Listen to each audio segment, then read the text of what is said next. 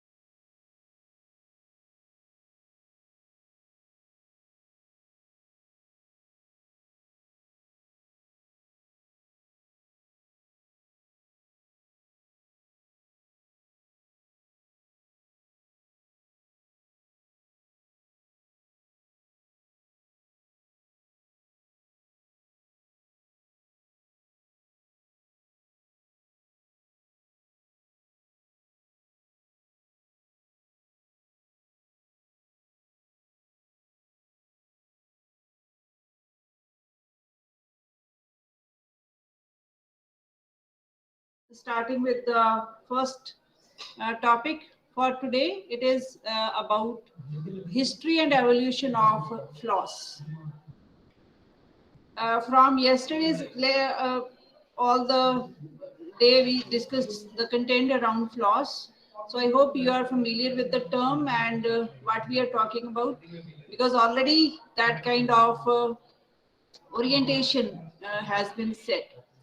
So let us see, because I hope you got these two words many times during the yesterday's lectures. So let me know from you that which of the two names have you seen, heard the most?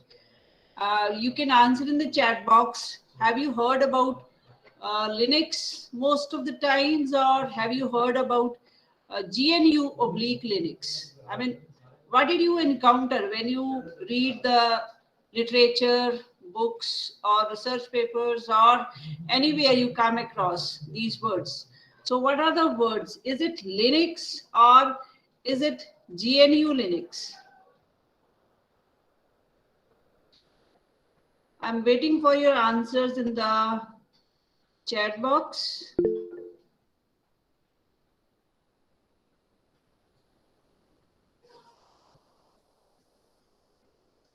So what are the names that you have most of the times seen whenever you see someone talking about Linux? Do you see Linux or do you see GNU oblique Linux?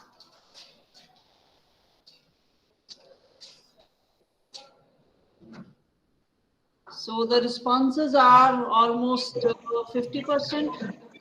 People are saying that they use Linux, and the same number almost they say that they use, or they have seen people using this term GNU Linux.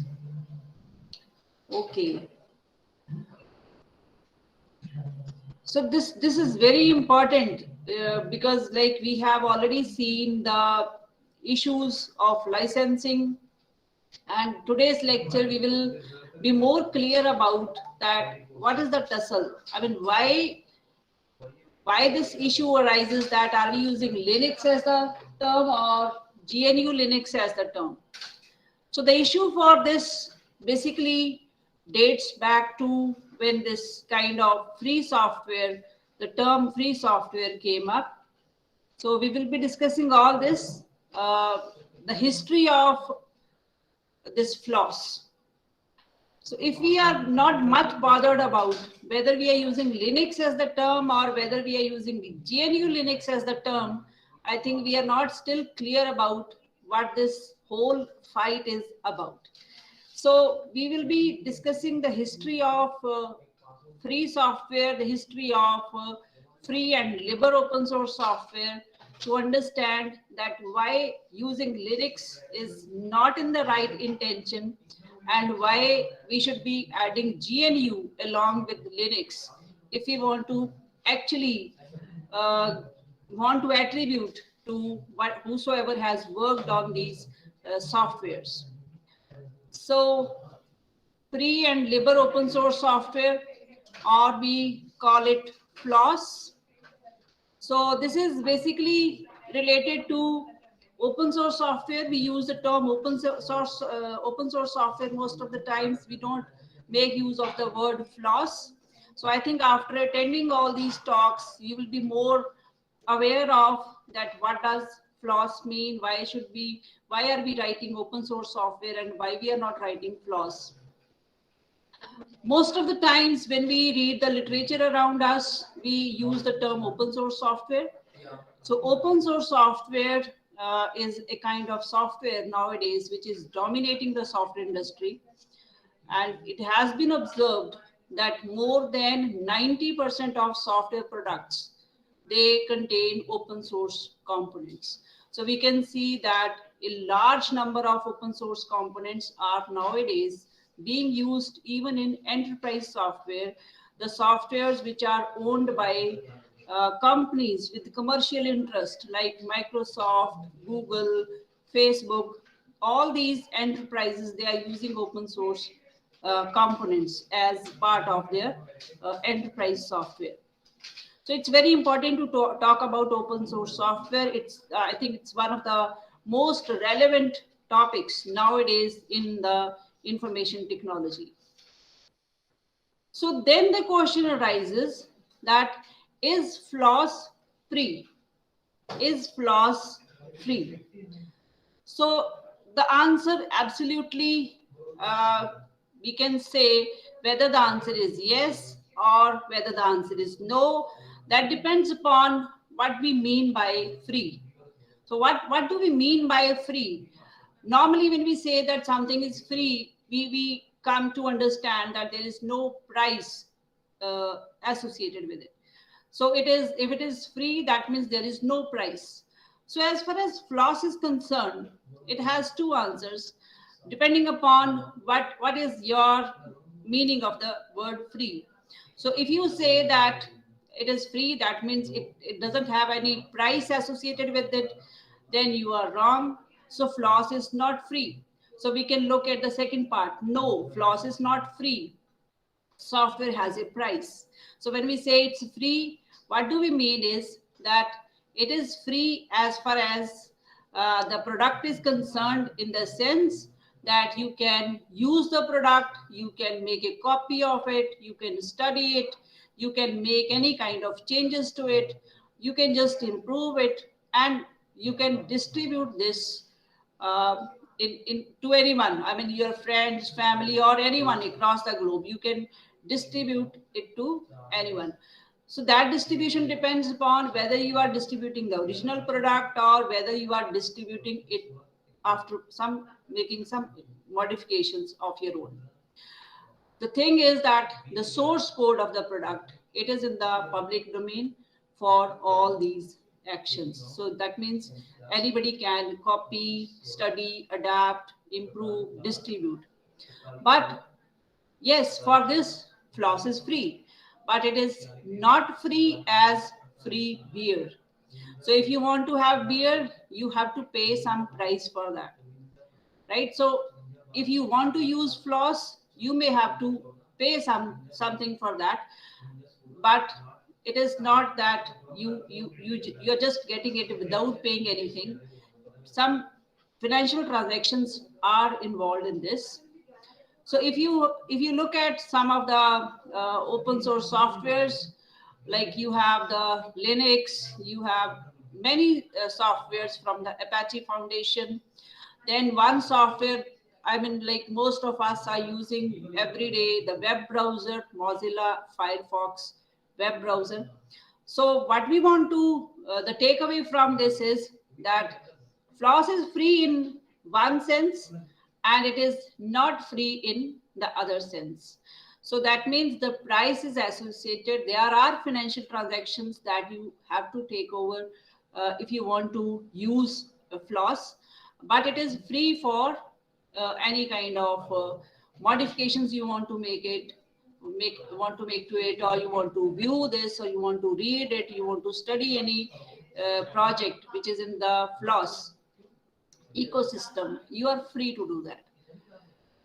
So then the thing is, if we just move towards the history of software or history of free software, software was free. Like we have talked about free beer, software was free as free beer at some point of time, and this point of time dates back to 1950s, 60s, and before that. So that was the time when researchers were writing software and they were sharing it with other researchers. So anybody who comes to the university or who comes to the institute, they can see what kind of software the researchers over there are developing, and they can, I mean, view that software, they can play with it, and if they are interested, they can copy it, they can carry it home, they can port those softwares to their own machines, right? But that kind of thing was very common in those days. Reason being that most of the software was developed by the people who are in academia, right? And in academia, there is one thing that we all appreciate, and this is about sharing knowledge. So whatever activities we do, whatever products we develop, we write materials, we are supposed to share that knowledge with our students or with our colleagues. So that kind of intention made the software free for all, that anybody who is interested, they can use it or they can copy it. Another reason was that in those days, software was not an independent entity. Most of the software was bundled with hardware. Why it has to be bundled with hardware? Because the devices that manufacturers were like creating, the vendors were having in the market, if they needed some software to operate, the manufacturers were happy to provide the software for free to the users, because the software was making the machine useful for them. So they were not bothered about that the users may need some changes or they may need some enhancements in that. But later on, when users were using these softwares which were embedded in the hardware, users were not like into maintaining the source code on their own. So whenever some issue arose, they just wanted some kind of help. So that was another headache kind of thing, that if users want to update the software, who will update that software? So due to that, some companies, they stopped distributing source code. Other reasons were some like related to the market pressure, because IBM was being held responsible for that it was monopolizing the industry because of the software that it is bundling with the hardware. So that is why IBM also decided to unbundle the software from their hardware. And as a result, the software became an independent entity, and like people started trading on that. So by mid 1970s, proprietary software was dominating the scene. So we can see that there was some software which was in the free domain, though at that time there didn't exist any definition of free software. People didn't thought of it that way. But when they when the market was dominated by the proprietary software, so we have talked about shifting from free software to proprietary software from 50s, 60s to 1970s. Then what happened after that, we will look in the next discussion. So the problem, or you can say, why free software is required? Because we have talked about that people shifted from free software to proprietary software. The market shifted from free software to proprietary software. But why we are talking about this? Why free software? The reason for asking for free software is that people want that whenever a user is using some software, user should control the software rather than software controlling the user. Right? So when we are using software applications nowadays, don't you think that it is so appropriate even in the modern context? What is happening to the applications that we are using? Basically, they are controlling the users rather than users controlling the software. There are so many configuration points where you can configure the software according to your desires, but there are so many things that you cannot change about the software that you are using. But what is being demanded, that users should have the freedom or liberty to see and modify.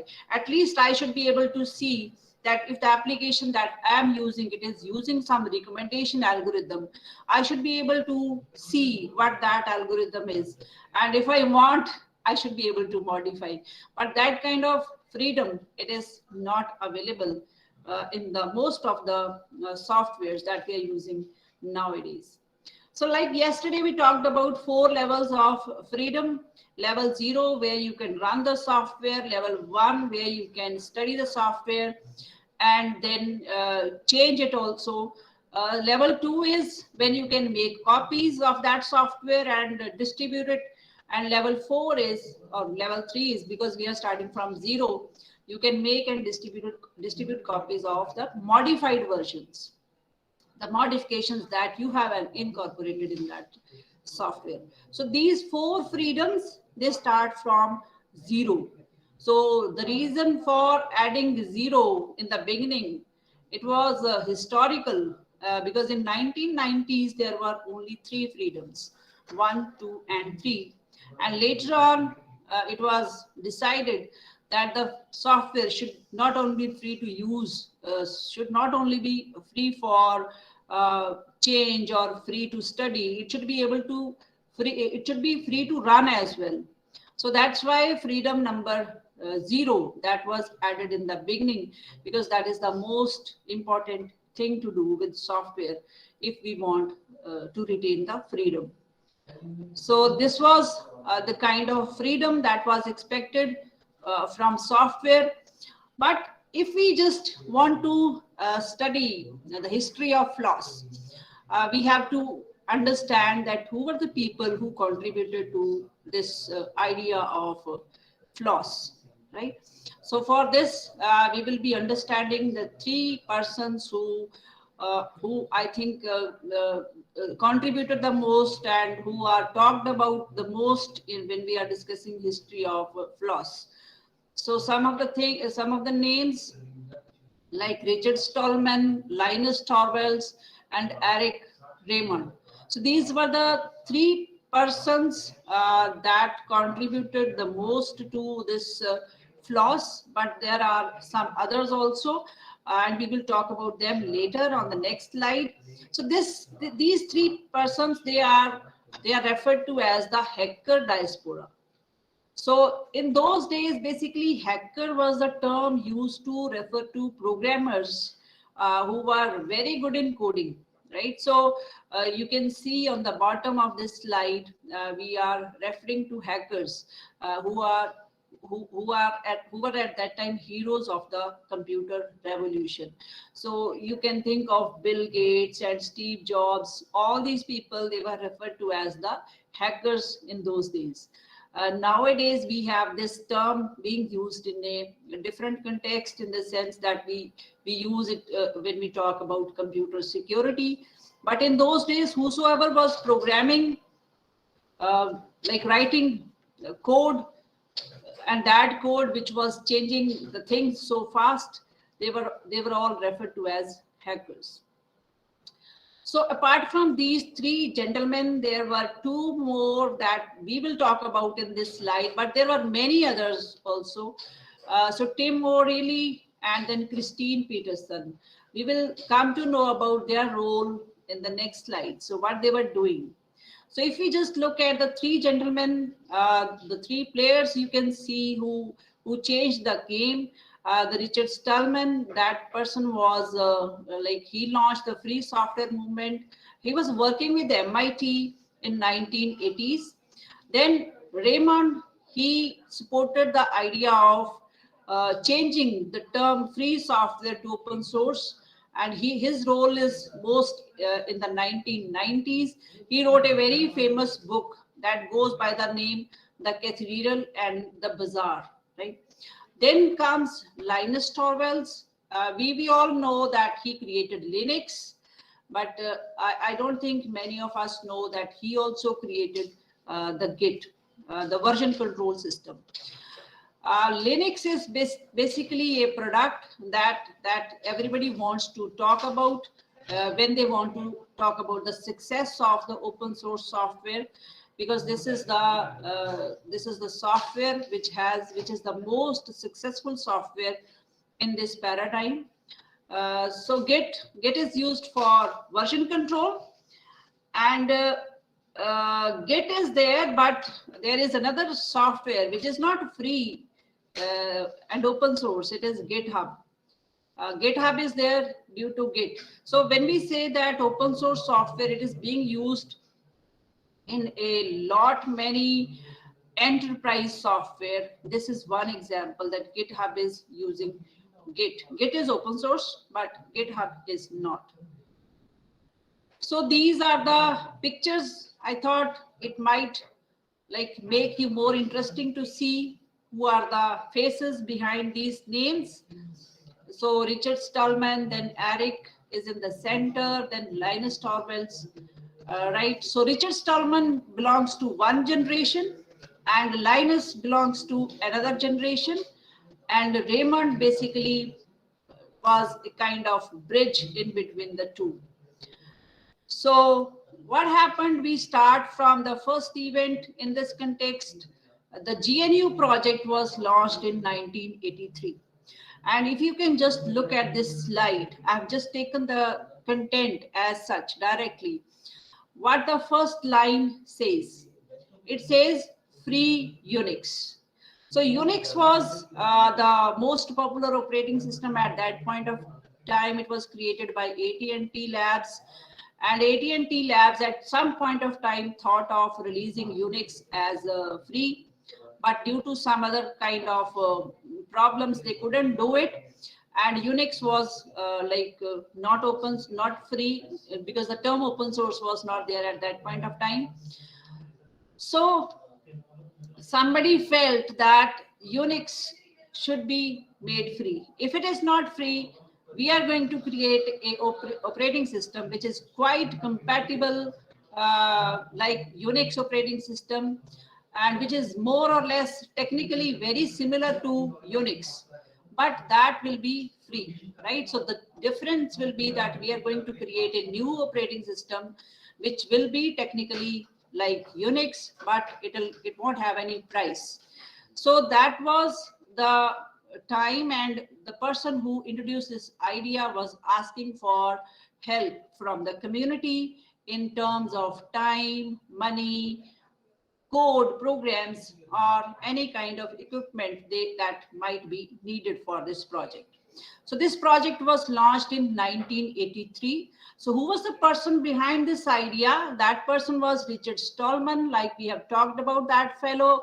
He had expertise in designing compilers, editors, debuggers, command interpreters. I mean, everything that you would need to have in an operating system. So we will discuss this thing again in some other slide today. Then we have in 1983, why he felt that we should have this another operating system when Unix is already there and it is doing whatever a person wants to do using a operating system. The thing is that the person didn't want that any kind of non-disclosure agreements need to be signed by a user when the person wants to use a computer. There should be free software so that anybody is able to get along without any software that is not free. So the person just wanted, Richard Stallman just wanted that was his ideology, that people shouldn't have to think about a software license when they want to use software. It should be free for all, whichever software they want to use. So the GNU project, basically it was a operating system, and that project was launched in 1983. And the slide says that it was almost complete in 1990. And I hope many of you will agree with me that when we are talking about the operating system, which part is the most important component of operating system? It is the kernel. Kernel is the most important component of a operating system. GNU project was there. It had all the components except that kernel component. So that's why we are saying that this GNU project was not complete. You see, it started in 1983. And by 1990, it had almost all the components except the kernel. So I hope we understand the situation so far. Then the question arises that why Richard Stallman was thinking about this, why he was motivated to have software which is free. What was his belief?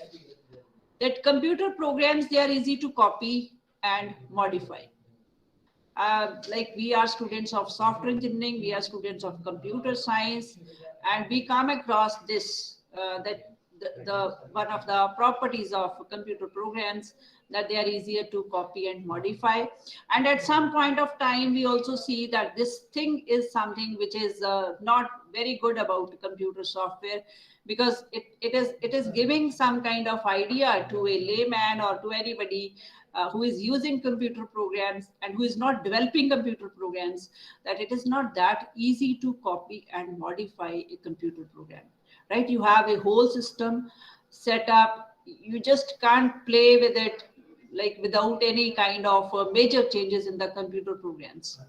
But this was his belief, that it doesn't take much of the infrastructure to, probably in those days the computer programs were not that large or that complex, but we cannot forget about the Unix operating system at that point of time, which these people were dealing with.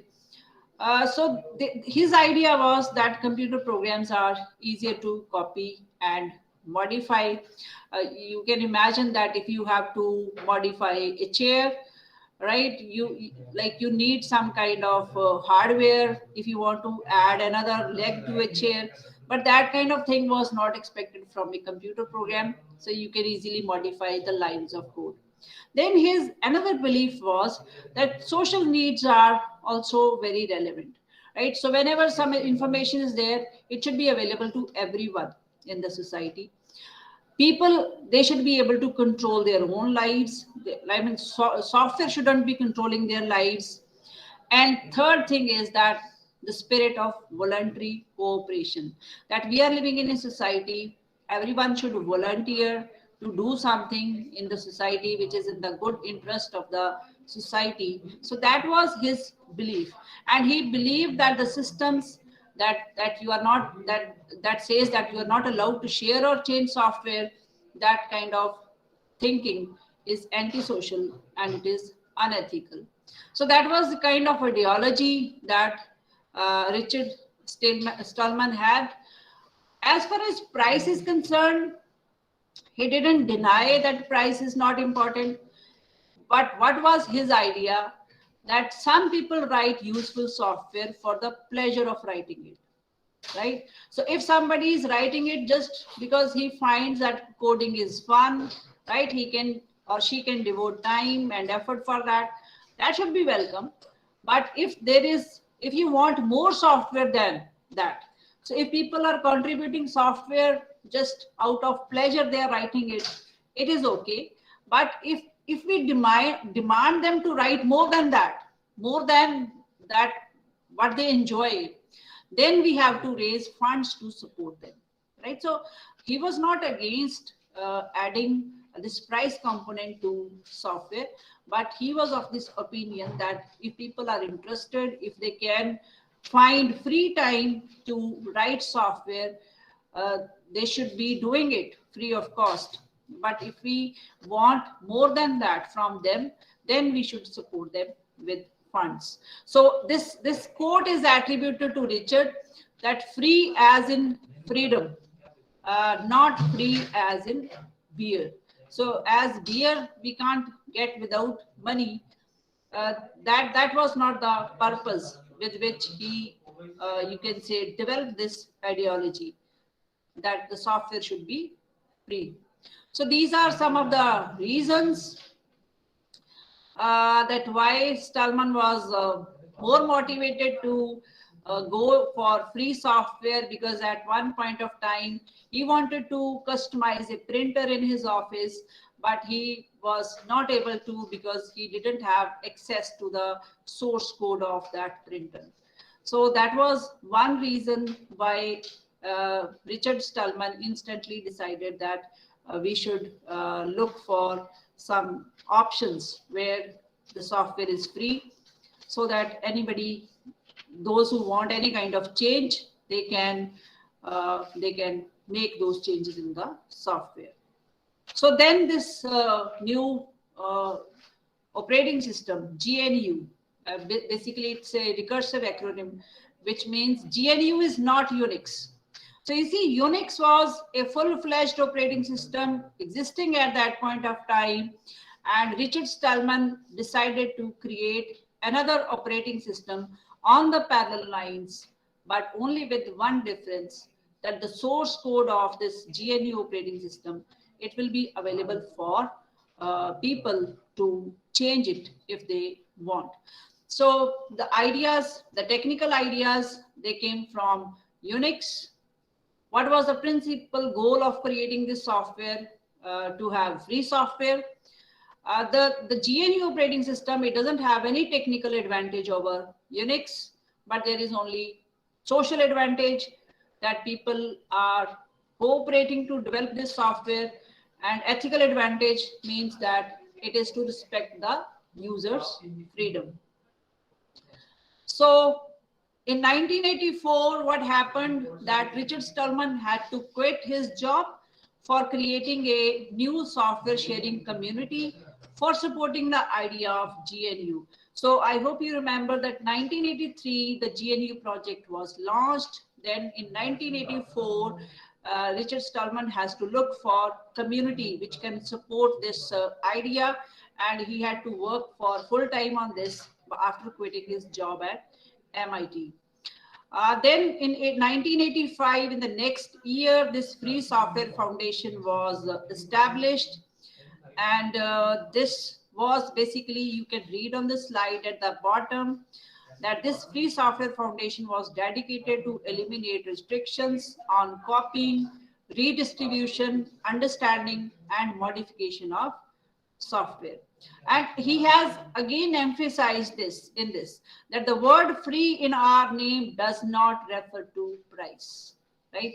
But basically the word free is, for most of the times, it is associated with the price. So when we encounter the word free, we normally think that there is no price attached to that item. So Free Software Foundation, it has chapters in various countries, and we have one in the India as well. So you can move to this link to look at what kind of activities this Free Software Foundation is doing in India. So after that, we have talked about 1984, we have talked about 1985. Then what happened in 1991? In 1991, Linux arrives, right? And Linux was created by a 20-year-old Finnish computer science student who is known as the Finnish Wonder Kid, and his name is Linus Torvalds. And you can just look at the first line on this slide in the picture that is included, that I am doing a free operating system. You see, just a hobby, won't be big and professional like GNU. So you just see how the idea of a big project originates. So the person is not thinking of making it big, but he just wants a free operating system, and he wants to develop it just out of a hobby. There is no ideology behind it that I should create free operating system so that anybody can use it. The person is working on this just as a hobby. So when Linux arrives in 1991, what component this development started with? If you remember in the previous slides, we have seen that GNU was complete, but just one important component was missing. That was the kernel. So in 1991, Linus Torvalds, he created the free kernel, right? The free kernel was created. Then these people collaborated with Richard Stallman, and then they created the GNU Linux operating system. So if you see the full operating system, it is GNU Linux operating system. It is not Linux operating system, because Linux only provides the kernel. Rest of the facilities, rest of the utilities of the operating system, they belong to the GNU. It was proprietary at first, but later in 1992, it was made free. So Linux was combined with the not quite complete GNU system, and they created a free operating system. Now, GNU Linux is a combination of the GNU system with Linux as the kernel. And there are two lines at the end of this slide. Please read these two lines in red color, because these are the lines from Richard Stallman. Please don't fall into the practice of calling the whole system Linux, since that means attributing our work to someone else. So if you are using only the word Linux, always remember that you should include the GNU part as well, because the full operating system, what we are calling Linux, it is not the Linux, it is GNU Linux. So let us see the difference in this GNU and Linux. GNU is basically associated with the movement that was initiated by Richard Stallman. It is called the free software movement, right? Later on, we had this term open source. The thing is that both the movements, the open source movement or the free software movements, they are both having the same objective, to create software which people can use, where the source code can be released, right? But there are some differences, and those differences are of the culture only. So let us see that we are moving from the term. Now we are playing with the terms only. The intent is same. We are playing with the terms only. The first term that we are introduced to, it is the free software, right? And where we want to move to, it is the open source software, where the whole industry or the people who are using it, where they move to later on, that is open source software. So basic intention is same: use, learn, improve, share. These are the things that were there in the free software and that are here, like the term that we are using nowadays, the open source software. So we would just like to see how the transition happened from free software to open source software. So free software, there was the first conference on free software in 1996, which was supported by the Free Software Foundation. And that conference, like joined together, was attended by Linus as well as Richard. Like we know that they belong to two different generations. And in this event, there was another person who makes the entry on the scene. That is Eric S. Raymond. Raymond was not new to computers. He was involved in the GNU project during the 1980s. He knew what kind of work culture the GNU project had, which was led by Richard Stallman. So we will see what role Raymond plays in this whole game. So then we talk about 1998. When there was a book by Eric S. Raymond. The name of the book is The Cathedral and the Bazaar. So this book basically Raymond wrote after observing the way the GNU project was developed and after observing the contribution of Linus Torvalds in the form of the Linux kernel. Right? He compared the working style of these two persons, because they were leading different projects at the same time. So he found that the kind of work that Linus Torvalds has done, that is more, you can say, impressive, right? So he was very much influenced by the way the Linux operating or the Linux kernel has been created by you can say involving the community in the development. So here we have these two different development styles. One is Cathedral and second is Bazaar. Linux followed the Bazaar style. The GNU followed the Cathedral style. As far as Linux is concerned, the software is created in a team which is more decentralized, which is more open, which is more peer review intensive. But as far as GNU is concerned, it is created in a team which is more centralized, which is more closed, and which is more controlled, right? So these are the two different styles which were followed by creating softwares in those days. So in this, like, why it was impressive that the kind of work that Torvalds has done, Linus has done, it was because his style of writing software was not to control people. It was just to lead the discussions and step in only when there is some need. So he showed that management doesn't mean you need to impose control on people. Management more is about how can you keep the ideas flowing. So basically, like, Richard Stallman has a different style of working. Linus Torvalds has a different style of working. But the kind of project Linus Torvalds created and delivered, that made a lot of difference in the minds of the people observing different development styles.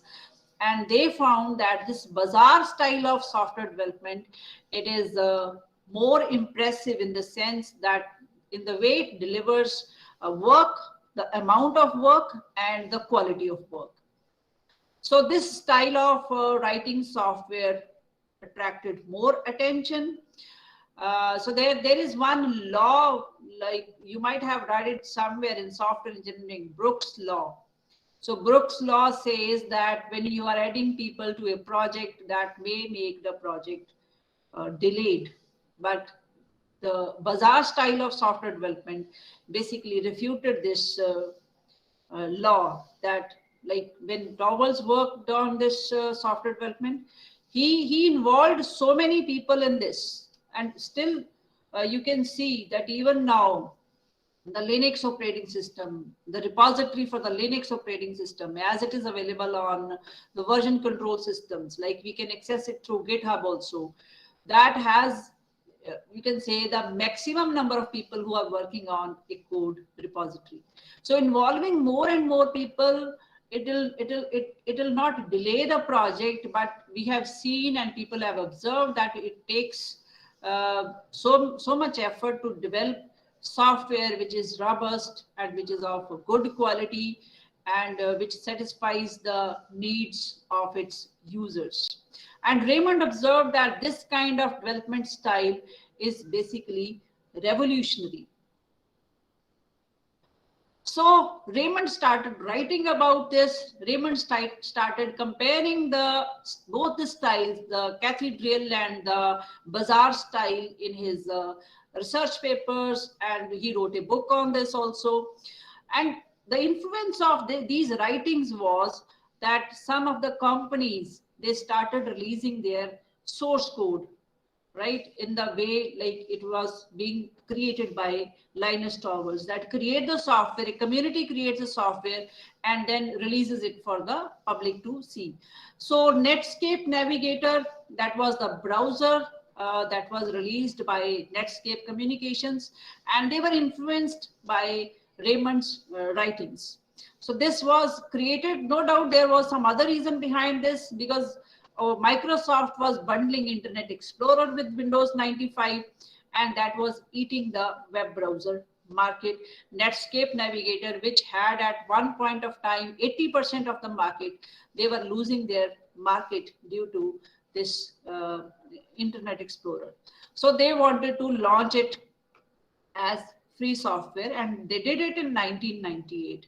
In the same time, the programming language which some of you are using for machine learning and data mining kind of things, that was also released as free software during that period of time. Because now the problem is that, what is the problem with the term free software as such? What is the problem with this term free software? The reason was that people were liking the idea of free software, but they didn't like the term, because whenever they talked about this term, everybody interpreted this as zero cost, right? So businesses, they didn't want to say that they are using some software which does not has any price. So how will they justify any kind of their activity based on that software which doesn't have any cost. So they didn't want the term free software as such, though they liked the idea of community developing software, volunteers developing software, but they didn't want to use this term free software in their business meetings. They wanted software for their business, which should not be free. So there were different options that were given. Source, where somebody says that it should be called source code available, freely distributable, cooperatively developed. So many terms were taking the rounds in those days. But there was this woman, Christine Peterson. She suggested the idea of open source software in some informal meeting, and people who were there, they liked the idea, and this was then formalized in a conference, right? So this conference was organized to just publicize the role of free software in running the internet, because there was one complete operating system, GNU Linux, available at that point of time, which was competing with the Unix operating system, which was a paid operating system. Then there was Apache. Apache was being used as a web server. So like there was need felt to publicize that internet is basically running on free software. So a free software summit was called by Tim O'Reilly. That was another name that I introduced in the beginning. Tim O'Reilly is basically, you can say O'Reilly Associates is one book publishing company. You might have heard about this. So he hosted this conference, this summit in 1998. And interesting thing is that there were 3 terms that were introduced to the attendees to choose that which of the terms should be, you can say, used for referring to free software. So people preferred to, only 9 out of 15 people voted that the term open source should be used. So here we can see that profit motives separates OS movements. So free software movement is still there, but now it is separate from open source software, because businesses, they didn't want that they should be using the free software term. So they didn't want to refer to that as free software. So then we have that what happened to Richard Stallman after that, when the industry adopted open source software as the term to refer to this free software. So basically Stallman, when he was quizzed about this, that what is his take on this, he preferred to stick with the term free software. He said, I'm not going to use this open source software term as such. It is good if you are using it. So he didn't reject the idea of open source, but he didn't accept it as well. So that movement is still on, and people are working on that. You can look at the website of Free Software Foundation to see the kind of work they are doing. There is a full category of full collection of softwares which are available as free software. Because yesterday you have heard about the different licenses. So free software is basically copyleft. It follows the copyleft license. That means whenever you are using any software with copyleft license and you are including it in any other software, you have to release the second software which is based on free software with the same copyleft license. So that was the reason why Microsoft at one point of time in 2001 referred to open source software or free software as a cancer. So we can see that now the things have changed a lot, and now Microsoft is also supporting open source software. So I think the difference, I think we should discuss the difference also, that what is the difference in free software and in open source software. Free software is a ideology. So it is a movement for freedom and justice, right? People want that they should be able to control the software rather than software controlling us. Free software developers, they have this ideology and they don't want to mix these two terms. They say free software is different, open source software is different. But as far as the people who are more inclined toward open source software, they say that practically free software is not possible, right? Sometimes you need the software to be proprietary. So there are some licenses which are open source licenses. They allow that you can mix proprietary and open source software, which was not the case with the licenses that free software demands. So there are values and there are differences of values. So I think at this point of at this slide, we should just look at the last lines. Again, I'm referring to Richard Stallman's, you can say, views. That so please mention the free software movement when you talk about the work we have done and the software we have developed, such as the GNU Linux operating system. So this is a timeline of a few Floss projects, right? We have projects as early as 1987, and then we have like in all the years, and you can notice that most of the softwares which are so popular like MySQL, R, PHP, Python, they were all created. They are all in this open source category. They are all having this freedom to see the code behind them. Now, in the last part of this lecture, we will be looking at evolution of Floss, how it has changed over the period of time. So in this, we will be just discussing two points. One is how development processes has changed and how hosting platforms have changed over the period of time. So we will talk about the hosting platforms first.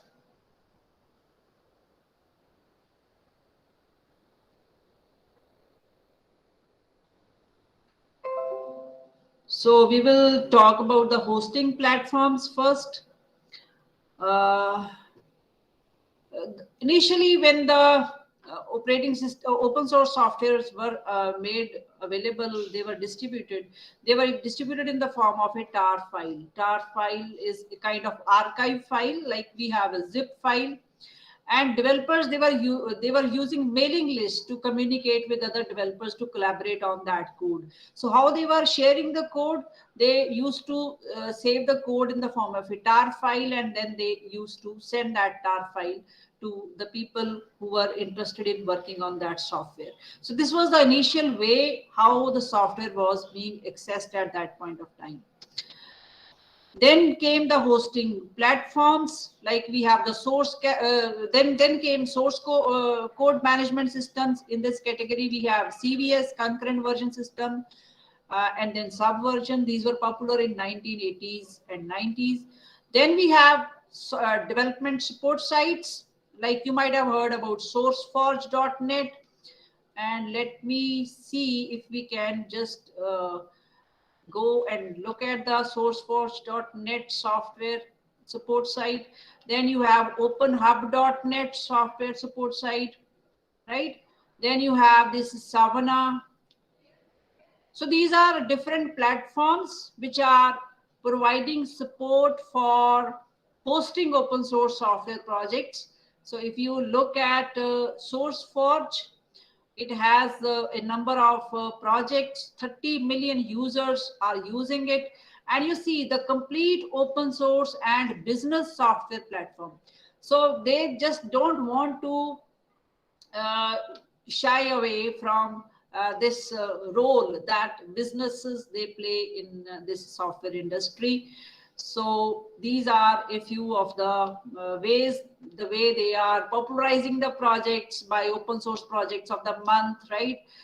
Business software of the month, popular projects. So in this way, they are, you can say, a kind of providing a platform where open source projects, people can find these projects and they can also contribute to these projects. So then we have this Open Hub. This is another platform.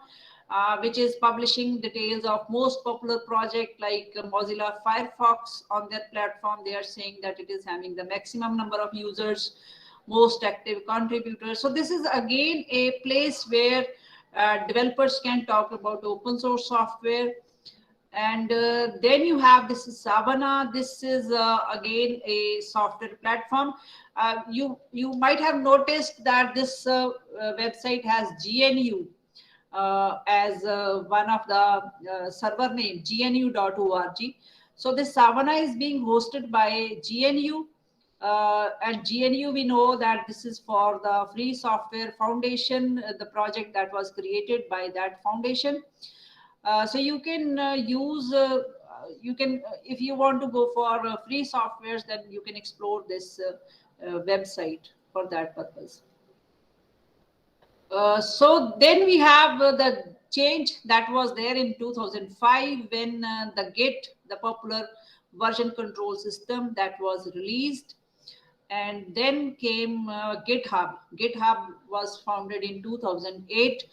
And GitHub is not open source. It is acquired by Microsoft in 2018. Then GitLab is another competitor of GitHub, but that is open source, but still people are using GitHub. So convenience, why people are choosing GitHub over GitLab? Because people are looking for more convenience rather than the ideology.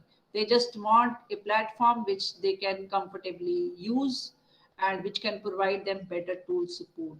Then you have the development processes, the second category, according to which we want to just study the evolution of open source software, the Floss, the community supported project, in which a project is referred to as some work, which is commons. Commons means that it is a resource that is owned by a community. So community owns the resource, community will use it, community will manage it. So you can understand that a software product, if it is treated as commons, that means community will support that product. So there are two styles. One is cathedral style of developing project. Then second is bazaar style. Bazaar style is more, you can say, distributed. Cathedral style is more centralized.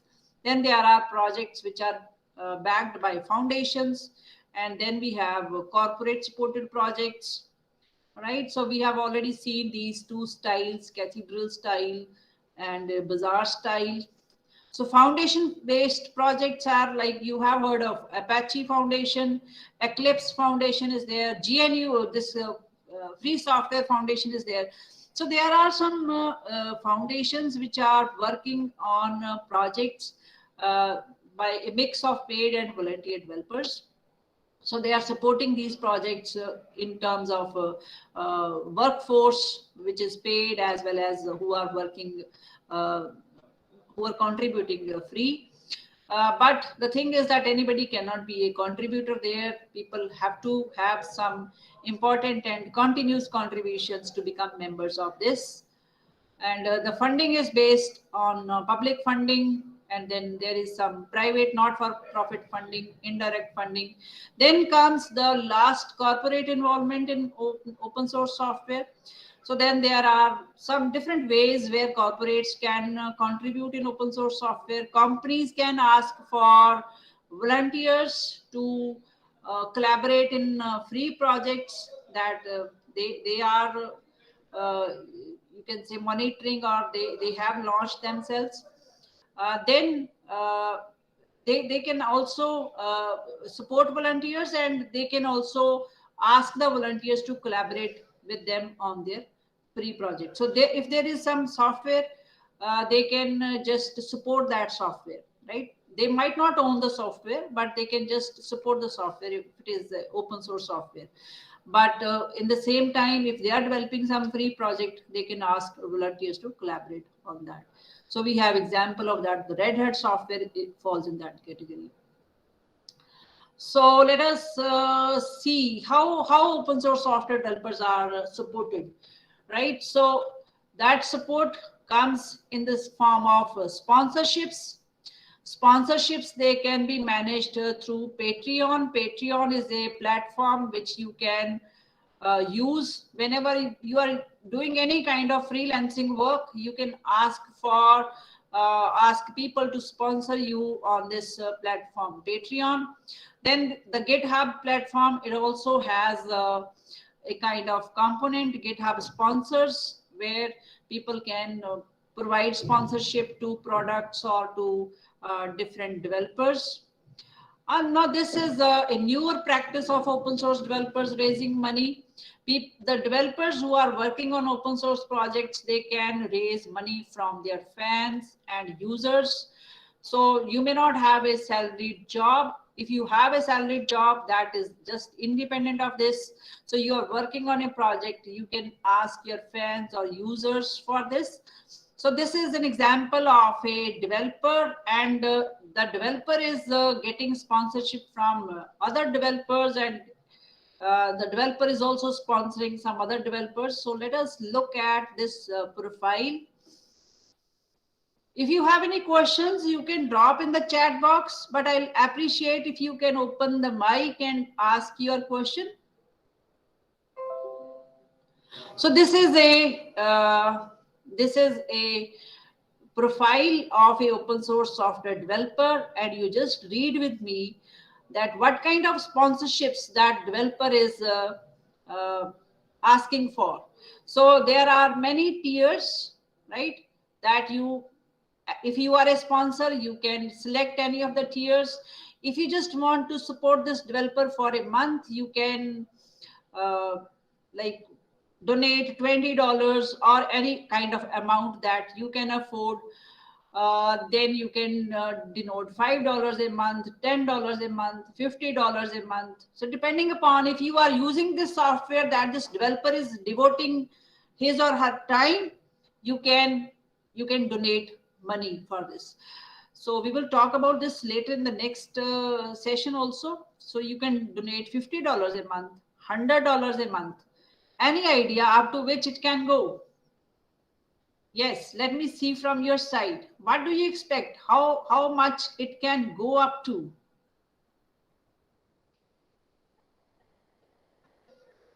$1,000. Okay. Any other guess? Up to which amount it can go to?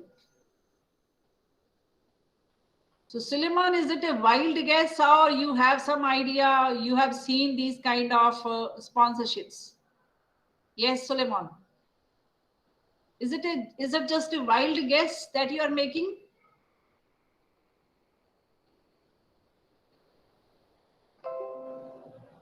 So $100 a month, $200 a month, $800 a month, $1,000 a month, right? So this kind of sponsorship options are available where people can support the developers. You see, like in case of open source software, basically the idea is that if you are using software, it is your duty, like we say, the social need to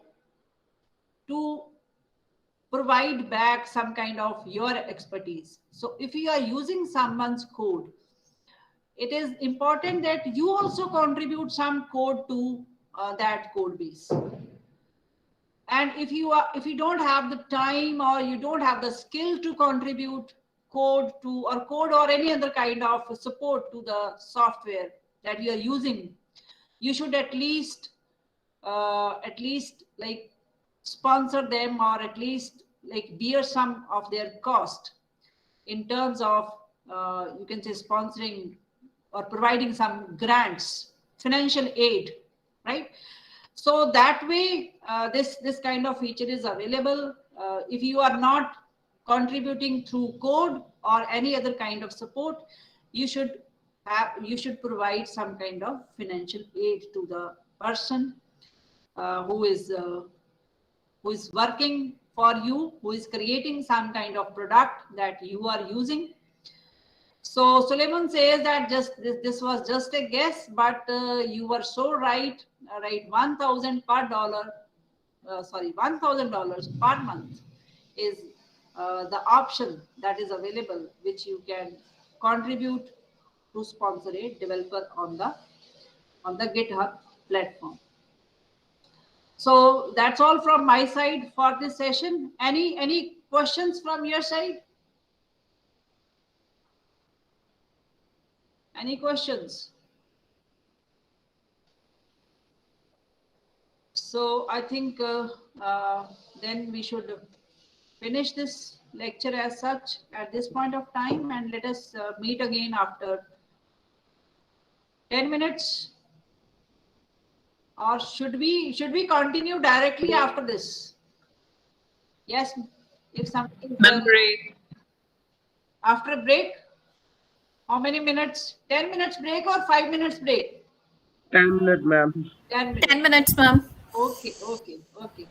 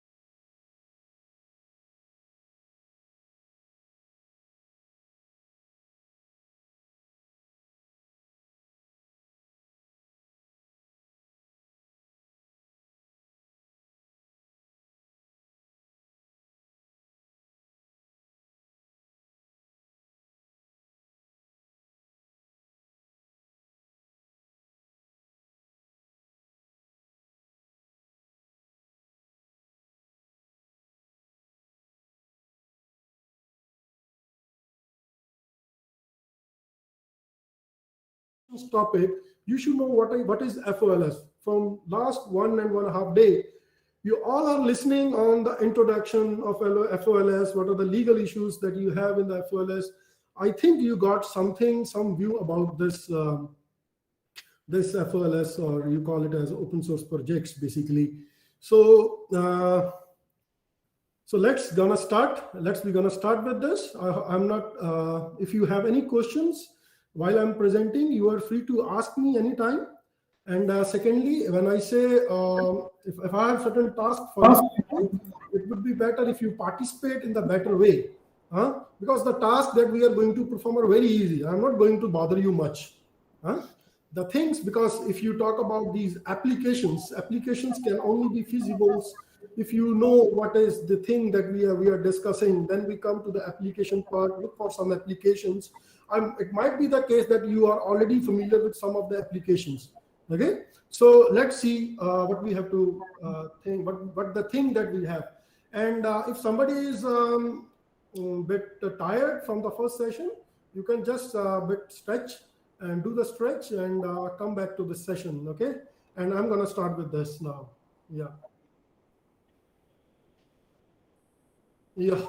So when the topic of this presentation is application of FOLS in the most latest technologies that we have around. That's like artificial intelligence, IoT, blockchain, and other technologies. I hope that maximum of the persons that we have in this session might be doing the research in these fields like AI, that machine learning, deep learning, or some other concepts of AI, IoT, blockchain, and some of the latest technologies. So my task is to, let's see on this, that what the thing OSS can serve in that case, if you are doing some research and you are doing some kind of work in those areas, how you are going to be benefited with this thing. So the first thing that I want to ask is, I'm going to start with the task. Okay. What you have to do in a chat window, write the name of any free or a LIBRE open source software that you have ever used. It's a very simple task. I hope the things are very clear to you all, that whatever the software that you have used, open source software that you have used, please write the name of that thing. I just want to know what are the things that you already know. Yeah, please do this. Be fast.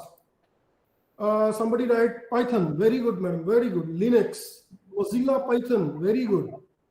Yes, I need your response. Suleiman, you're listening? Yeah, you are working on Ubuntu, so it's basically a part of Linux. That so Python. Okay. Any other? Is there any person working on NLP, natural language processing? I think Dr. Kamboj. I have seen some of your work. CP Kamboj, sir. I think you are working in NLP. Okay, Python,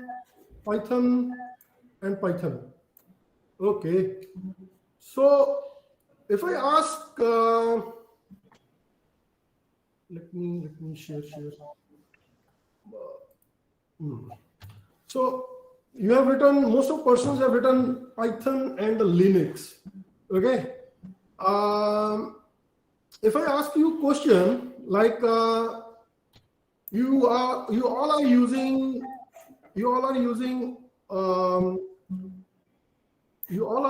basically the thing called suppose you are using Android, you are using Android, and moreover you are having an application called WhatsApp.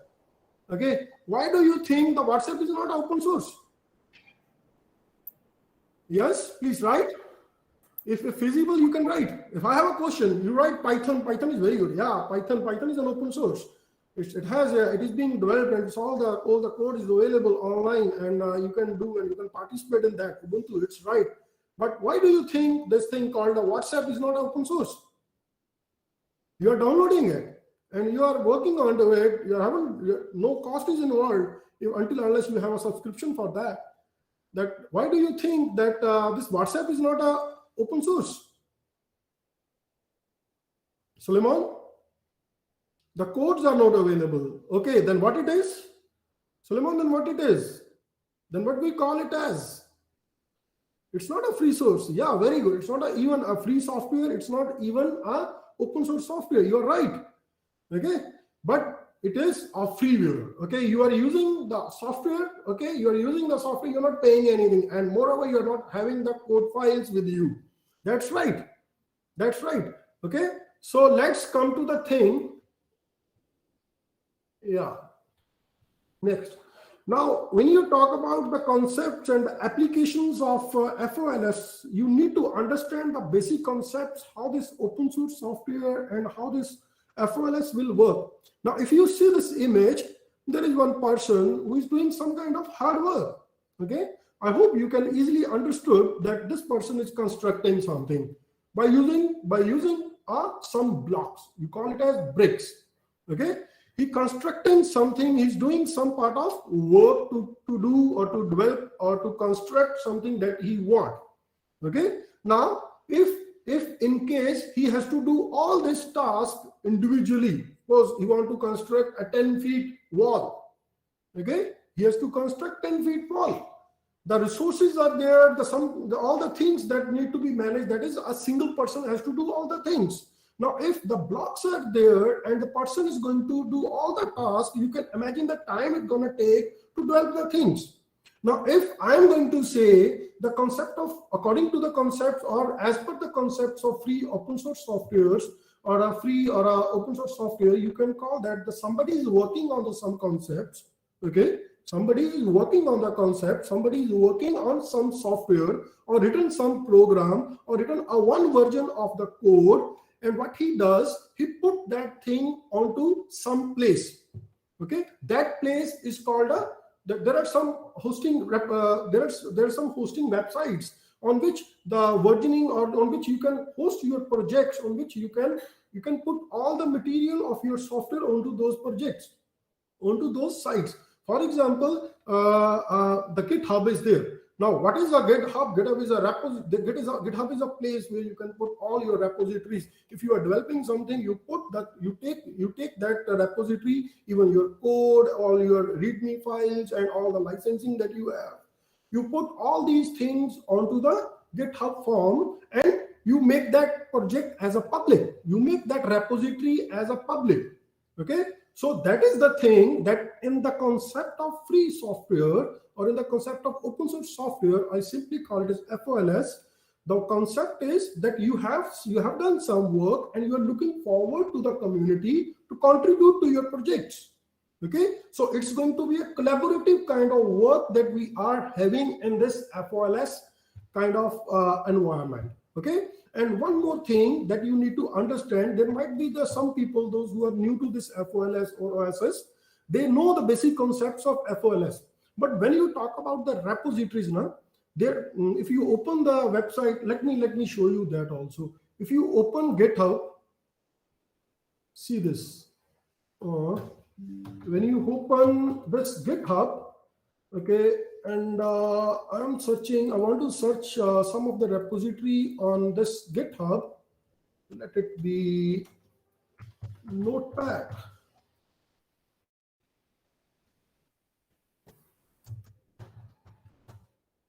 When you open it, you will see for Notepad Plus, there are 424 repositories that are available. Okay, and there are number of repositories, that means 73 plus million developers are there on this GitHub. 4 million organizations, 200 plus million repositories, 84% at Fortune. So what the people are doing, the people are developing the things in the collaboration. Okay, so the thing that you have developed, you put that thing on as a repository on the GitHub, and you make that public, and you look for the people to contribute onto your project. Okay, now why the people want to contribute, and if you are contributing, okay, how the things are going to be recorded there. Okay, so whenever you talk about these repositories, and I hope you are comfortable with the software engineering life cycles, you know that we expect that at the start the rate of failure is going to be very high. As the time passes, we assume that rate of failure going to be decreasing. That's an actual curve that we think. But in reality, what we have, there are some changes that we expect in our software. With the occurrence of all those changes, there is always a peak. Okay, there is always certain changes that occur that causes you to that may increase the rate of failures in your work also. Okay, so for that, the changes that you have done, if you talk about this GitHub repositories, the changes that you have done, okay, that change, suppose you are looking at the repository, you found that there is this, you raise some issues, okay, so you found that in that repository this thing is missing and you want to put some code to it. So what do? You send a one request, okay, that is called, you raise an issue, you work onto that, you create your work and submit it as a pull request. The person who is handling that Git repository, he will came to know your work. Okay, now while he was looking at your work, he's going to evaluate your work basically. So in that evaluation, he's going to see whether it is feasible, whether the work is feasible, or whether your work is efficient or not. If the work is not efficient, he's going to discard the things. Okay, and otherwise, if the issues is right and the pull request, the work that you are submitting, your work will be merged to the main repository. Okay, so please try to understand, and whatever the work that you are submitting in the terms of Git and GitHub, we call that work, any change that you are basically doing, that thing is called a commit. Okay, so I hope you understand the concept of repository. Okay, what is a repository? That means a thing or a place in on some form on which all the things. If you talk about open source, you are saying everything is available, source code is available. It's not only about the source code. You need the documentation. You need to know how the things are going, what the people are working. So there are many things that are existing on these GitHub repositories, and there is a proper area of working that is called mining these software repositories. So we are working onto that domain also, how to mine, how to get the things out of it. So this is also a one part. So that is the repository is there. If you do some changes to it, that will be recorded as a commit. Okay, and some other things that are also a part of that repository. So next come. Now I think I'm not going to discuss on the free software because I hope you know this concept of free software now, because I already late by some time because the previous presentation has taken I think 10 minutes more. So I'm just skipping on to this. I hope you know the concepts of free software and the concepts of the other thing. The thing that I want to discuss on is, let me come to this. The thing I want to discuss is this. Free software development or FLS software development model. There are two things that you look for. One is called cattle draw. Right? Another one is called Bazaar model or Bazaar model. Now, what is this development models basically? Now, if you know that in the previous kind of, or in the priority or the closed kind of software, we also have some kind of development models. How the development of the software is going to take place. Similarly, in the concepts of free softwares and the concepts of this, there is something called cattle draw. In this, what is the concept? You have the source code with the release. When the software is going to be released, you are going to have the source code, but between the releases, the code is only available to some of the persons, some of the developers. You call them as developers.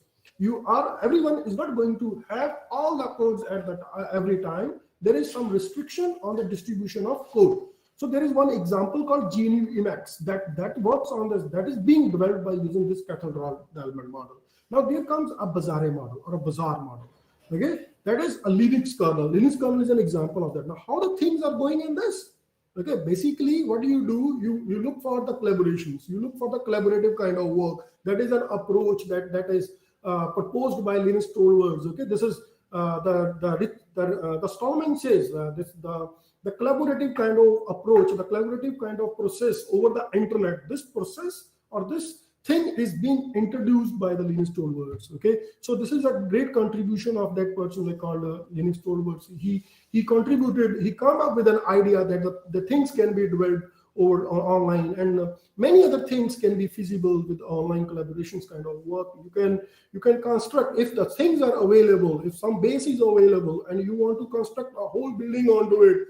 In place of constructing the base again, you can use that base and put that thing and put your own thing onto it, but it depends upon the licensing also.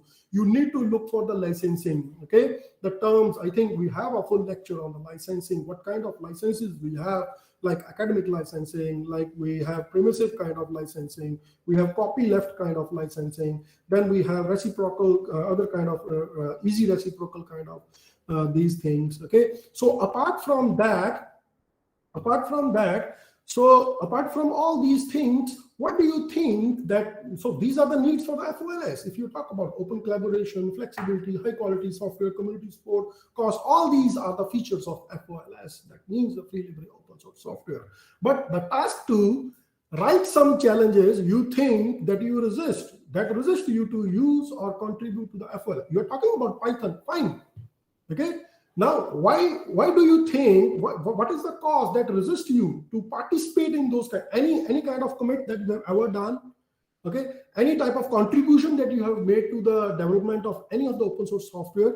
What the thing that is resisting you? This is a question. Please write into the chat window if you know that this is a FOLS, this is the work of FOLS. I can use it, but what the thing that is resisting you to contribute? Okay, please write. You can write anything, whatever you think. Okay, I'm just looking for your answers. What do you think that resists you to be or to use this? Please write. What do you think? Okay, if you are talking about these kind of availabilities of these kind of software, you're going to use. Yes, it's right. It's right. You are going to use it. But when it comes to the contribution of the thing, what thing that resists you? Interest in the project, Suleiman says interest in the project. You might have your project of your own choice. Then how you're going to contribute?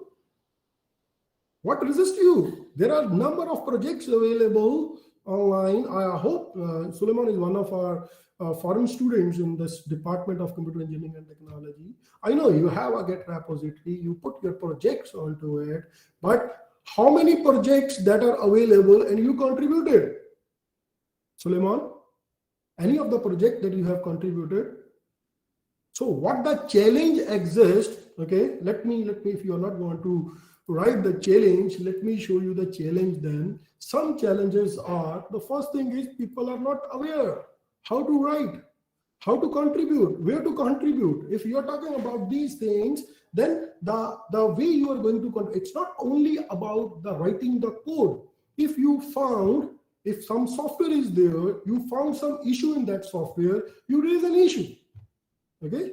Somebody else can resolve that issue. The raising an issue is very easy. I think you all can do. We all can do that.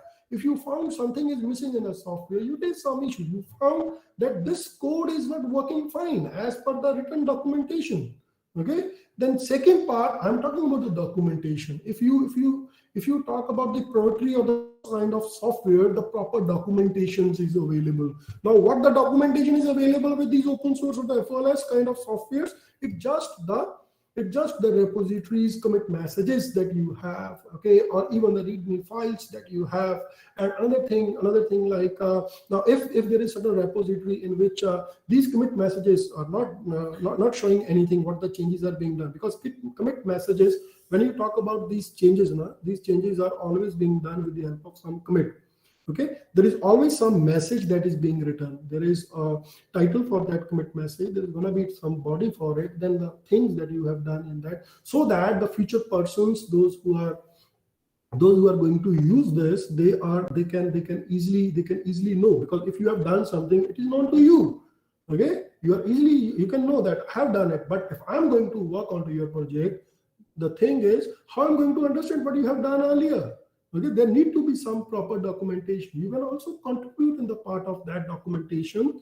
It can help you. It can be an add-on into your domain of this thing.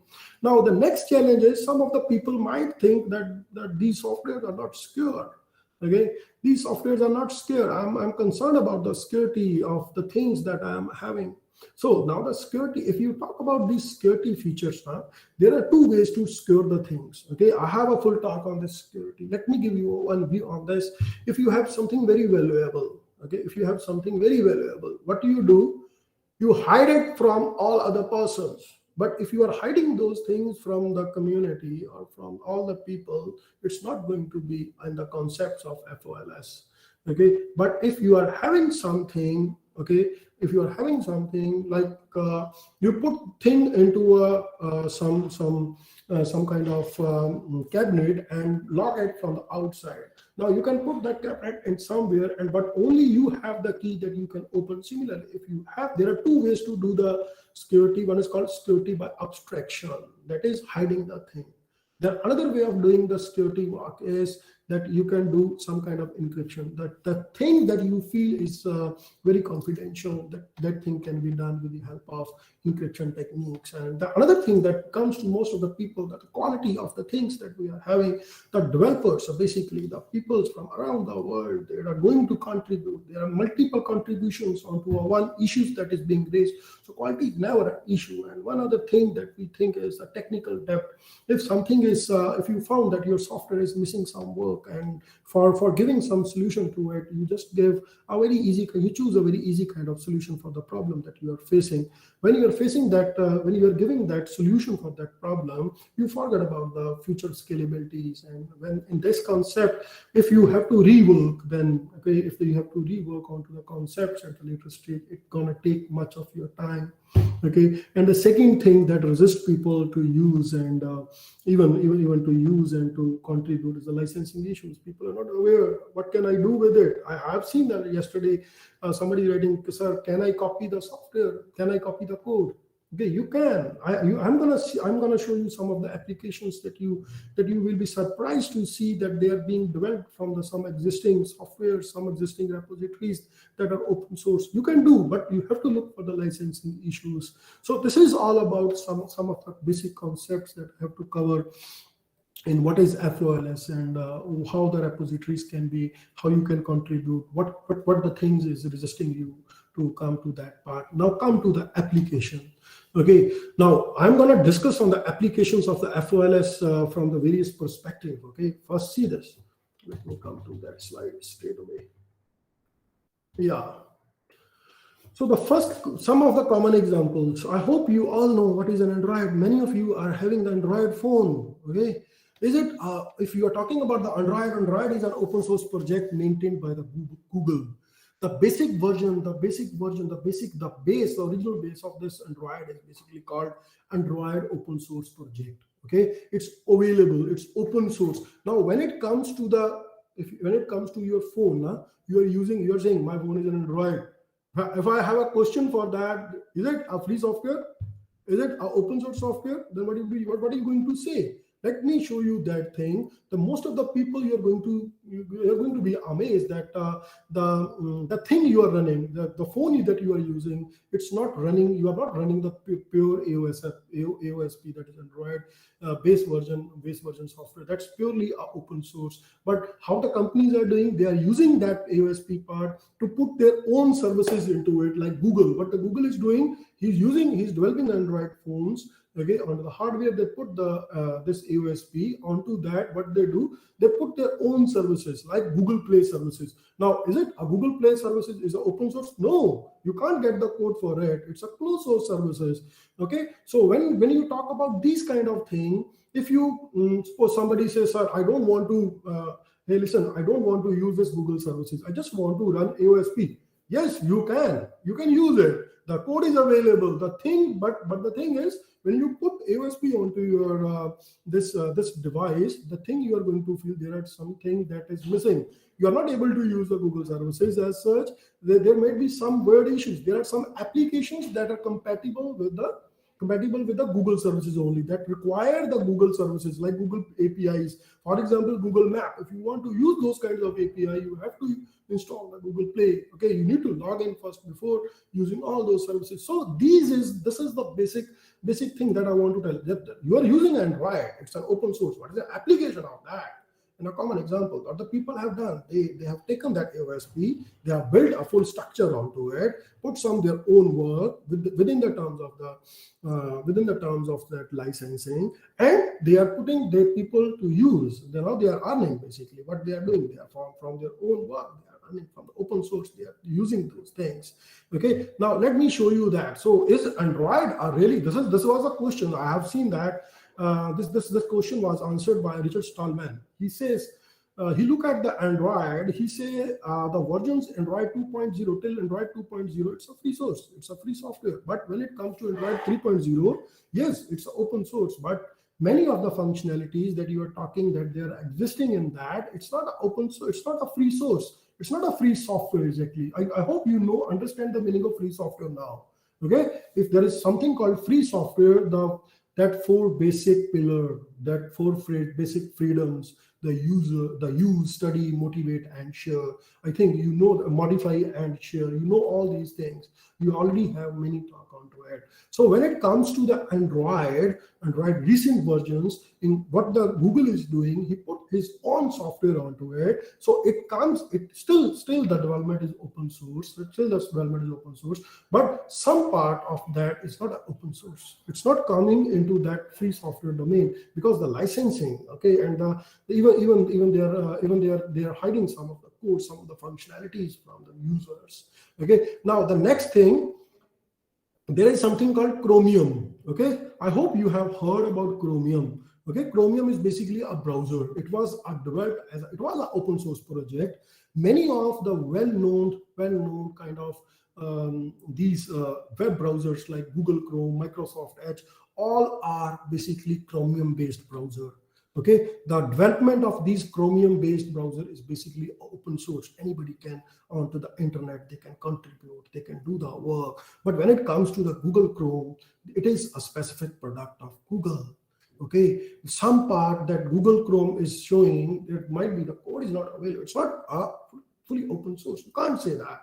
Okay, it's a product of Google. Similarly, with the concept of Microsoft Edge, they are using. So basically, if you remember that figure, that diagram that I've shown, that some person is putting some blocks. Okay, what the people are doing by using those blocks, they can construct their whole structure. That is the application. That is a common example I can give in terms of the use of these open source softwares for the people around the world. Okay, so basically, what these things? Why in actual these Chrome browsers, these browsers are Chromium fork. When you talk about in terms of Git repository, there is something called fork. Okay, what do? There is a main repository. You do the fork of the thing. You do the fork of the fork for the repository. You start using those repository and start working on it and put your own things with more features, different themes, different integrations with the operating system, and with the other more optimizations you put onto it, and it works. So you can have all these things there also. Similar example, there is something called Visual Studio. When you talk about Microsoft version, you are having many features. But when you download VS Codium, that is the open source, when you download it, many of the libraries that you want that are existing, many of the features that you want that you see in the Visual Studio or this Microsoft version of Visual Studio, it's not going to be available in it. Okay, so what the people are doing, they are using the concepts, they are using the base structure. This is the VS Codium is basically the open source, and they have used it, they worked onto it. So this is the application of open source software. You can do that. Okay, even making the reality for internet to be a reality. The Linux was used, Apache web server was used. All Linux and Apache web server, all are the part of this this open source FOLS kind of movement. We can say that they are into this domain. They are the open source, and people are using it to develop some kinds of things into the reality. Now there is one more feature that I have to discuss is the disaster. Okay, you all know that there might be disasters like flood, tsunami, hurricane, cyclone, many earthquakes. Now, what the IT solutions that we can give, being being a developers or being from the domain of this. Sorry. So, I think there is somebody unmuted the mic. So when you talk about this disaster management system now, there are some solutions that are existing. Companies are working to create open source disaster management system. The problems that we see, there's a massive amount of data is being generated. Effective information systems are required that gives the problems, that give the solutions to that. Now I'm going to show you the application of these apps or these things that are being in case of disaster. In 2013, at the time of Uttarakhand floods, All the people from India, they know that in 2013 there was some flood in the Uttarakhand. What the Google came up? Google came up with one app to rescue team, to help the rescue team. What kind of help they want to give? They are showing the crisis map. What is the area that is being mostly affected?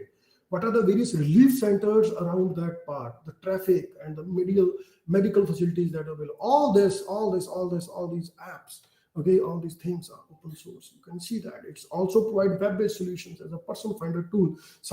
There is some web-based solution that they have given. What they have done, they have launched one, they have deployed one website onto which you could put the name of the person that is missing. The person, if you're someone persons from the family or friend is missing, you put the name of that person and give other details. If anyone found it, he can respond to it. And so it's also kind of web-based solutions in the terms of this open source kind of development that is feasible. Similarly, in the case of Hathi kind of earthquake, there is a 2010, there is an earthquake in Hathi. For the rehabilitation and the rescue operations for the people, FOLS were used. So after that, few more, there is one very good app that's called Frontline SMS. Okay, I hope you will see this. Okay, what this app will do, it is a prize winning. This app won a prize.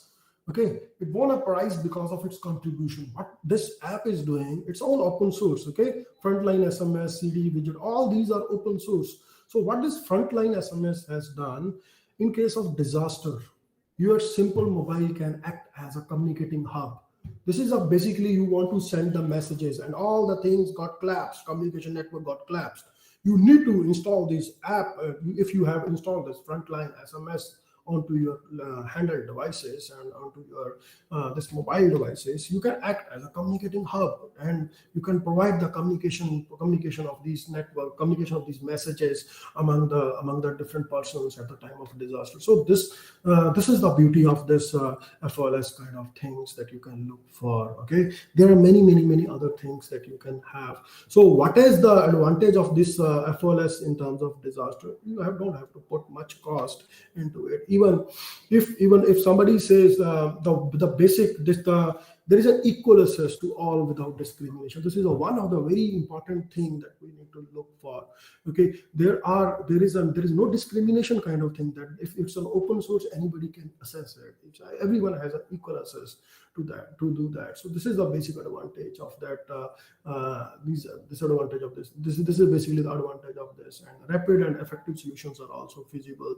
I hope you are getting the things in the right manner. I'm going to come into the applications onto FOLS, applications of FOLS onto IoT. Okay, this is the most recent thing that you have heard about. Many of the persons in this group may be working on this IoT. Now, what do you think this IoT would be? So in the present scenario, if there was a one term called as the amount of devices that we have is more than the number of people that we have in this world. That means the devices that are being connected to the internet is more. And Cisco predicts that over 60 billions of the people, 60 billions of the devices, 60 billions by the end, that the Cisco predict that over 60 billions by the end of 2025, nearly 5 times the expected population at that time. You can see the intensity, you can see the graph, it's going to be exponential with the time, and you can see the things. So there is a lot of work, lot of possibilities. Okay, if you talk about these IoT, I hope you know the basic concepts of IoT, that all the you have some devices, communicating devices like mobile, camera, and all those things. With the internet accessibility, you can connect all these devices to the internet. There are endless kind of applications that you can see with this IoT devices. And if you talk about these IoT devices, there is something called new hardware innovations are existing, like Raspberry. You know that. I hope you know what is Raspberry. Raspberry is the smallest kind of. You're having a $15 computer in your hand, single. It's a kind of a full machine that you are having in your. You can do some of the basic tasks onto it. Now, availability of the network, because these things are required for the IoT devices. Now, availability of the network standards for the low power network. Now, when you talk about these battery enabled devices, now the basic network or the access standards that we are having, that might cost more battery. Okay, they might cost more battery of your devices. So what the things that are existing, there is something called Lorawan. It's also open source. You can see from the internet. I'm just going to cover this thing because this is LoRaWAN is basically a lower power wide area network protocol, and there is something called NB-IoT, that is a narrowband IoT. These are the new standards, and all these are the open source. Okay, what the things they are giving, they are giving the communicating, they are giving the networking, newer networking standards for the devices, that battery enabled devices. Now with this battery enabled devices, if you have a camera with some battery enabled camera planted onto your wall, they assume that these standards can work for those battery enabled devices, and the battery lasts for 10 years, at least 10 years. Okay, so there are new standards, new protocols like MQTT are being introduced. They all are open source for sending the message and for all those things. And even open source has a very crucial role in terms of if you have an IoT device, suppose some camera is planted on the wall and some intruder want to get into it, and you are having some open source solution to put the security into it. What you can do, you can have you can put some kind of cyber attacks onto it, and you do all those things in terms of getting the analysis of the work that is being done. So these are the some, if you talk about the IoT system, these things exist in the IoT system. There is an operating system, Linux, that exists. And if you talk about the operating IoT devices and IoT systems, there are some operating systems that are also used. Linux is there. Linux with advanced libraries. This can be a form of Android that you have onto the mobiles and all those devices. So Linux itself is an open source. You know that Apache Hadoop, Cassandra is there, and HTTP servers and OpenStack, Cloud Foundry. All these are open source. So you can see the beauty of this open source and having applications in the IoT system. You can use this. You can use this to create a system, IoT system. I hope you know the concept of Dockers, huh? So I hope. But if somebody is not known to the concept of Docker, what the Docker is, suppose you have developed some application and you want to share that application. Now, what do? You do put the application onto the net, but it requires certain kinds of libraries, certain kinds of environment to run in place. What the Docker is giving that if you deploy the applications, you have certain libraries that are needed to run that applications. So what you are doing, you are basically taking all those into a container and you share the environment itself. So the Docker the container will contain all the packages, okay, all the packages that are required to run that thing, along the libraries. So everything in a one place, that's called a Docker containers. And for running this thing, Docker engines are required. So it's a kind of microservices we are having for the, it's also open source kind of solutions that we are having for the IoT systems. Now, there are some, if you talk about the smart homes, I think you have heard about it. The home assistants, this is a one app that's available. There's also open source. You can see it. There are many other apps that are available with this. So next comes the artificial intelligence. Many of you have heard this term called artificial intelligence. If you talk about this artificial intelligence, we always see that there is some human intelligence, and we want the machine to have some kind of hypothetical kind of intelligence, or some kind of artificial, not a pure kind of intelligence, but we train the machines. To be intelligent by putting some solutions to it. Now, how the FOLS can be participated, how the FOLS can be used. For example, there is one Android robot. If you click onto this link, the link is going to open into a YouTube. You will watch that video, but I'm running short of time. I'm not going to show you that. But the video we're going to show you this, when you see that there is some Android, there is some robot, human robot, there is some robot there, robot, and machine is talking to a person, he's having a human intelligence. He says, I'm an Android machine. That means they have used the concepts of Linux kernel. There is some concepts of Android and many other applications that are this. People are building onto that part. There are many other applications of AI. I hope you know the basic concepts of AI. And somebody have written Python. If you have written Python, do you know what's a TensorFlow?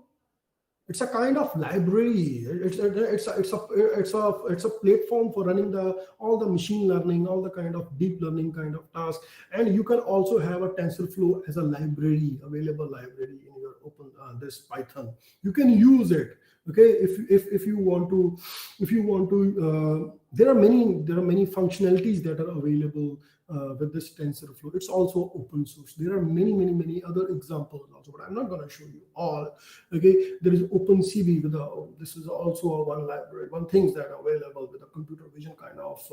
This is also a library in the Python. You can use it to have the capabilities of all the computer visions kind of thing. You can do with a small kind of programming, small kind of work, but the things that are big structure, it's already defined. It's already existing in the public domain. You can use it. You can have the various work done. For example, if somebody want to work onto a concept of object detection, okay, if some camera is there, whenever this person cross this place, just give me the alert or send me the message. This is feasible. The object detection is feasible with the TensorFlow. You can use it. It's a very good tool that we are having. You can do many advanced things that are feasible with. All these are open source. Okay, so this is the beauty of this thing, that you have everything available at the public domain. You can build onto it. You can have your own concepts. So it's going to help you in a much better way. Okay, now there comes a concept of applications of FOLS in the blockchain.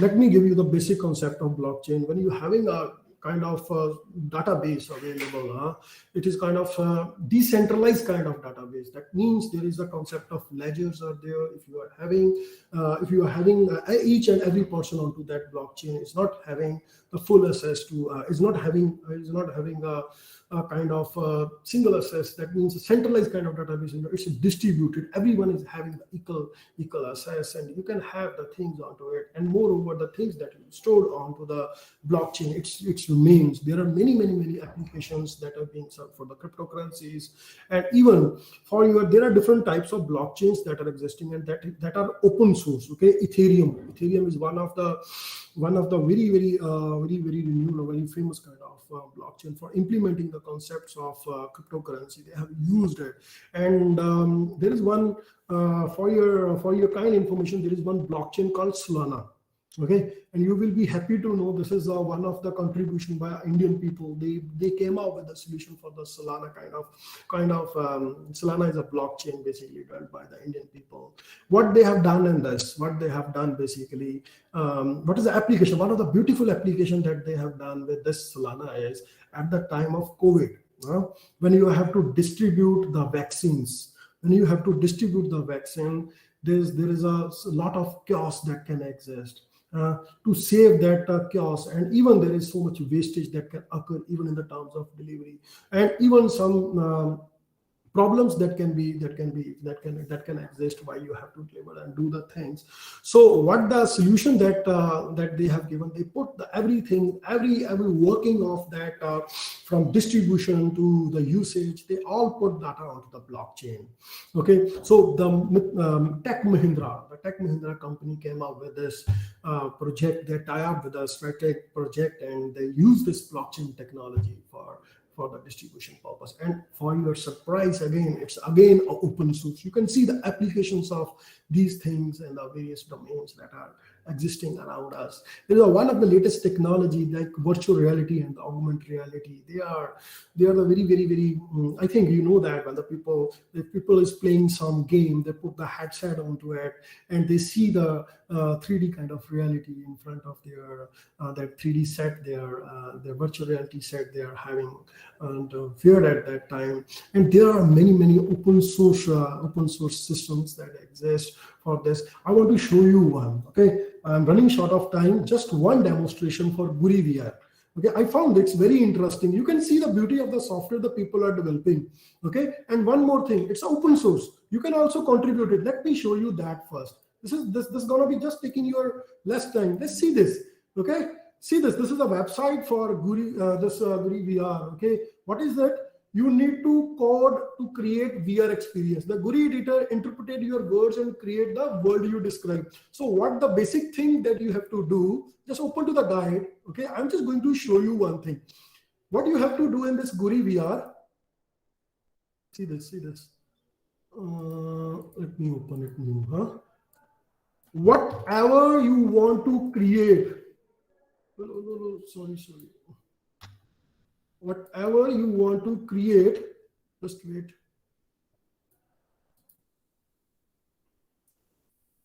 Copy it. This is the first scene. Okay, so whatever you want to see in a virtual reality, you just need to type. Okay, you type anything, you are going to see it. What is the meaning of it? Please see this. You have written one text.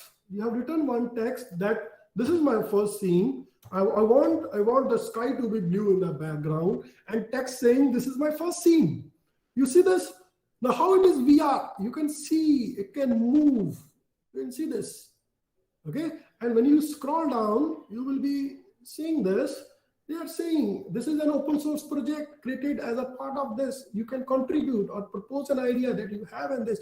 And there are many examples that you can see in this. For example, I want my scene to have, you just need to write the things, okay? You don't need to, you need to create, you don't need to code anything basically. This is the beauty of this app. Basically, see this, I love this app because if you see, I want a scene, he's just writing the text. And there are certain text that is being highlighted. It's automatically done by the app. I'm not doing anything. Okay. If it's automatically highlighted, there are certain keywords that they have explained. They have keyword they have defined. Okay. So what it say, I want a scene to have a pink background and the picture of Pokemon located at this. Okay, they have given some URL. At this particular, they are going to place the image of Pokemon. It should be a VR kind of reality. This is just an example. Okay, you see this. Look to your left. Now I'm moving right. I don't see anything. I'm going to move left. I see a Pokemon. Okay, so what the beauty of this, that it's in a 3D kind of thing. There are many things that you can do with these kind of, there are many other applications that you can know. What the thing that you can do, you can participate in all these things. Okay, if you found some problem in the GUI VR app or the open source this system, you can contribute to it. You can send some look for the GitHub repository and raise the issue, and you can have some kind of contributions to these things. Okay, and let me show you. There are many other applications like office automation, web design, content management, and all these parts. There are different kinds of open source software that are feasible. Now, when you talk about the major initiatives, okay, India is also a part of open source. It's also into the path of FOLS kind of software development. Okay, you can explore all these things. Now, I want to give you one define this. What is BOSS basically? This is a Bharat operating system solution. What is it? They have used the Linux kernel and they have made their own kind of what we are doing basically. But this is the Indian initiative, so I can say what we are doing basically. So in this, you can see they have used the Linux kernel, and while they are using the Linux kernel, they have the compatibility for the different Indian languages like Kannada, like some other languages. Now, I hope by using this, the basic concept is the Linux kernel, and they put. That's why at the start I asked who is working in the natural language processing. Okay, you know something is existing, some concepts of natural language processing existing. You want the operating system to be in Punjabi. I see some of us from Punjab can do that, or even if it's existing, you can do and explore some other features also. Please open it, okay? Must see this, how you can contribute in the Indian domain, because the contribution is that can serve the society, okay? My last message is this, the application, the beauty, the concept of this FOLS that you have seen, that you are learning for this whole week, the beauty is only existing if you contribute. If that contribution is for the society, that is a true dream that Richard Stallman had, and he wanted that the things should be available in the public domain. I hope you understood many of the things. There are some references from this place.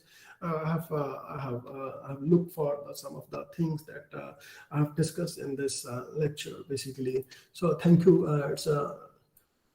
It's all from my side. If you have any question, you can ask. Yes. Suleiman, now I hope you're going to participate in you're also going to contribute with some of the existing open source. I know your capability. This person, Suleiman has 2 to 3 SCI publications. He's a BTech student. He has 2 to 3 SCI publications with me. Okay. And I know the capability of this guy. And Ishan is also there. I know some of the persons, those who have joined this course, and what are the intention they have. They have a high retentions. You will be surprised to see that you will be getting some solutions from them definitely in the coming future. And I have many hope from my students, especially because until and unless just attending the workshop is not a solution, until unless you contribute. I hope at least 1 or 2 out of you people will be definitely got inspired with this and contribute in the coming time to this journey of open source development and all those things. Yes, the money is required for the living. I appreciate. I also need some for your journal living. You need all this, but you have to explore what the things that you can get from it and how you're going to contribute to the things. If you're not good enough, it doesn't mean that FOLS kind of contribution, you always go for the coding part. Yes, there is a lot of coding that you need to look for, but there are many other things that are existing around. You need to explore all these horizons around. So any questions you have, please let me know. Okay, so this is all from my side. Sorry, because that 10 minutes, okay, because I have to start late. By the 10-15 minutes, I need to just catch up the things. Okay, I hope I have done justice to this lecture. Okay, and you people feel inspired with the things. And for the researchers, there is a lot of opportunity from this workshop. If you are doing PhD or you are doing some kind of research, there is a lot of opportunity existing. Don't quit this workshop. The things are going to be tough. Don't get lazy with the things. I know if you are a teacher, it's going to be very hard to listen. Even the students don't want to listen to their teachers. And for the teacher listening to a teacher, I'm not a teacher. I can't teach anybody anything new. I just give you a direction. If on that path I can help you, I'm looking forward for that also. And in this workshop, I have some concepts, other concepts, technical concepts. Specifically, I'm going to discuss on the snark. You can see that, okay. And I will be sharing some messages into the group when I am having that technical hands-on session. I want you people to be onto the laptop or to a system. I want some of the software onto your systems. Unless you have those things, I think it's going to be a one-way kind of discussion from my side. So I'm looking for the full cooperation from you people. If the recordings will be available, okay. If you are saying the recordings will be available, yeah, we are recording the things and the things are available to you when the time comes, okay. So don't worry about it. Just attend the workshop in the right manner, hold the pen and all those things. And I'm looking forward to have a more interactive session with you people. I have seen just a few of the interaction from 1 or 2 persons. I was expecting more because I think that applications can be explained only if you have certain kinds of things that you have using, or you want your work to be a part of that FOLS. You are working on some kind of open application, and you want how the OSS can help into that. So that was I was looking in this lecture, but I missed that. The people are resisting to speak. No problem. I am here, and we will be having very many other interactive sessions in the coming days. So it's all from my side. I think the next session gonna start from 1:10. Okay, so it's already up. So thank you, buddy, and see you in the next lectures. I have a 4-hour talk also in the upcoming days, so I'm expecting you to contribute in all those things. So it's gonna be better if you participate. Thank you, buddy. Thanks.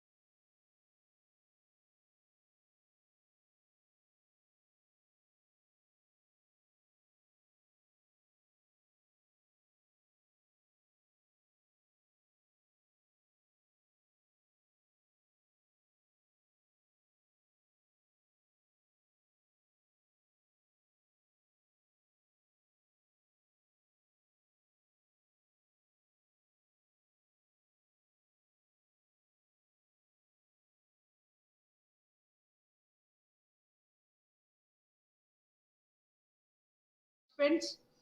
So that's why we just try to put whatever maximum we can be like in this short span of time. But probably the content is very interesting and there are so many opportunities for you to explore this further on your own. So I think this is just a kind of orientation that you start working more on this paradigm. It's good for students in the sense that you have the opportunity to see large code bases, industrial strength code bases that was not there when we were students long time ago. And for researchers, this code and the related things, the artifacts related to this documentation, everything, it's a kind of a huge data set. So if you are working towards your PhD or you are planning to do some kind of research, I think this understanding the concept behind open source software and exploring the repositories available in the online platforms, that is a great opportunity. So I think we should start the proceedings now.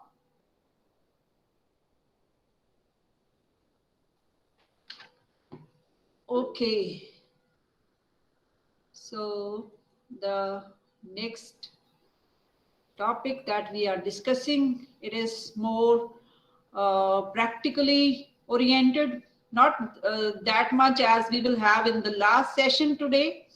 So for the last session, I'll request you all to prepare yourself for some practical exposure of the things.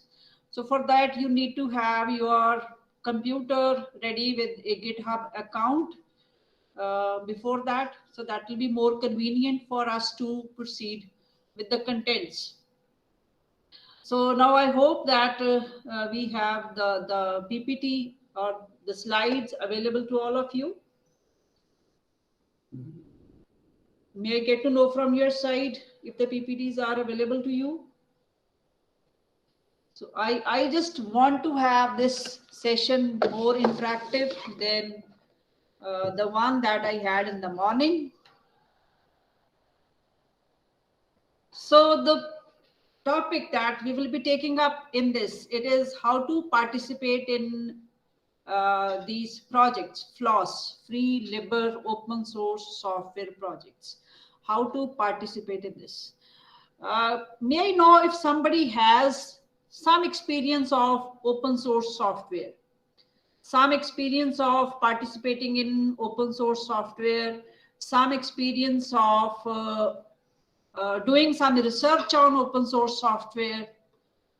Kindly put your answers in the chat box, or you can open your mic and respond. I'll appreciate if you open your mic and respond.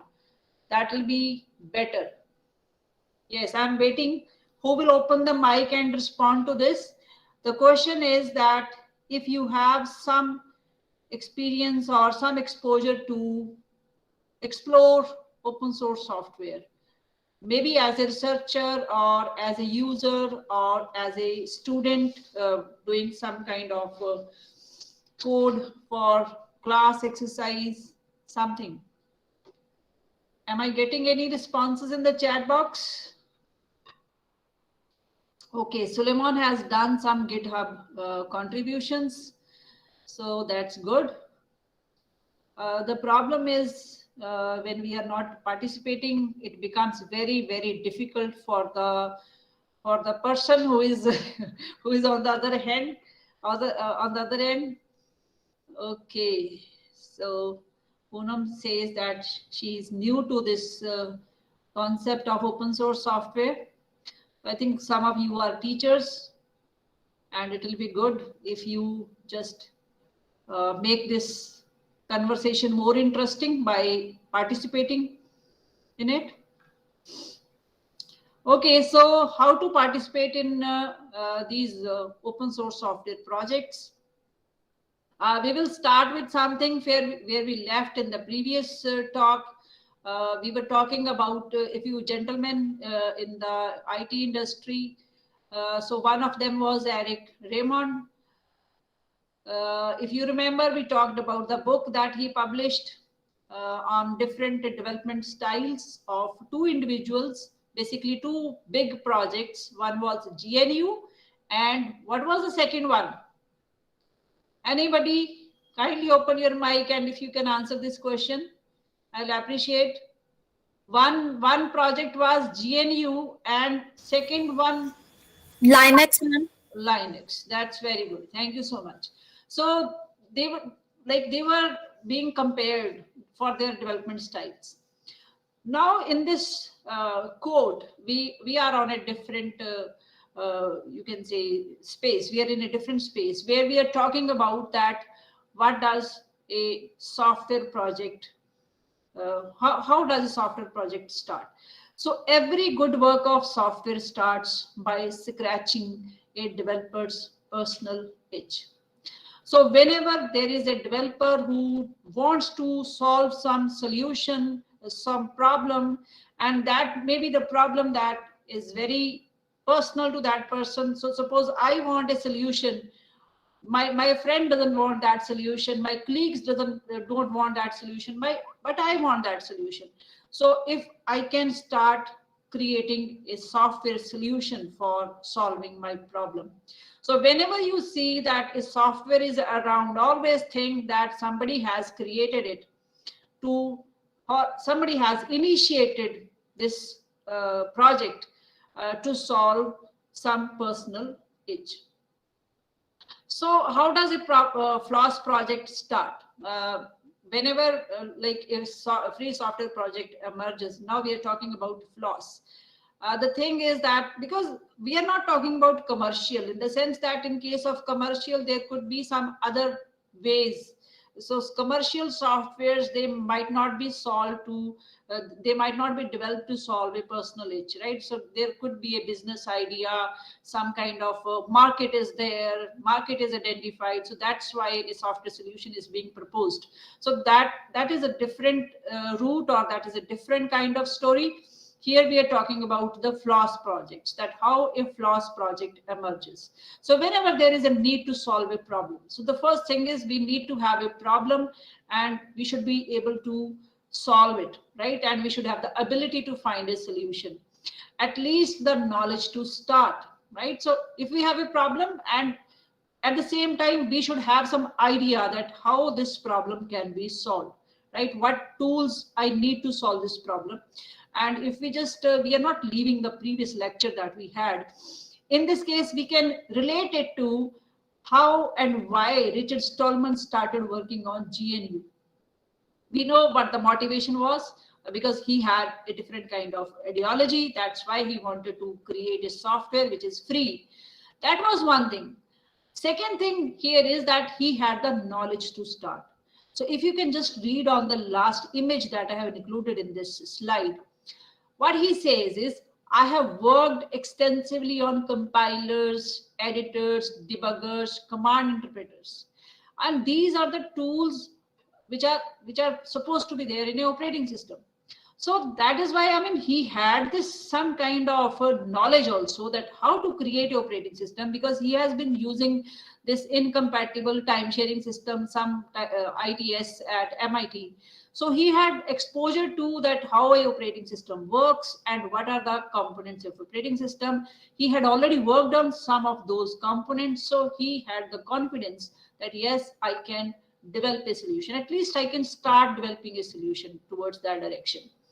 So we have some idea, some problem, and some partial solution. That is the third thing. So when a simple, well-designed partial solution exists, partial solution, yes, it's not the complete solution. It is just some idea that has been created and that is being developed. That is okay, but it has to be simple and well-designed. Simple and well-designed means that the code should be such like that people can understand it, and only then we can expect them to contribute something to that code. If the existing partial solution is very complex and it's not convincing for the other people to join that project, to work on that project, then that project cannot be successful, right? So because we are planning for a community project where a community can get together to complete that solution. So when we are expecting the community to participate, we should have the solution, that is the seed, or that is the existing partial solution, in a form which is simple and which is well designed. So we want that this partial solution, it should be in a form that it can be shared with others. Now, who can be these others? They can be the people who have the same problem, right? So if I am proposing as a teacher that I should develop a solution to share notes with my students, so I can expect that similarly my other colleagues are also having this problem and they also want this kind of solution. So I can share my idea with them and I can draw their attention that I am starting with this proposal, so they can also contribute to this. And if they are not having the same problem, there could be some others who are interested in this solution. There could be a business house related to education, who are interested in developing solutions for this education market, so they might also want to contribute to that idea. So it's not easy to start a Floss project. That is the thing that I want to convey in this slide, that it's not easy. Anyone just randomly cannot get up and say that I'll start a Floss project, right? So you need to have some idea, and if that idea is not that sound, then you have started the project, no problem about this, but it may not get that popular and it may not be able to attract attention from the community, and it may not finally end up in a form that is required for a complete software solution. So how does a Floss project start? Basically, it starts from a small problem that we want to solve. Like if you remember Linux as operating system, when it was started, what was a thing that Linus Torvalds mentioned? If anybody remembers, what was Linus Torvalds mentioning when he started the Linux project? If anybody remembers something from that, the previous discussion that we had in the morning, Linus Torvalds mentioned that he wants to develop this operating system just as a hobby, right? So he just wanted to have some free operating system. He was not influenced by some ideology like Richard Stallman. I just didn't notice. This line is included on the slide. I'm doing a free operating system, just a hobby, won't be big and professional like GNDU. And when the small problem is there, ultimately there are unexpected innovations. You know, when there is a lot of potential in the public support, in the community. So when people get together, you never know what you are going to achieve. So these Floss projects, they start small and then they take years to get into what they are. So, you know, Python, this was a project started in 1990.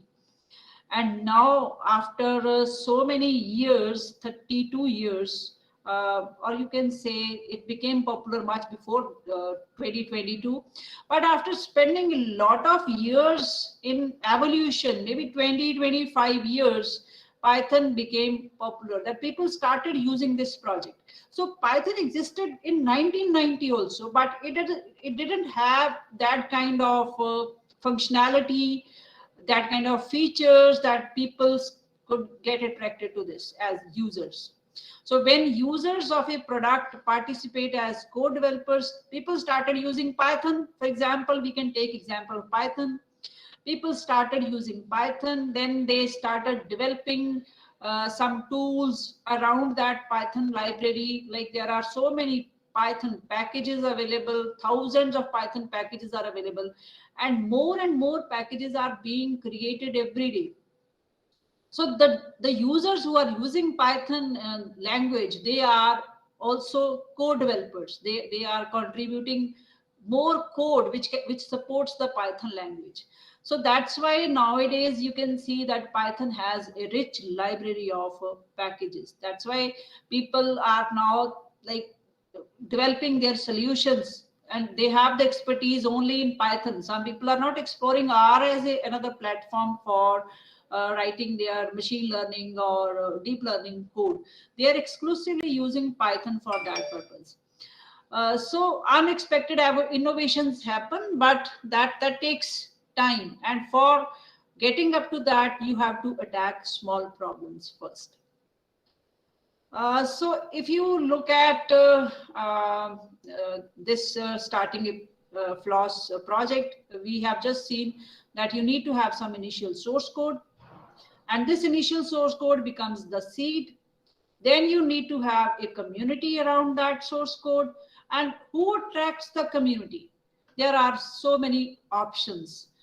The community can be attracted by the code itself. The code is useful, one thing. Code is simple, it is well designed, it is well written, so that people just want to contribute more to that code. If somebody wants to, like suppose somebody finds it useful, tries to contribute, but finds that the code is very complex, it is not modular, right? It's not written in a proper way. That means no use of comments, etc., etc. So they might not want to contribute to that code. Then if the person who has created the code, author of the code, has a large influence in the community, then people can get attracted to work on that code. Then the problem domain could be another reason. The coding platform can be another reason. If it is written in Python, people might be more interested in this because they know the Python language.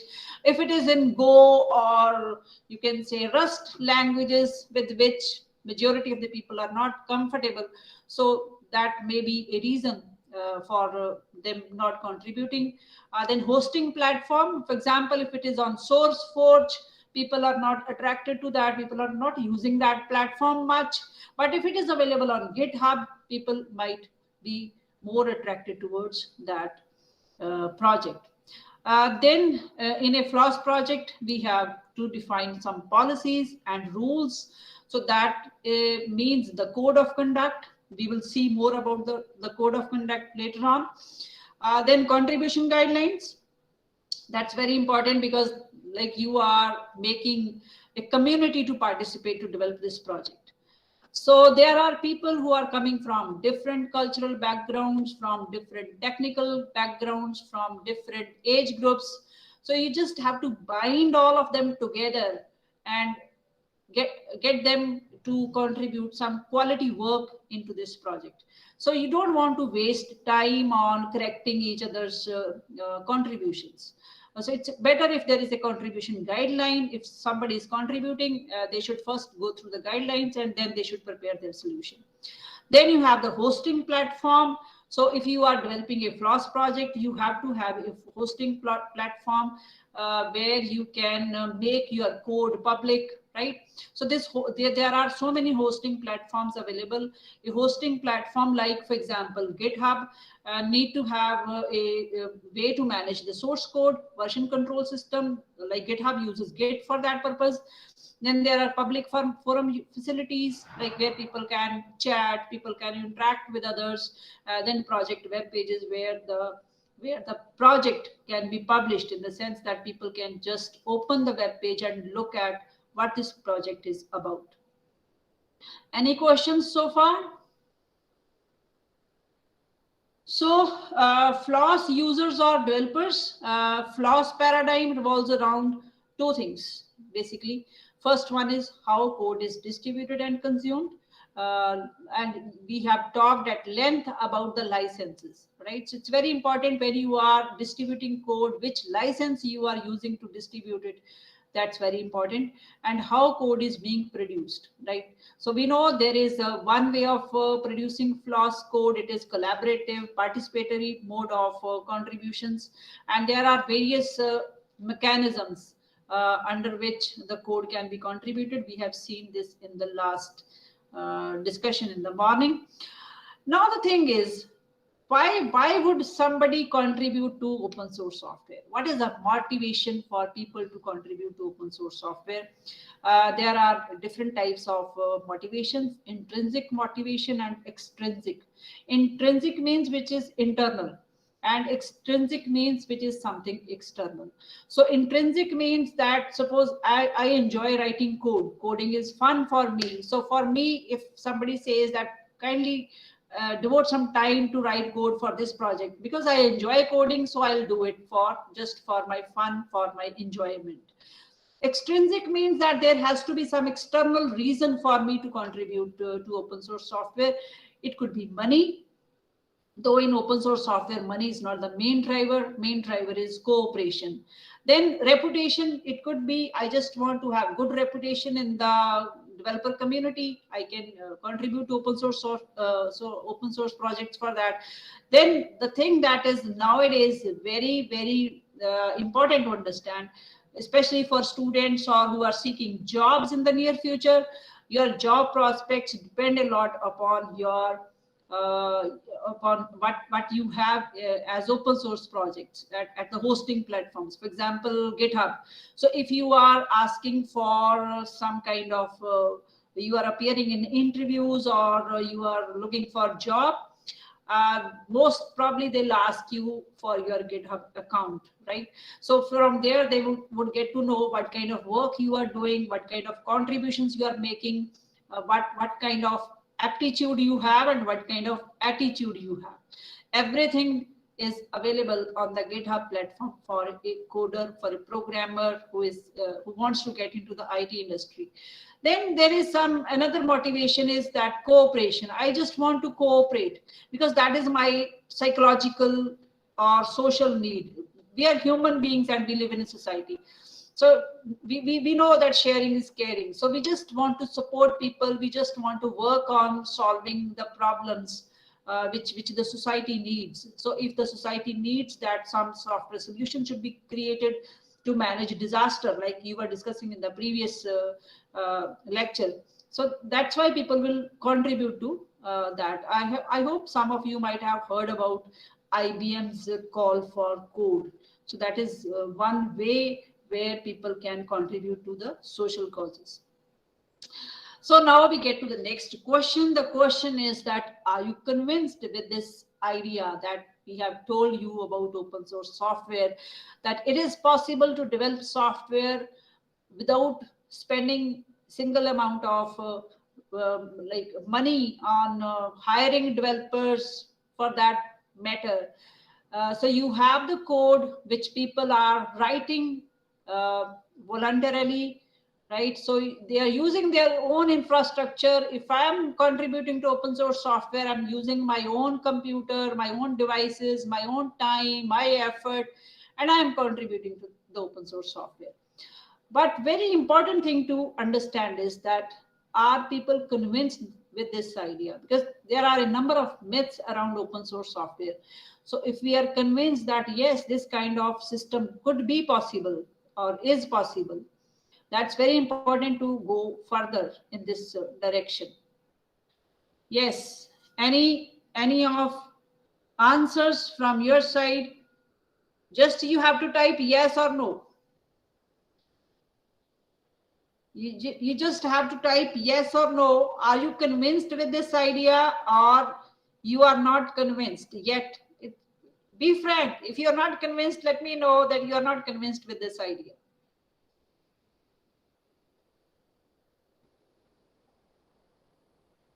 Yes, I'm getting all yes answers. Okay, thanks for your answers then. Okay, Stallman says that, but it's difficult to contribute with the coding experience. I could understand this much, that if you have the, okay, it's difficult to contribute. Yes, you're right now. Right. It's difficult to contribute without coding experience. Suleiman, that is again a myth, that we cannot contribute to open source software if we are not experienced enough, if we don't have coding skills. That is again a myth, and we will break this myth in the next slides, that everybody can contribute to open source software. There are so many different forms to contribute to open source software. So thank you, Suleiman, for raising this point. Now we are moving towards that, because open source software is created by a community, right?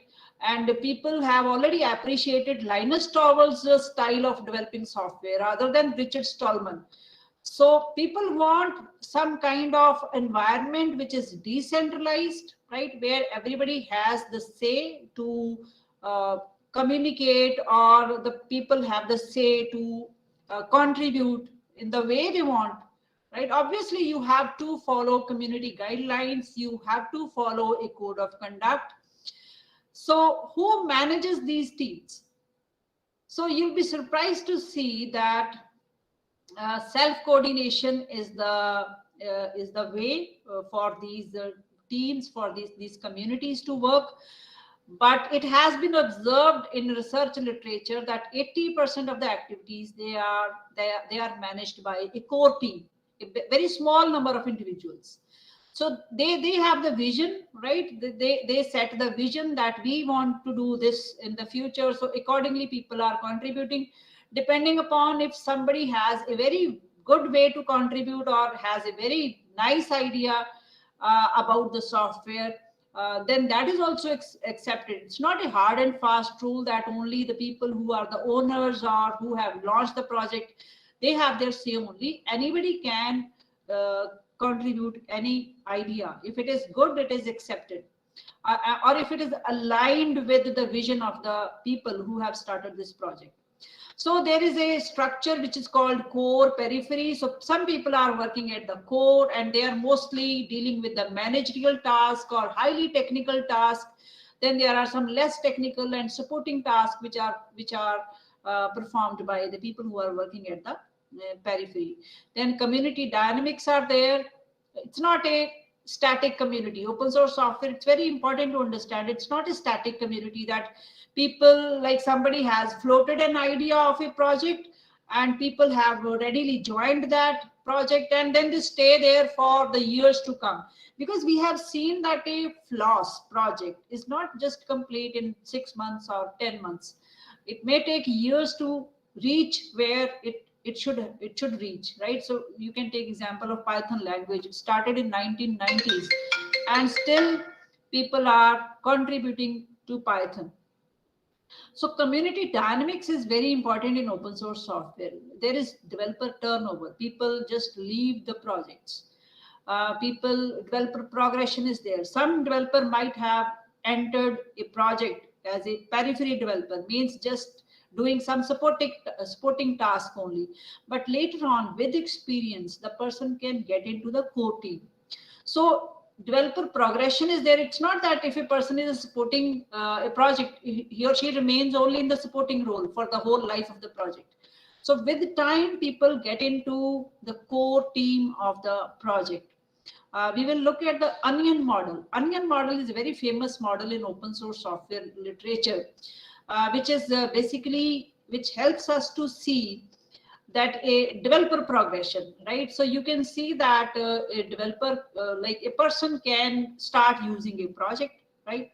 So suppose we are using Android mobile operating system. Everybody, almost majority of us are using Android mobile operating system.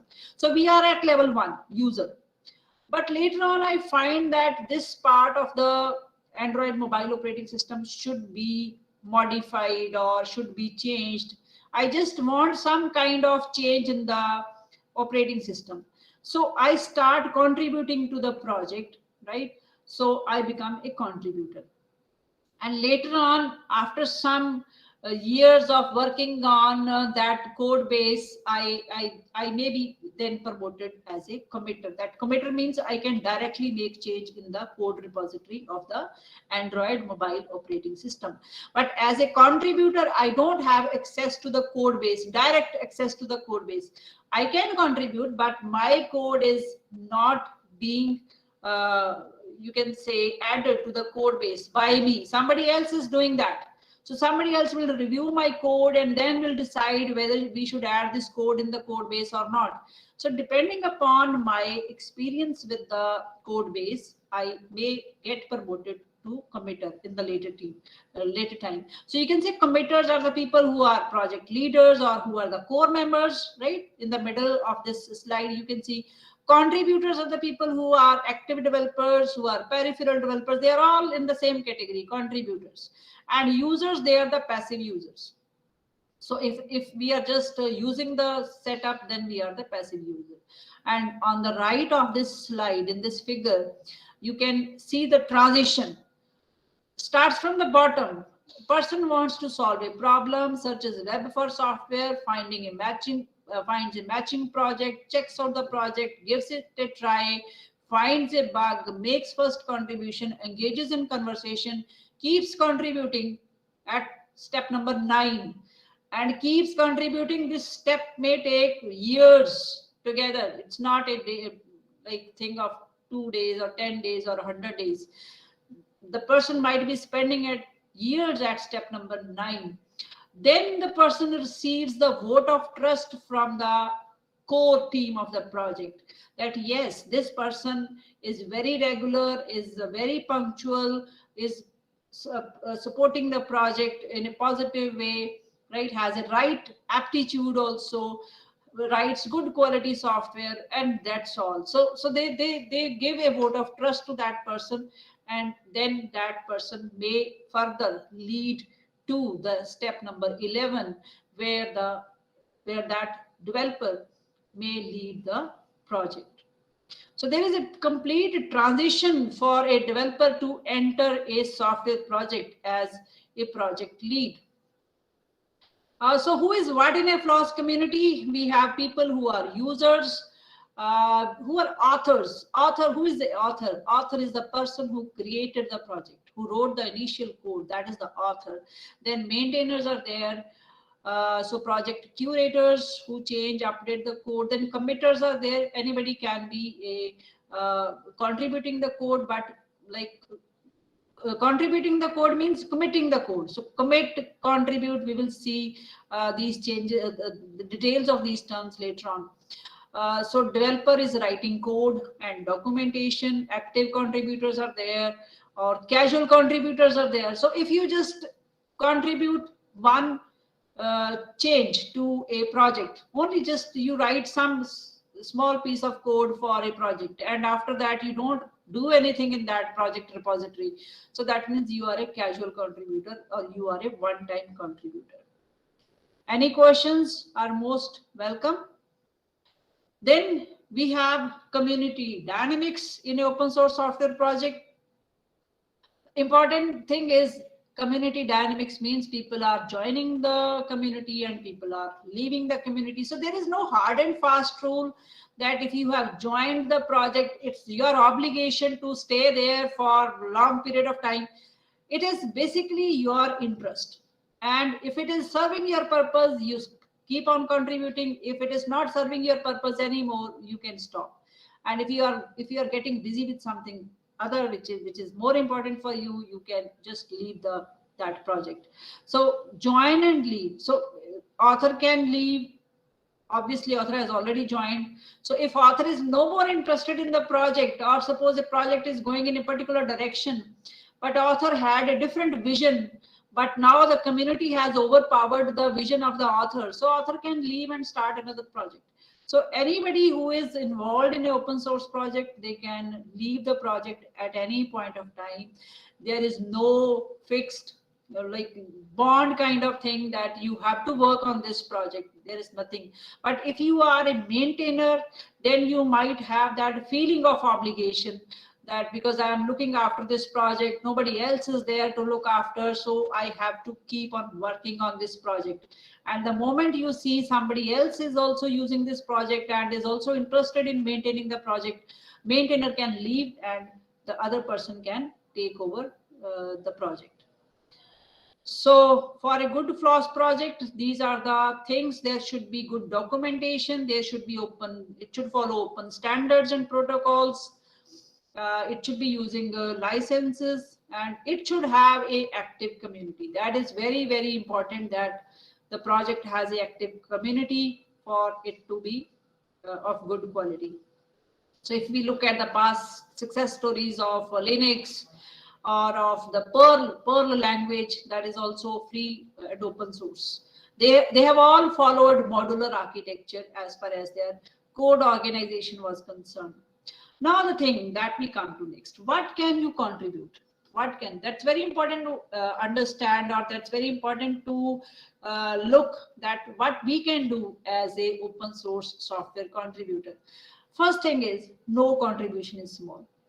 If you just come across a repository and you see that there is a typo in the text, you can contribute that this text is the spellings are wrong or whatever the problem is, and you can suggest that this should be the solution, or this should be the exact word that should be used in this context. So you are contributing a small thing, but that's not a small contribution. That is a big contribution in improving the quality of the project. You just imagine if somebody is reading that text and the text is having wrong spellings, what kind of impression it leaves on the reader. So you need to have good coding skills, like it was mentioned just now. That's one thing. If you have the more opportunities to contribute, so you can have coding skills, and if you don't have coding skills, if you have language skills, right? We know code is important for a software project, but documentation is not less important. So if you have language skills, you can work on the documentation of the project, you can fix typos like I just said, and you can work on translation in different languages.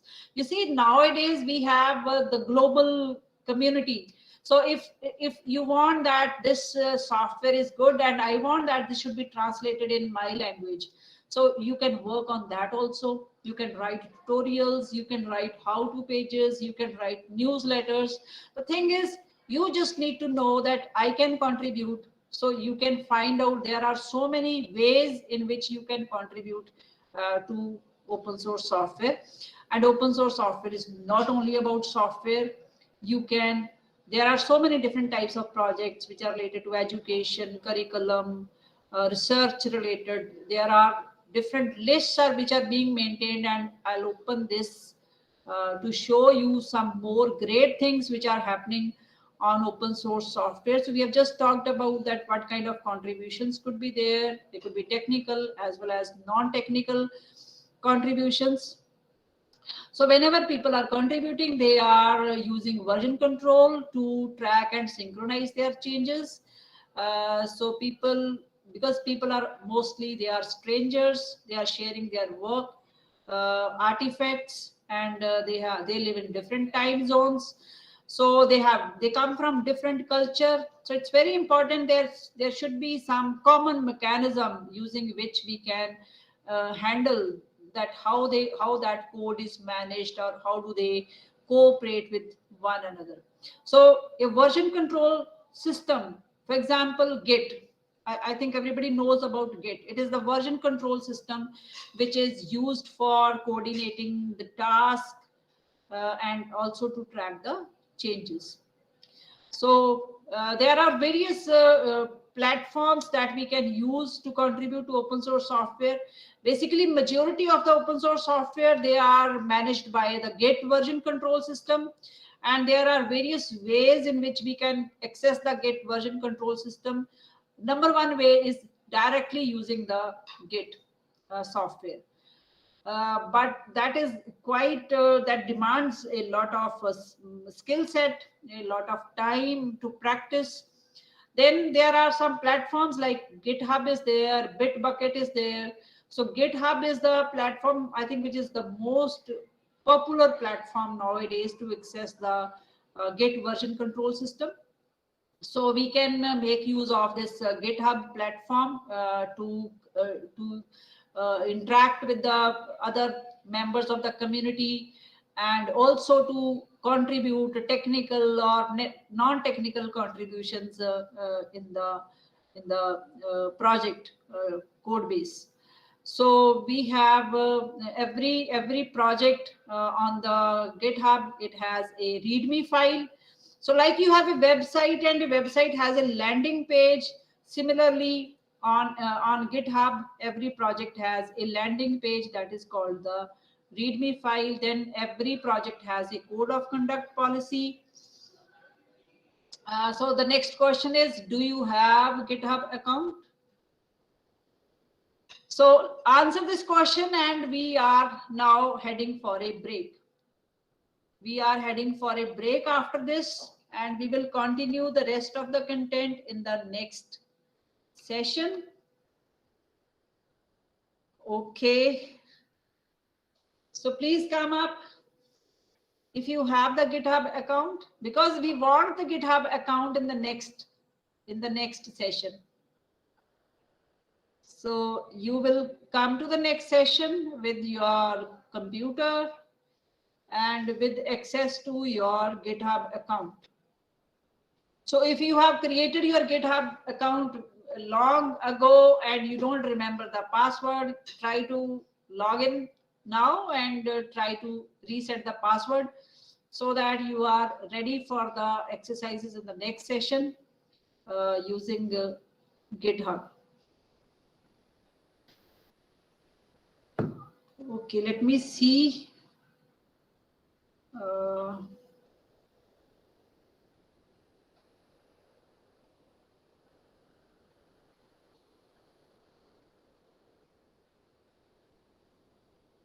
So I'm getting a lot of answers. I mean, all the answers are that they have the GitHub account.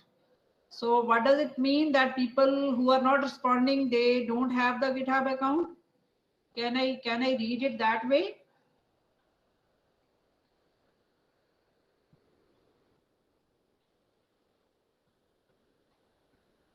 Okay.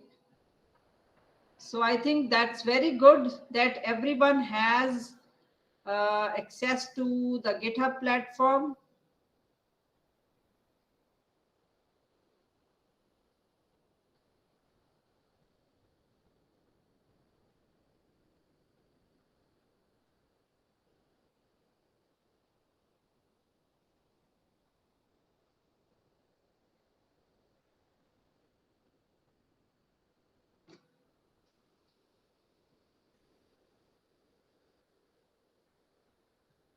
Okay, so we will meet again on 2:30.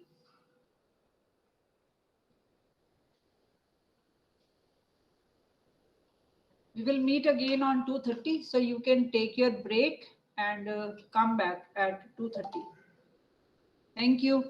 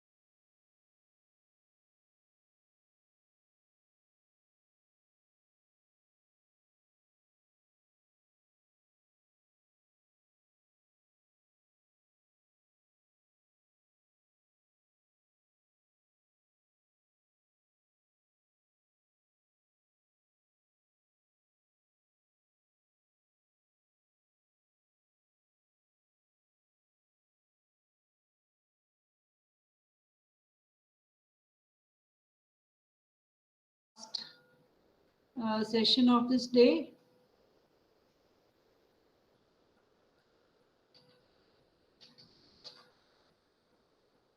So let me just have some indication from your side.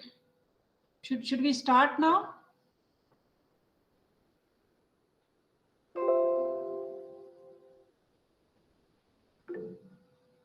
Okay, thank you.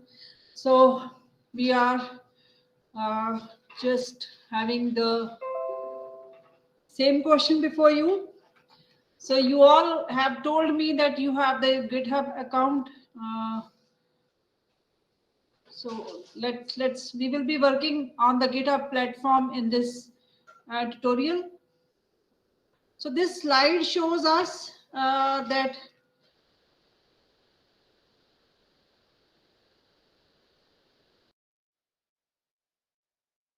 okay. So you can open your open the GitHub website www.github.com and just see what is there.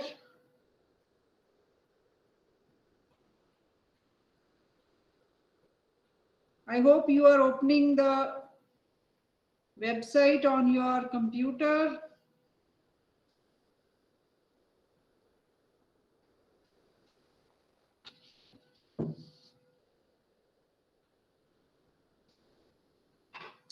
So I've just shown a slide which shows that on the GitHub platform, what does a Floss project look like? So I'll just take you there.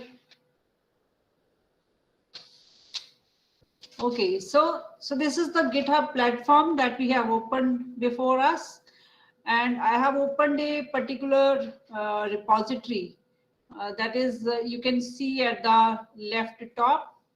So this repository, you can see the name of the repository is awesome, and this repository is public. Okay, and these are the files and folders. So you can look at the files and folders here in the center. Then there is a description of this repository in the about section. You can look at the right. So in the about section, it tells us what this repository is.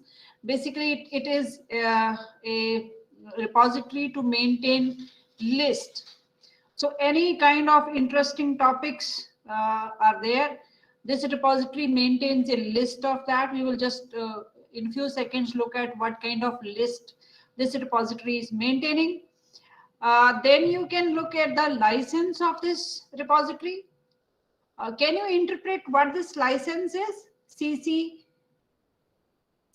What does this stand for as far as the license is concerned? Any idea?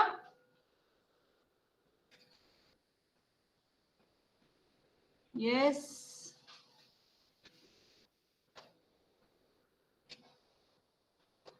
Okay, Harpreet, you are asking about the link. I have. Should I share the link then? Okay, I thought you are looking side by side with me. Yes, ma'am. Okay, I'll share the link if you want.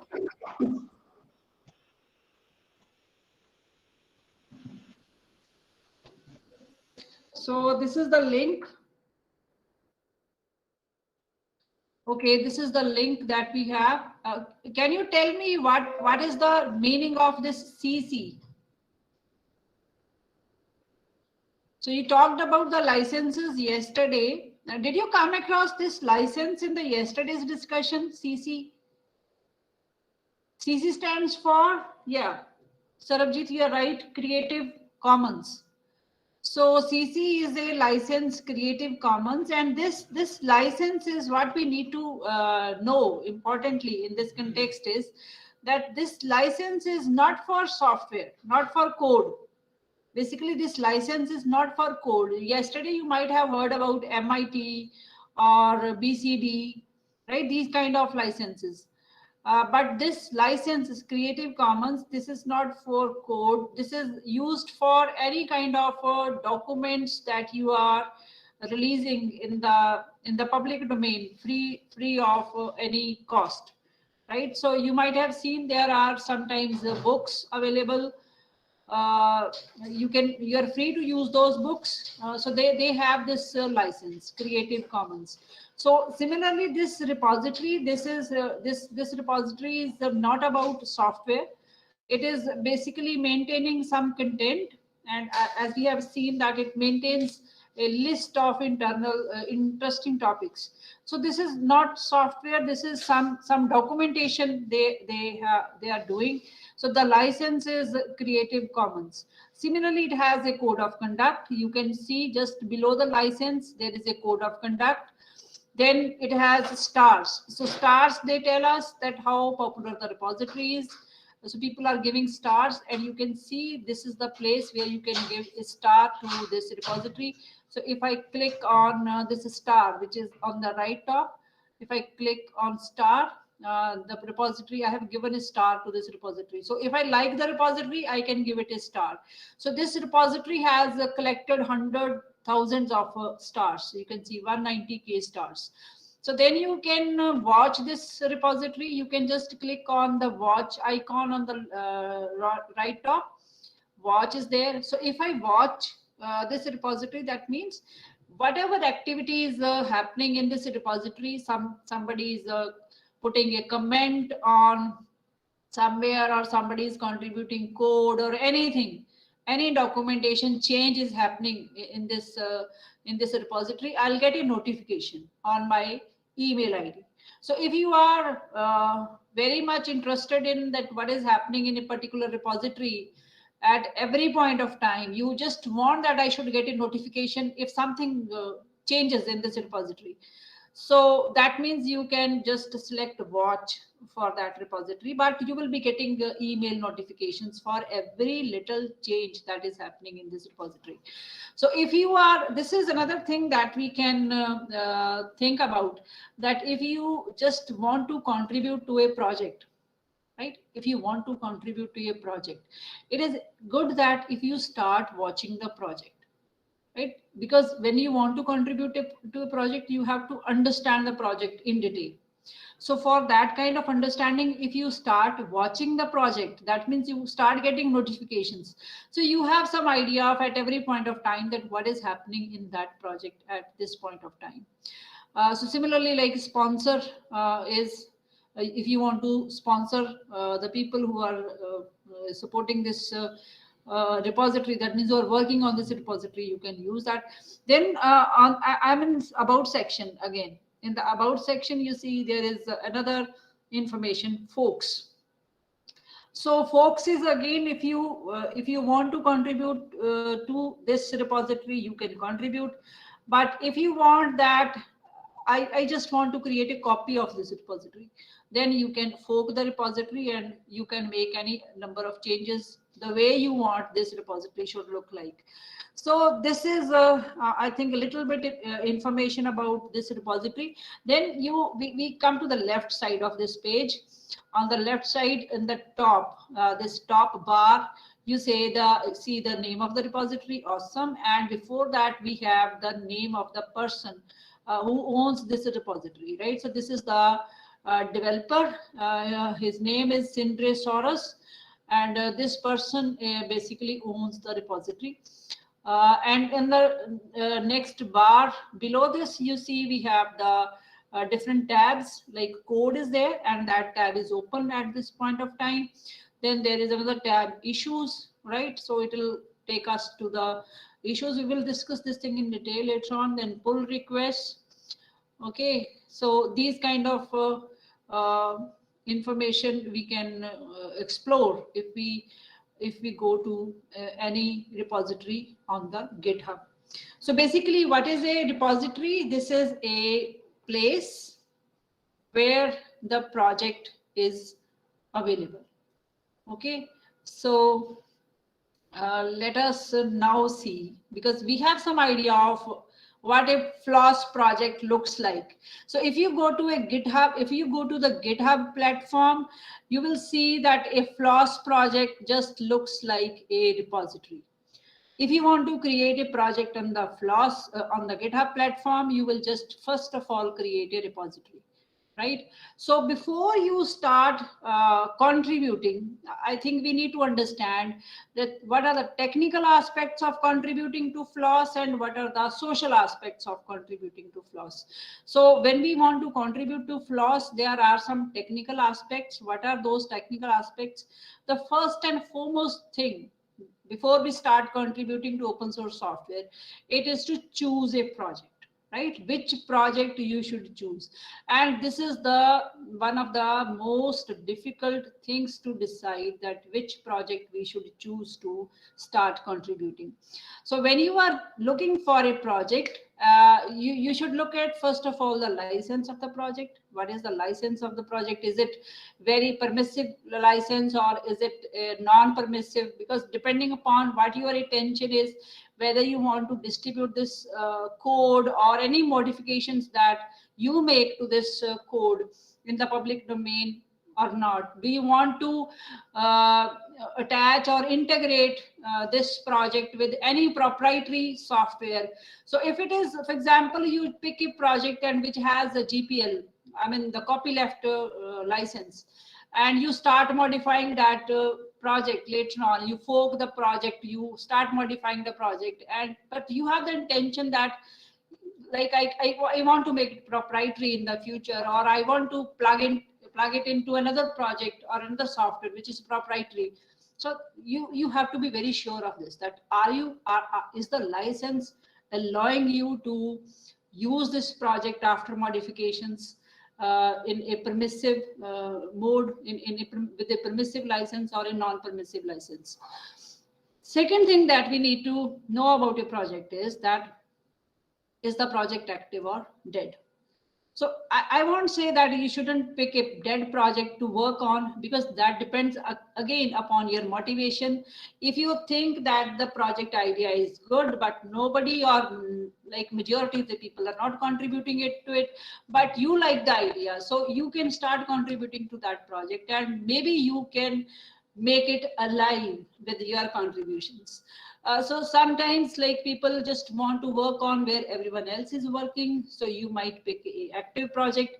So how to see that whether the project is active or dead? For that you can look at the repository, and I again take you to the repository that we have just seen, and you look at the code tab. Go to the code tab and you see this bar in the center. You see this bar in the center, and in this bar it tells us something has happened in this repository 3 days ago, right? And how many changes have been made in this repository so far. So it says that 1,000+ commits are there, and the last change, basically what is a commit? A commit is a change that has been made to this repository. So the last change was 3 days ago. Okay, this is a number, this is a ID, right? You don't need to bother about this, but it says that 3 days ago somebody committed a change, somebody made a change to this repository. So you can see that this is a very active project, in the sense that a lot of things have happened in the recent past. So you can look at this information in the repository. If you want to see how frequently the changes are being made, you can just click on the commits button, and you will see that in which sequence or what is the chronology of different commits that has happened in this repository, the different changes that has happened in this repository. So commits on Feb 19, Feb 17, Feb 15, Feb 14, 13, and you can see almost every week there is some kind of work going on in this repository. So we can't say that this repository is not active.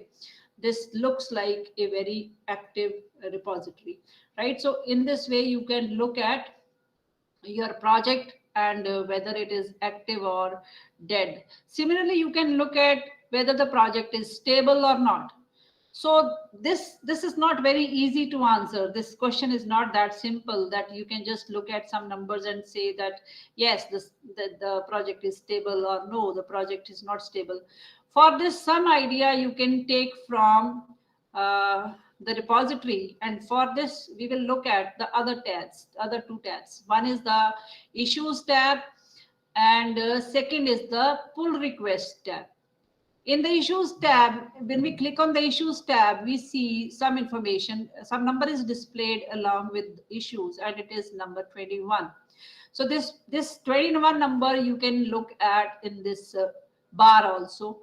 So this bar says that there are 21 open, 276 closed, right? So this is giving us information about that there are 21 issues which are open. What can be an issue? You can imagine for the time being that an issue can be, for example, a problem or a complaint, right?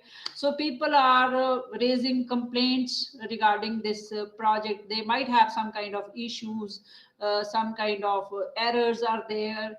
So when they encounter an error or any bug, or they find that they're not able to solve their problem with using this software, they can raise an issue, they can open an issue. So 21 issues are open and 276 are closed.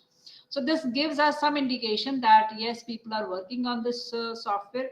If you see that hundreds or thousands of issues are open, so that means nobody is taking care of managing this software.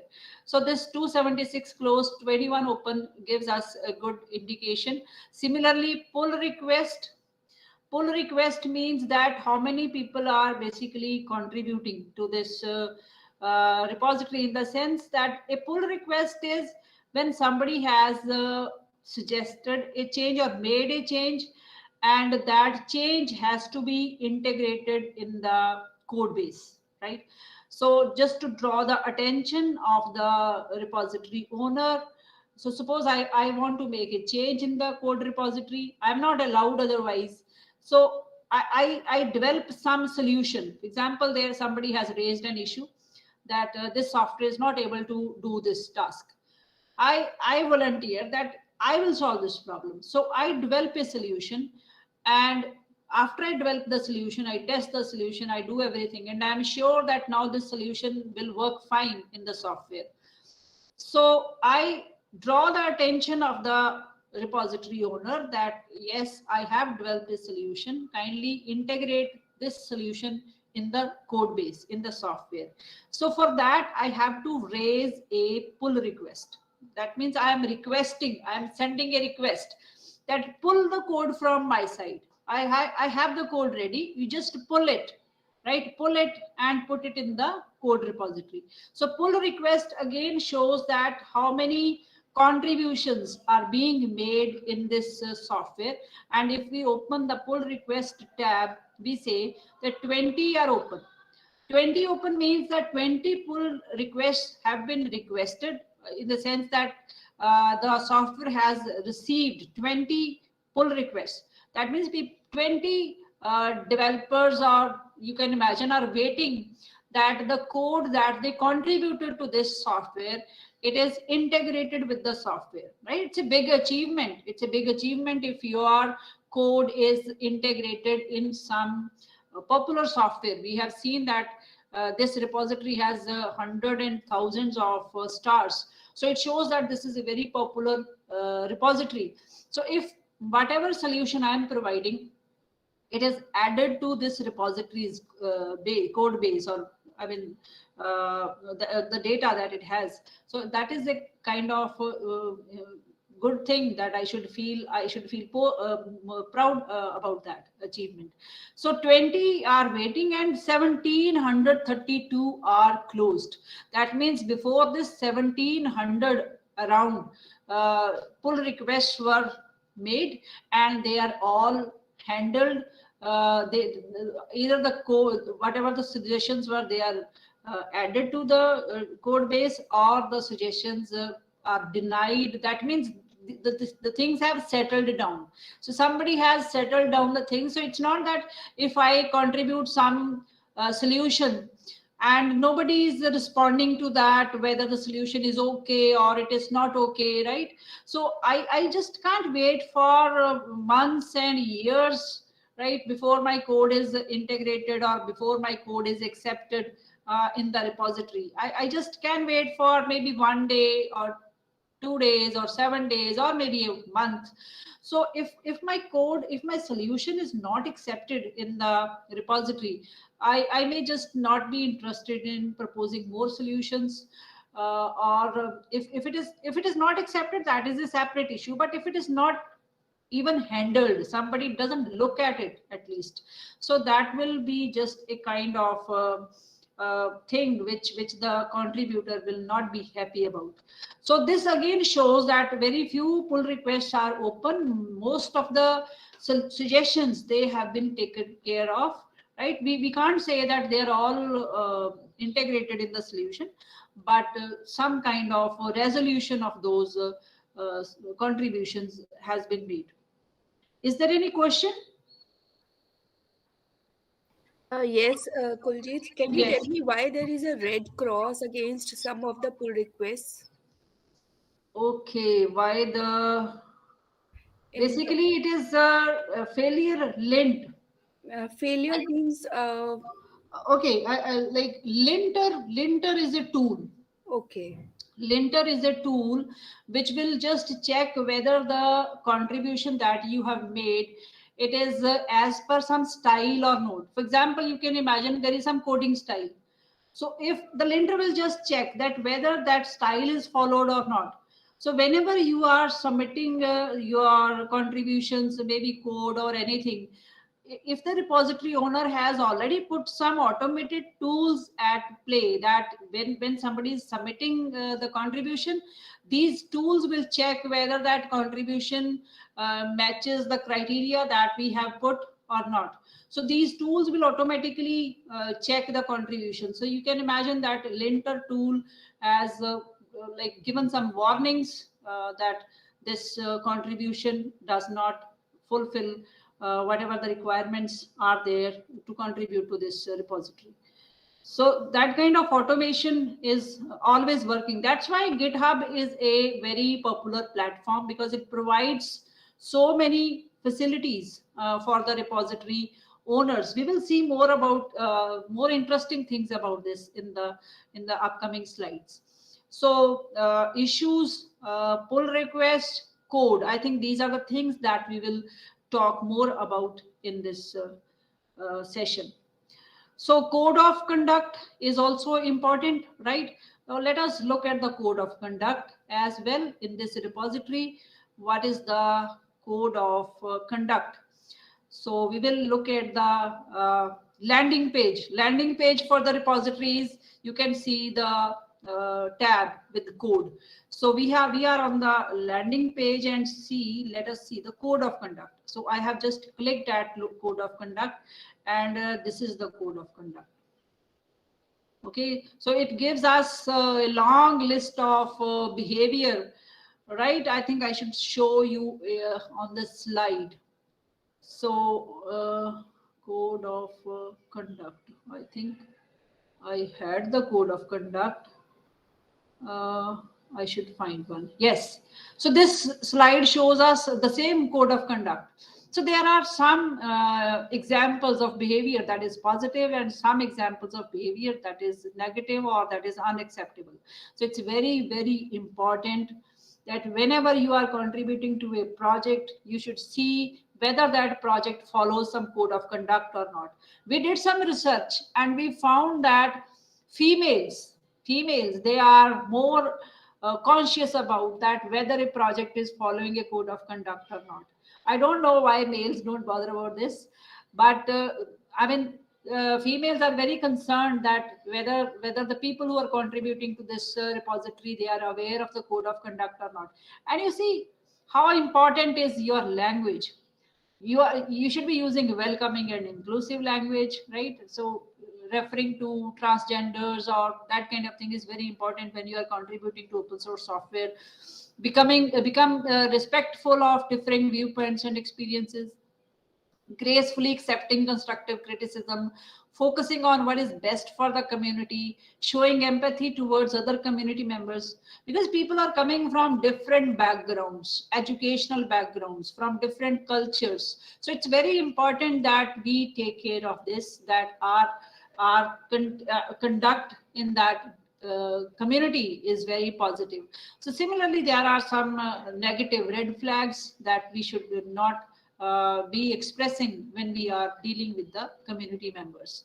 So code of conduct is then for the community, what are our responsibilities, what is the scope of this, like what they can do if you don't follow that code of conduct. So they mention all the things. Every repository owner mentions all the things, because you know the success of a open source software depends upon the community. So if people are not feeling welcomed in the community, they won't come to contribute to that community, to that project. So then next thing is technical aspects, understand the project and code base. So you can just research the code base, you can spend a lot of time on the code base to understand that how it works. You can execute, you can set up a execution environment on your computer, and you can see that how actually different files are there, how they are maintained. It's very important. You may have to spend some time, but it will pay you in the later period of time, that when you are very well aware of that what every aspect of the project is doing. Okay, Poonam is asking this question, that what they will do if somebody is not following the code of conduct. Let us go to that code of conduct, and then it is giving us some enforcement message, that if they feel there are instances of abusive, harassing, or otherwise unacceptable behavior, it may be reported by contacting the project team at this. So they have given an email address, a contact, where if you are feeling that somebody is bullying you in the community, you can send an email to this person, like, you know, he is the repository owner. All complaints will be reviewed and investigated and will result in a response that is deemed necessary and appropriate to the circumstances. The project team is obliged to maintain confidentiality with regard to the reporter of the incident, and further details of specific enforcement policies may be posted separately. Project maintainers, that means the people who are responsible for this project, if they do not follow or enforce the code of conduct in good faith, may face temporary or permanent repercussions as determined by other members of the project's leadership. So it's like up to the maintainers how to deal with this. It could be that the person who is creating the trouble might not be allowed to be part of the community anymore, right? So that kind of things could be there. So depending upon how you take it, I mean that if you are not allowed to participate in the discussions, or if you're not at all allowed to participate in the project, how you take it, I mean that depends upon how much you are bothered about this. But the community can just put you away out of the project if you are not following the code of conduct that has been prescribed for the community. So I hope, Poonam, it answers your question. Okay, thanks for asking the question, and I think it's very good to keep this interaction alive, otherwise it will be one-sided only. So after you have understood the project, then thing is choose a task, and this is again a most difficult thing to do in a Floss project, to choose a task. First thing was choose a project. After you have chosen the project, stayed with it for some days, after that you are going to pick a task. So for this, if you find that you have found something in the code base, you feel that it is not correct, it should be modified, it should be improved, you can create an issue, right? Because you have already explored the code base, you find that language is not good, right? Language could be improved, some code style is not being followed, depending upon whatever you want to improve some algorithm or something. So you can create an issue for that. in the issues tab, we'll see how to create an issue. And if you are not able to find out anything that you should work on, you can just explore the issues which are open. So out of the open issues, you might not have any problem with the code base. You might not have noticed anything in the code base that you can do, but in the open issues, you may come across that somebody is reporting that there is a bug. Somebody is reporting that this part of the program should be improved like this. So there could be several reasons for which the different issues are created. So you can look for open issues also. Then next important thing is to solve that issue. So now the real game starts. Okay, so you have found a project, you have found an issue. That's very good. You are lucky that you have got it. Next thing is to set up the environment. So whatever tools are required to solve that problem. For example, it is a machine learning problem. So you have to set up the environment on your computer and clone the whole code base on your computer, because you need all the files to work on. And then you solve the solution. You experiment that this solution may work, or this may work. You keep on experimenting and you find out that this is the solution that finally works. But when you are developing the solution, you have to follow the style or the guidelines. You can't just ignore that I'll do it in my own way. That is not accepted. Like we have just seen what Poonam pointed out, that there is a cross. So it indicates that there are automatic tools sitting in the repository. As soon as you submit your code or whatever contribution, if it is not following the guidelines, you will get a message from like automated tool, or you will get a message from the project owner who is responsible for integrating your contribution in the project. So once you are set with all this, you can keep on making contributions to the software. Okay, and it is not necessary that you have to stay with this software. As we talked about in the previous session, that there are community dynamics. You can it's a free thing. You can join any community, you can leave any community. There is no hard and fast rule. But important thing is coming up in the next slide. And this is social aspects of contributing. So more than technical, I think we should learn the social aspects of contributing to open source software. There is no one forcing you to contribute to open source software. You just have to look at your own time. Do you have time to devote to this? Depending upon your priority, if you are a student, you may have to contribute to open source software because it will help you to get a job in future, right? Depending upon your interest, what kind of work you are interested in. Are you interested in code, or are you interested in documentation, or are you interested in having other kind of contribution, maybe just arranging some kind of events? Okay, Harpreet, I'll come to that. Depending upon your interest, right? If you are very vocal, you can just arrange events to popularize the open source software, to help people use that open source software. Okay, then depending upon your skills, like for example, coding skills. If you are interested in Python, you can explore projects which use Python language. If you are good at your language, English language, or any language in which the project exists, because it can exist in any language. There is no restriction that project has to be in English only. And the next thing is patience. Patience is very, very important in open source software, because it's a community oriented project and you shouldn't spoil somebody else's experience. It's very important, right? Somebody else should not spoil your experience. Similarly, you should not spoil someone else's experience. You can request that I want this the solution, but you can't force someone to sit in the middle of the night and write code and correct your code, right? If you have submitted a contribution, it's not your right to ask the owner all the time that why my contribution is not accepted, and if it is not accepted, why it is not accepted, why it has not been considered. You are not supposed to ask these questions, right? So that is the social aspect of making contributions, that we have the patience right?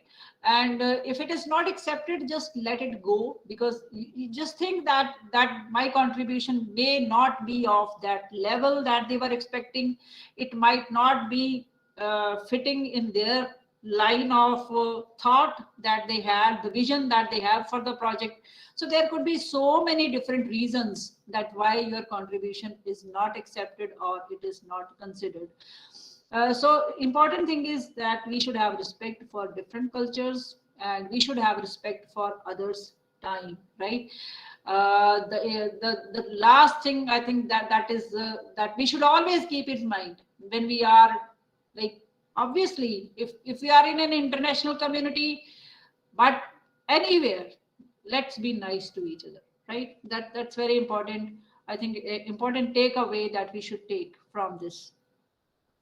So we have seen what are the technical aspects. That means we have to select a project, then we have to select a task where we can work on. So how to choose a task? When we are beginners, it's very difficult to choose a task, because we may not be able to understand that what we can do. It might require coding skills, or it might require some language skills. You have to see that in which language you are comfortable, like Python or C, C++, Java, or front end HTML, CSS, anything. So first thing is you have to understand the project. You have to spend some time and effort, and then there are some resources which are available for beginners. So these are some of the links that you can use to explore good first issues. They are called good first issues. So my slide has closed. I would have to first look for that slide. Okay, it is there. So it automatically closed. If you have any questions, you are most welcome. Along with, we can side by side take up the questions. So then we have the contributor guidelines. Okay, so contributor guidelines, I think we missed in the previous discussion. When we are selecting a open source software project, we should be very conscious about that, what kind of contributor guidelines have been laid down.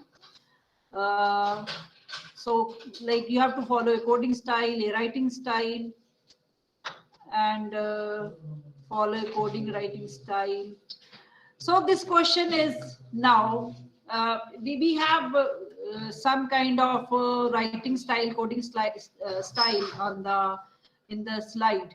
So you can just look at this section of the document. This pull request has a title in the format, add name of list, add Swift, it is tick, add software architecture, it is tick, but update readme.md is not a good suggestion, right? So you shouldn't write your message as update readme.md. Do you notice what is the difference? Difference is that add Swift starts with a capital letter. All the words start with a capital letter. And add software architecture also follows that style, but update readme.md does not follow that style.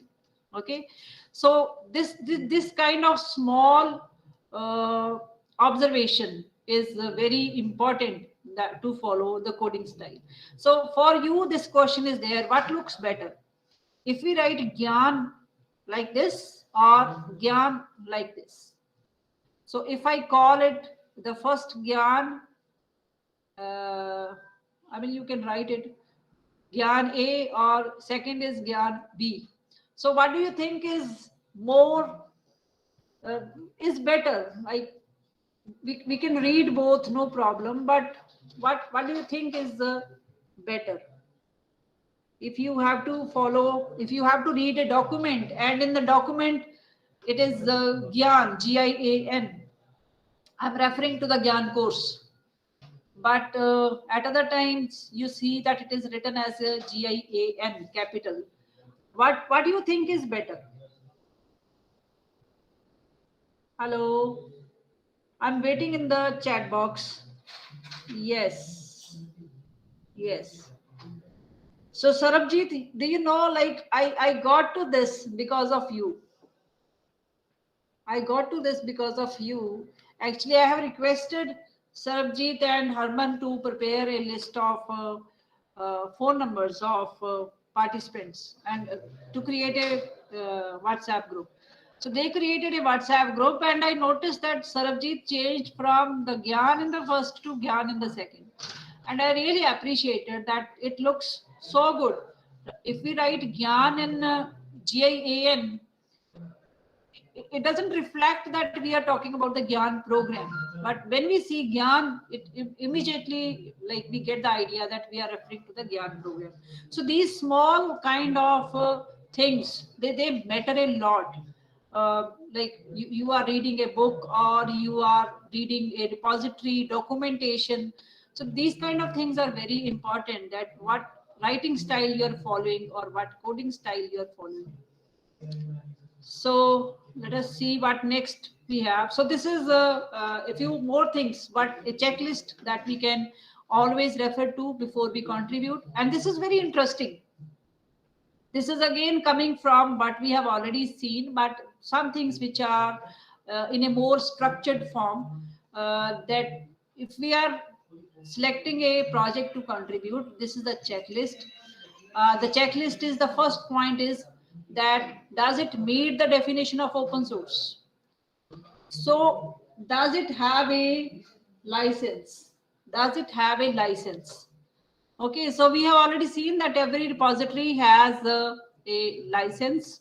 Let us see where that license is in the repository that we have just seen. Where is the license? So I think this is another repository. I should be looking at this repository. So in this repository, there is the license. We have seen that the repository has a license, right? But what is the detail of that license? That is in the file, and that file is here. In the code, you see the license file is there. So we can click on the license, and it will give us all the details of the license. Okay, so what is the statement of purpose and all the things about that? What are the permissions it provides? What are its limitations? So all these kind of things are discussed in the license file. So we can look at the license file. Then second thing is project activity accepts contributions. Again, you can check when was the latest commit. We have seen how to check this. How many contributors does the project have? So let us go to the same repository to see how many contributors are there. And I hope you are able to see on the right bottom the contributors. So these are the contributors. There are 517 contributors in this repository. So 11 are given like this. So you can see all the contributors, excluding merge commits and bot accounts. So you want to see all the contributors. And this gives us contributions of different contributions. Okay, so this gives us details of all the contributors, what kind of, how frequently they are submitting work to the repository. Okay, so next we have is, we have walked around this repository. Then, like we have seen, next point is how many open issues are there. Do maintainers respond quickly to issues when they are opened? Is there active discussion on the issues? So let's see how to check, is there any active discussion on the issues? So we will go to the issues tab, and from the issues tab, we just look at this, how many messages are there. So you can see there are 7 messages for this pull request, for this issue, 2 messages, 5 messages. So it indicates that all the issues, they are being discussed, right? So similarly, we can look at the pull request. Again, you can see in the pull request, people are talking about this. So 14 conversations have taken place for this particular pull request, add clubhouse, right? So these kind of things are showing us that this repository, the maintainers are responding quickly, or people are actively discussing the things. Are the issues recent? Similarly, we can look at the dates. Are the issues being closed? We can look at how many issues are open and how many are closed. So how many pull requests are there? Do maintainers respond quickly to pull requests when they are open? So let us see in this repository that there are pull requests which are open. So let us see that are people getting any response. This is a pull request template, right? So somebody has given some contribution, and it is interesting to see the response of the project owner. So we know Soros is the owner of the project, and just read what the project owner has written for this contribution.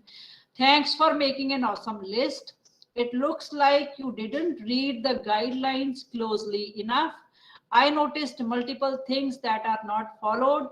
So try going through the list point for point to ensure you follow it. I spent a lot of time creating the guidelines, so I wouldn't have to comment on common mistakes and rather spend my time improving. Awesome, right? So you see how politely the message is written, that the person who has submitted the code, who has submitted whatever content, so they should have followed the guidelines. So this kind of you can say 5 days ago the owner responded, and when was the contribution submitted?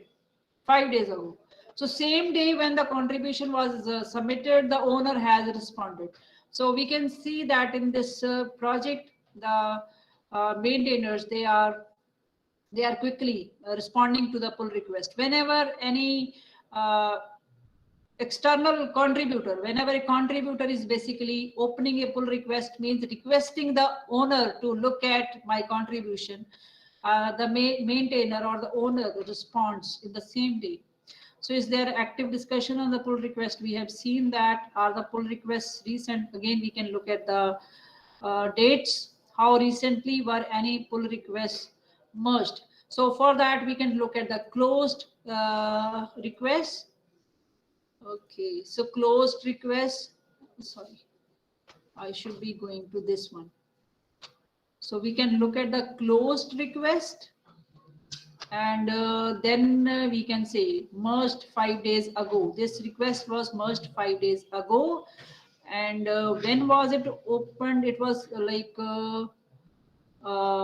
commented 5 days ago. So we suppose that it was opened at that point of time, and then it was merged on the same day. So 5 days ago. Okay. Another maintainer approved these changes 4 days ago. Okay, so you see these. I mean, you can notice somewhere when you are exploring the repositories, people may leave these kind of messages. I mean, these are the messages from the contributors only in this pull request. But you will notice that sometimes people are just leaving any messages anywhere in any repository. So you may come across these kind of things in the social media. This is being treated as social media for some of the contributors. I haven't checked. Is there any question? If there is any question. Okay, Ajay says either GIAN or GIAN. I think, Ajay, you should appreciate the second way of writing GIAN rather than the first one. Okay. So, okay. So then this is, don't waste your time. Don't waste your time. It's very important to keep this thing in mind, that when you are contributing to open source software, and if your contribution is substantial, that means you are going to create a solution which is for a issue which is a very large issue. For example, somebody has requested for a big extension to the project, and you have taken that issue and you started working on that. It's very important that you tell the project owners that you have started working on this issue, right? So before you start working on a problem, if it is already there mentioned in some issue, right, It's okay. You open that issue and you write a comment in that issue that I am working on this issue, and you assign that issue to yourself. If somebody is not assigning it to you, you assign it to yourself and you start working on this. If you don't make that kind of information available to the other community members, right, and you keep on working on that, sometimes it happens that somebody else also starts working on that issue. So that will be the double effort. So it's important that it should not happen that somebody else is already working on the issue, you haven't checked it, and you started working on the issue on your own. And after finishing the work, maybe after spending 10 days or 15 days, you go back to the repository and you submit your pull request, and your pull request is rejected because somebody has offered a solution before you, and that solution has already been accepted. So this will be just you wasting your time. No doubt you might have learned a lot in that, but you won't be able to see your contribution accepted in the repository. So when you are working on this could be another way out, that you can start watching the project. Okay, so that will give you some indication of that how people are dealing with the issue, or what kind of messages they are exchanging. So if you have accepted a issue, if you have offered that I'll solve this issue, even then if you start watching the repository, you will get to know what conversations are taking place about that issue. So then you can improve, you can reduce your effort and time by following the templates and checklist, right? So you should follow. If you are submitting a pull request, you should see if the community is asking for that the submission should be as per a template, right? I hope you understand what is the purpose of a template. So you can assume it is a kind of a form, and you have to just tick all the checks in that form before you submit, so that nothing is left or nothing is missing in your submission. So we will just look at the GitHub platform now. Okay, so I hope you are all having your system computer ready, and you have opened your GitHub account. Okay, now we will be shifting to the second part of this presentation, where we are going to conduct hands-on training on using the Git version control system. So I'm waiting for you. Let me know if you are ready.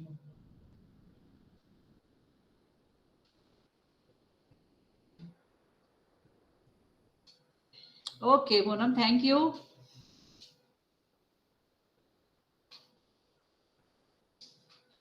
Yes, Harpreet. Thank you.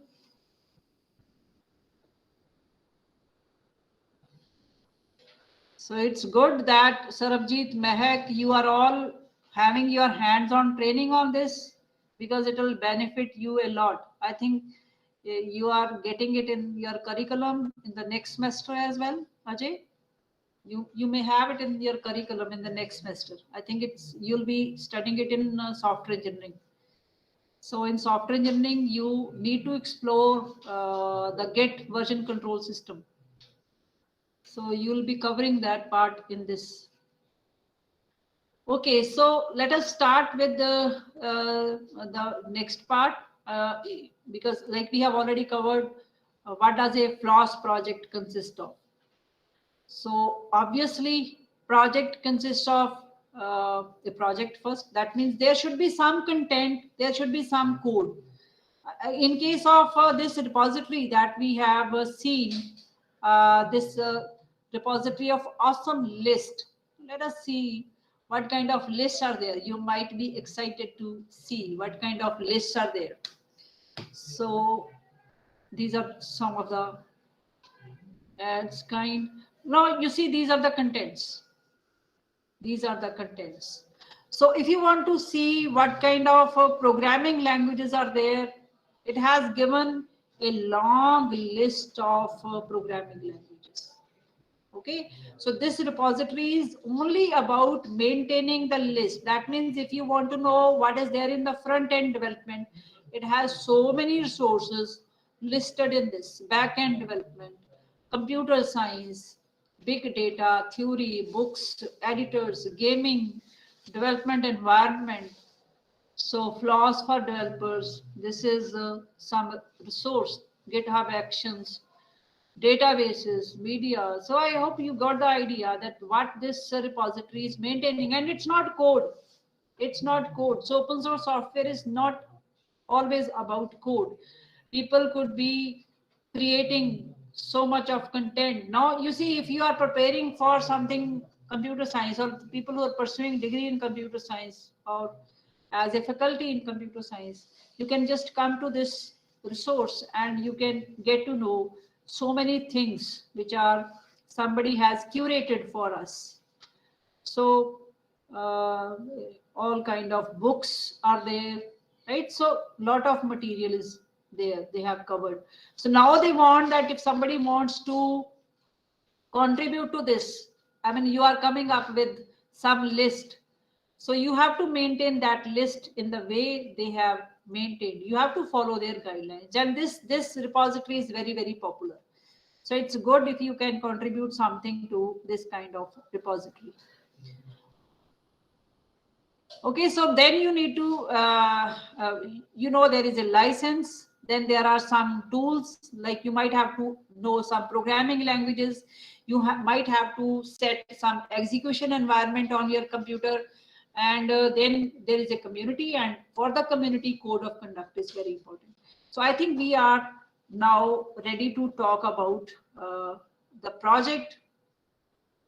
So next important thing is that a project lives in a repository. Okay, let us digest this. What is a repository? You can imagine a repository is just a folder. How do we manage files on our computer? We arrange files in the form of folders. So in some folder we have all the images. In another folder we might have all the documents, right? So we are just managing the files in our folder. So similarly, whenever you are creating a project, even on your own computer, so for example, you want to create a new project on your computer, the first thing is you will create a folder, right? You will create a folder, and in that folder you will store all the content related to that project. So imagine you are preparing for UGC. So you have UGC net test, you are preparing for that. So you start the project that I'll prepare for UGC net.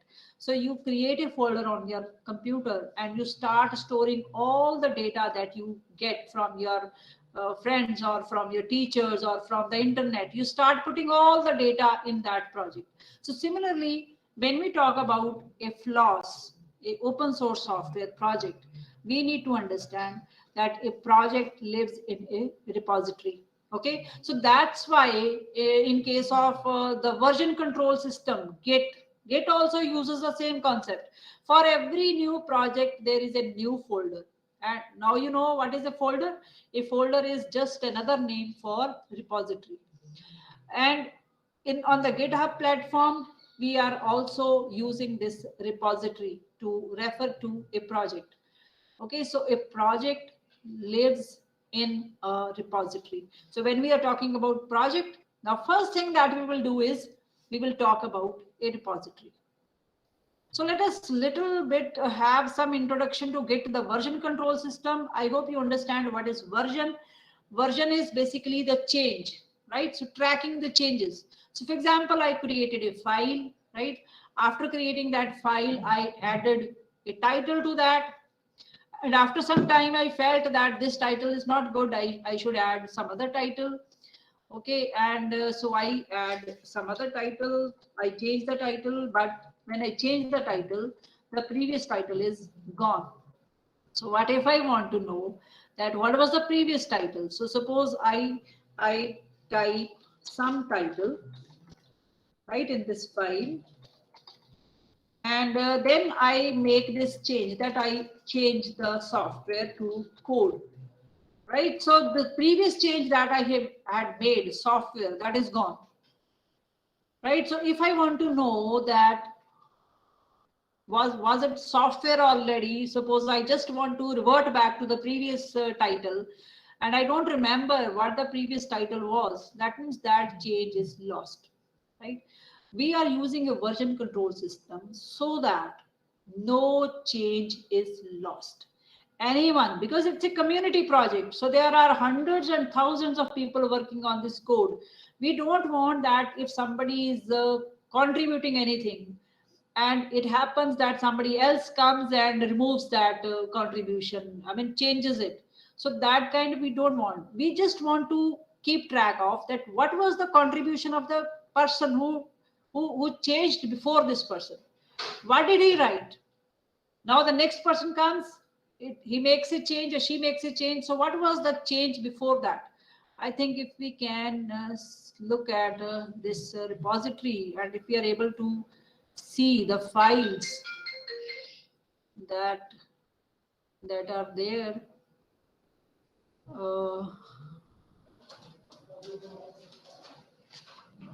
if there are some files, let us say, for example, readme file might have some changes.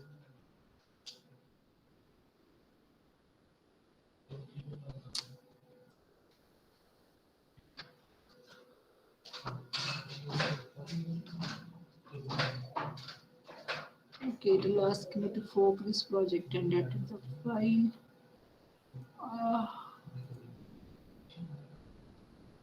I'll show you later on that how changes look like in a file. Let me find out some code corresponding to that.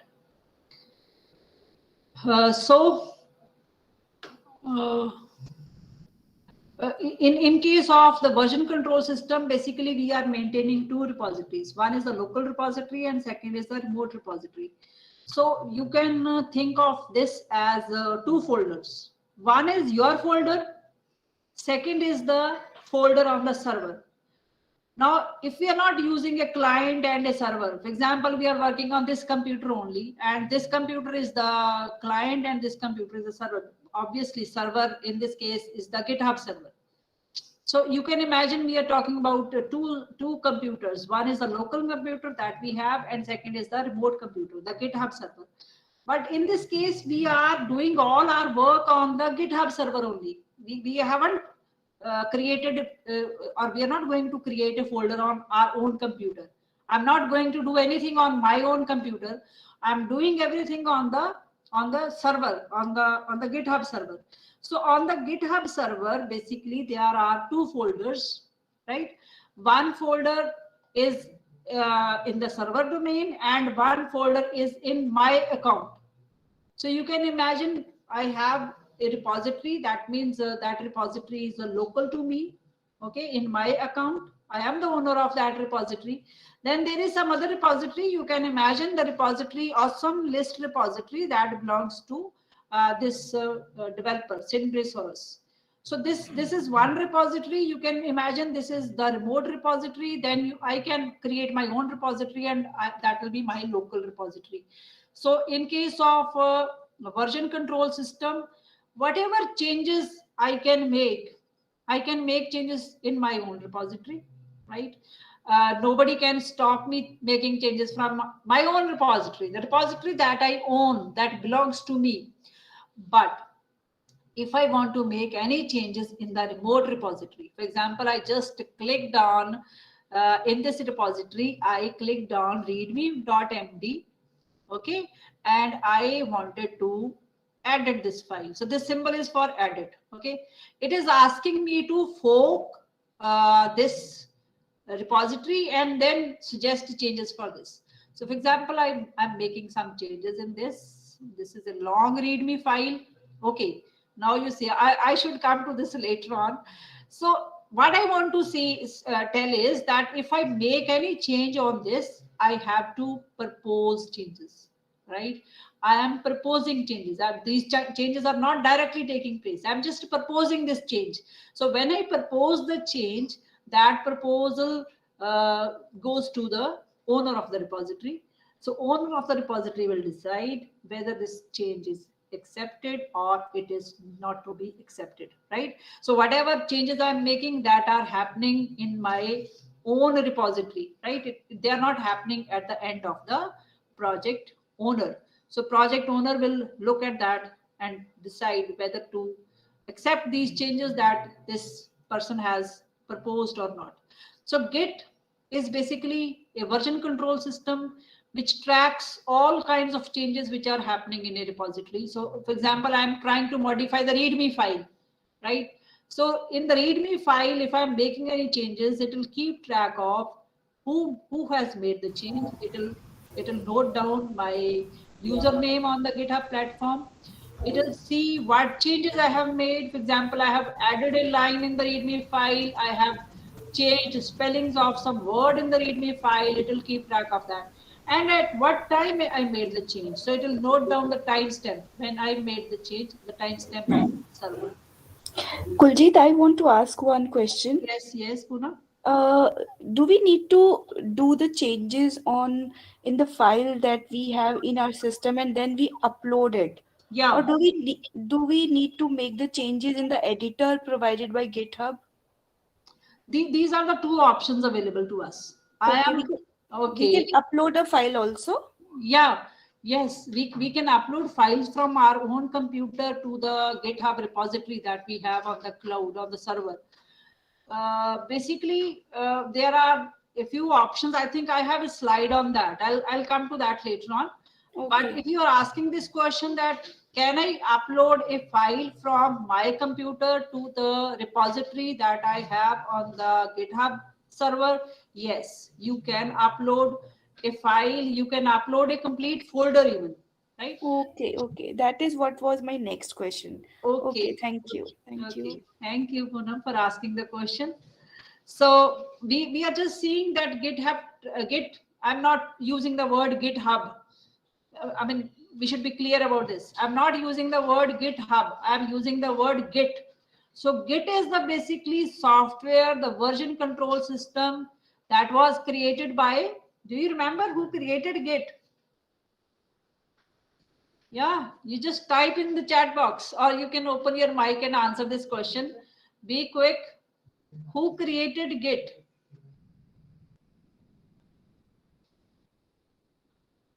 Ma'am, Linus. Yes, Linus Torvalds created Git. Thank you.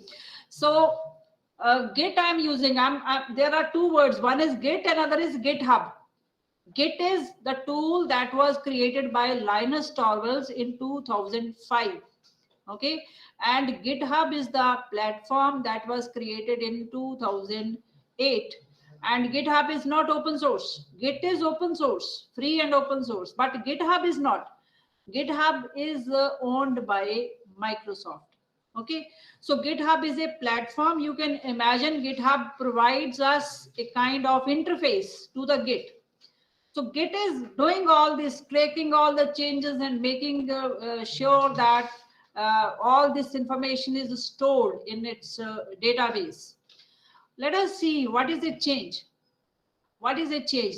So we say that anybody can make changes because a community is developing the project.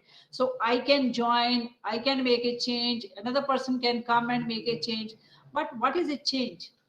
What is a change? Change means that, for example, if it is code, you are just fixing a bug, right? Somebody is using the software or you are using the software and you have got a error that when I use the software, it generates this error. So you can just plug in and you can come in and you can just change the software to remove that error.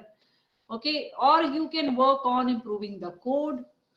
You might have heard about code refactoring. You can change names of the methods so that they are more readable. These small kind of things.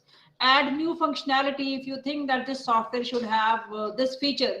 So you can add a new feature to the software. So these are changes. So similarly, if it is not a code software, it's not like a open source software, it's some other open source project.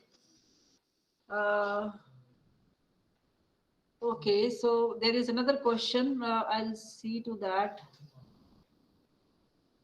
Okay, so if I am making changes, for example, if it is not code, it is a document, like we have seen that a awesome list is being maintained as the open source software, open source project. In that case, I may be just changing some English text, right? There is no bug, there is no code to improve, or there is no, or I can add a new list. If you say add new functionality to this awesome list, I can add a new list, right? Somebody wants to add a list of electronic items, something, right? So I can add a new list. So that is a change. If I open the README file and I make some change in the sense that I suppose simply, am I on the README file? Okay, I am on the README file. I make some change. Maybe suppose I have this operating system. I want to make O and S capital. I want to make O capital, one change. I want to make S capital, another change. So whatever I am changing, it is being recorded as different changes. Okay, so Poonam, this I hope that answers your question as well. That if you are making the question is, if I make multiple changes in my own file in Git, then do all these changes saved as versions of same file? Yes, one file and different versions of that file, they are saved. So for every change, basically for every change, the thing is that you can club many of your changes into one item that we call commit, right? Commit is another word. After repository, we have another word, commit. So when we are making one change, right, I suppose I add 10, 15 lines in the README file, and I want to save that this is the change I have done, right? So that all those changes will be stored as one commit. So one commit corresponds to one change. So I was giving you example that if I want to capitalize O and S in the operating system, right? So one time I just change small o to capital O and I save it. That is one commit. Second time I shift change small s to capital S and save. That is second commit, right? If I do both the changes at the same time in the file, O to capital O, S to capital S, and save it, then that will be one commit. So depending upon that, how many changes you are making and how many times you are saving that file. So each time you save the file with whatever changes it has, that will create one commit. So this commit is another technical word in the terminology of this version control, that one commit refers to one change, right? So like whenever you are what we have, the basic unit of storage on a computer system, the basic unit of storage on a computer system is a file. So whenever you are modifying a file, you make 10 modifications to this, 50 modifications to that file. But when you are storing that file on your disk, that is one operation. So your version control system will track when you are saving this file, what was the status or what was the content of the file before this, and what will be the content of the file after this. So it will keep track of that, how many lines you added, how many lines you deleted. Two things: the content you added to the file and the content you deleted from the file. It will keep track of that.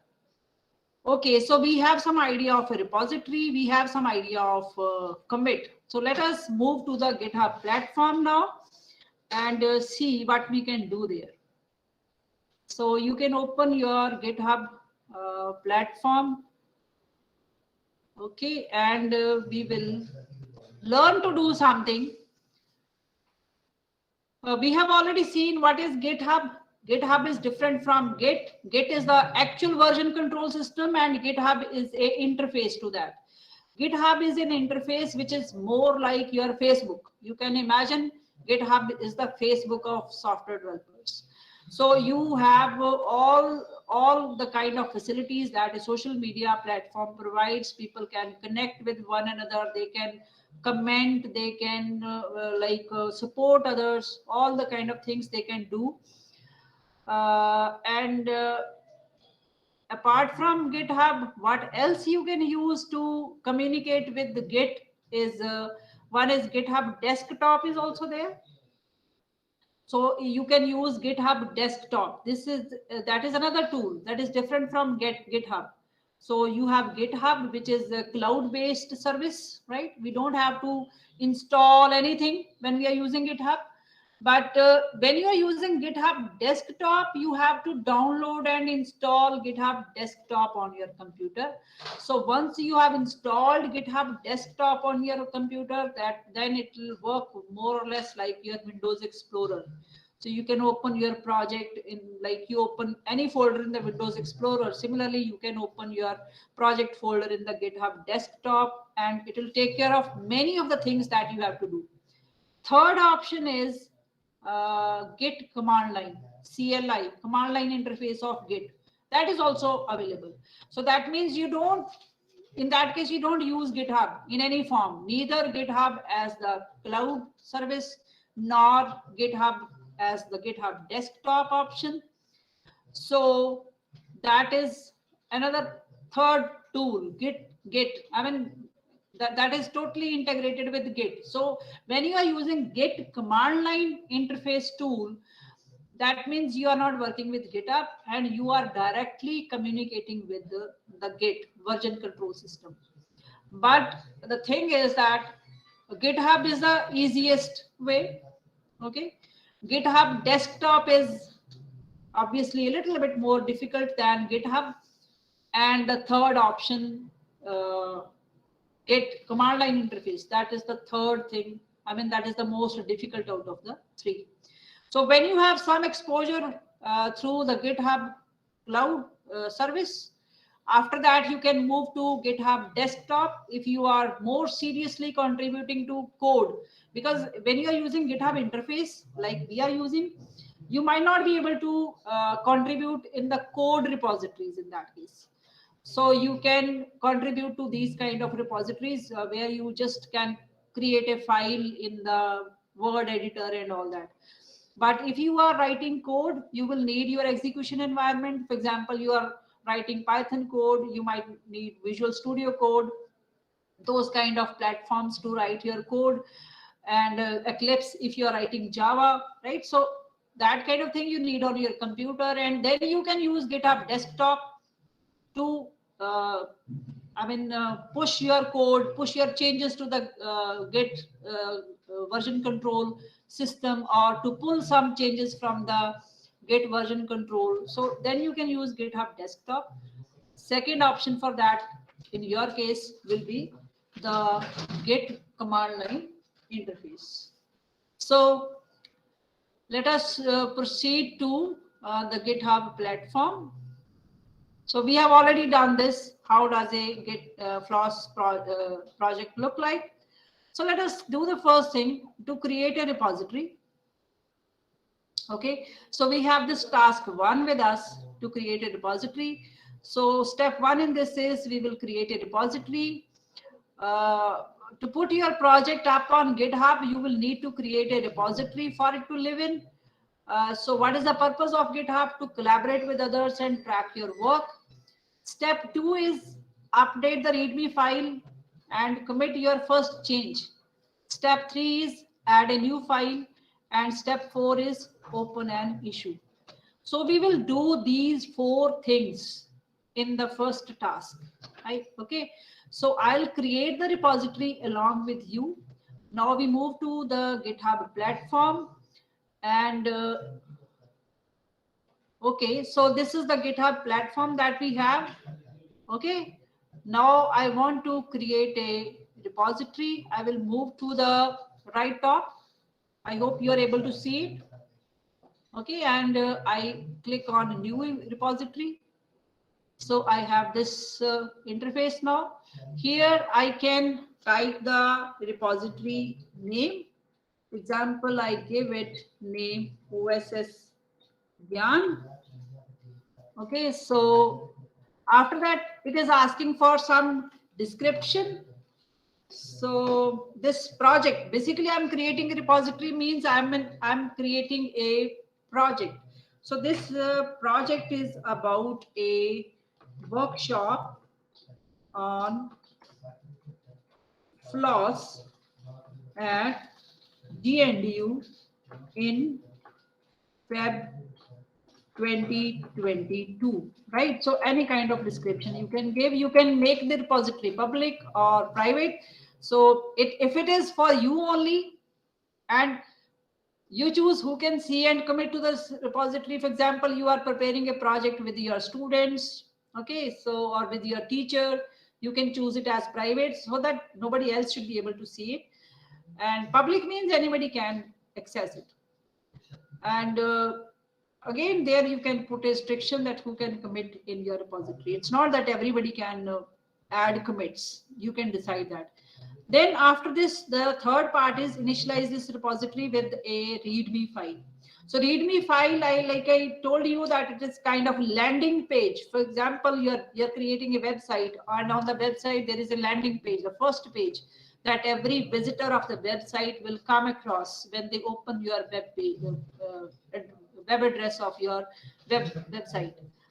After this, add git ignore. So this is a kind of folder where all the files that you don't require basically, but they stay there.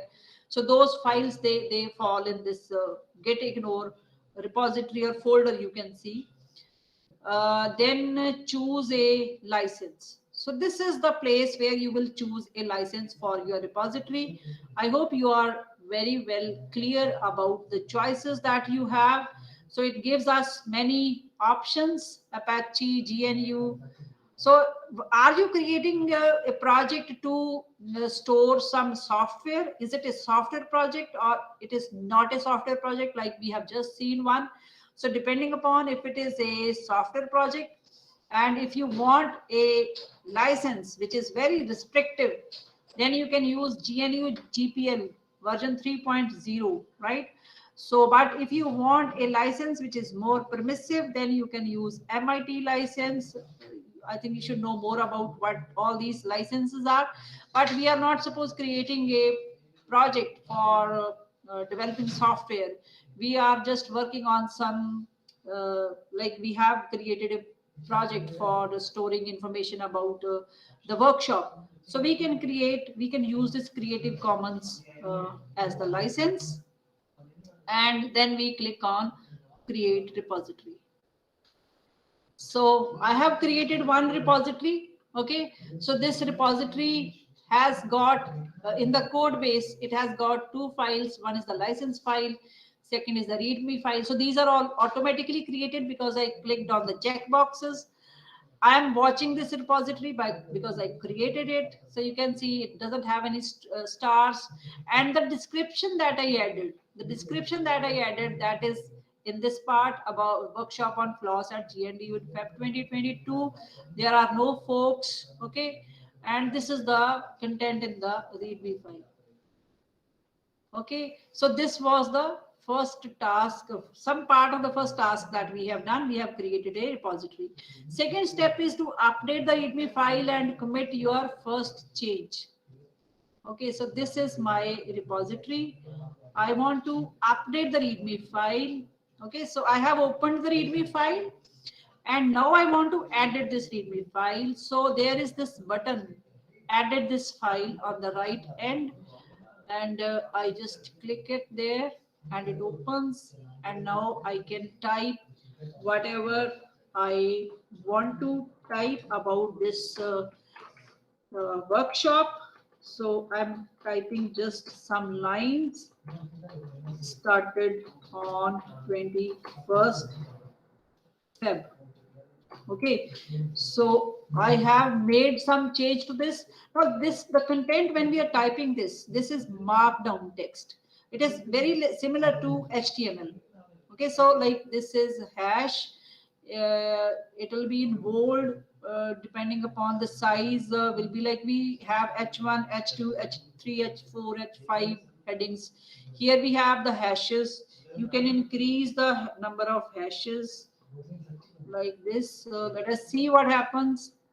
You have the preview in this, which is this OSS GIAN is in bigger font size, and you have this content. And you see this in the second line that I typed, it has appeared after the first line. So I want that there should be some, it should start in the next line. So I have to I have to enter 2 spaces and then hit enter. Okay, so I hope it should work now. Okay, so in this way, the second line is appearing in the second line. Earlier it was in the same line as the first one. So this is markdown text. Basically, you have to learn how to add text in markdown. You can search on the internet. There are so many sources for creating markdown text. There are editors available for this. You can type your markdown text. So this kind of markdown text guide, markdownguide.org, it provides all the basic syntax for creating these documents. Okay, so what we have done is we have changed the README file. We have changed the README file, and if you want, I can just make some change in this, the workshop. Okay, so this was the content which was already there, and I have added a new line. So this is the content, and now I have 2 options. Okay, I just want you to notice these 2 options. First one is commit directly to the main branch. Okay, and you notice this is the main branch. This is the main branch. So we are committing directly to the main branch. There is another option, create a new branch for this commit. We are not doing this at present, right? We will do it after some time, but at present, because this is our first change that we are making in our file, and we want to commit changes. So commit, what is the meaning of commit? Commit means save. The simple meaning of commit is save. So we are saving the changes. So we are asking the Git version control system to track this change, to keep a record of this change. So Git version control system, it will save this change with my ID, right? And it will save the name of the file along with this, what change I made, the line I added, and the word I added, and then it will assume that I have changed, added one new line in this, and I have modified one. That means deleted and inserted another one, and the time that when I made the change. So it will save all this information. Okay, so now this is the new file that we have.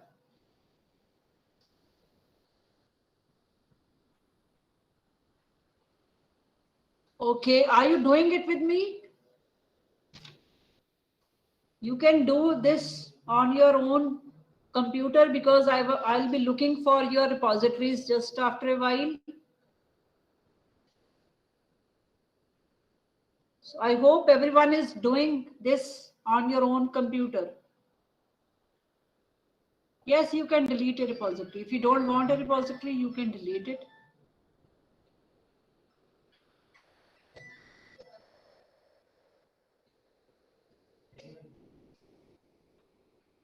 So kindly proceed with the first task. I'm waiting for you to work on the first task.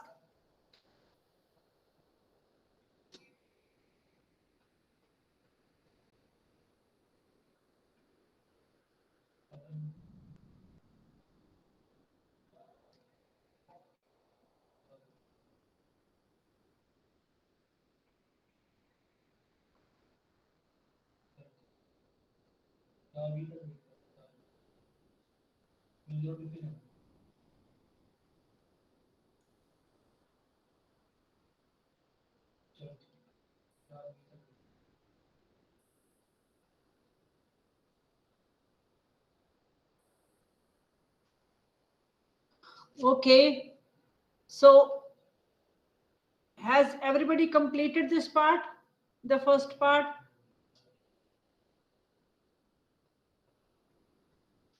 Okay.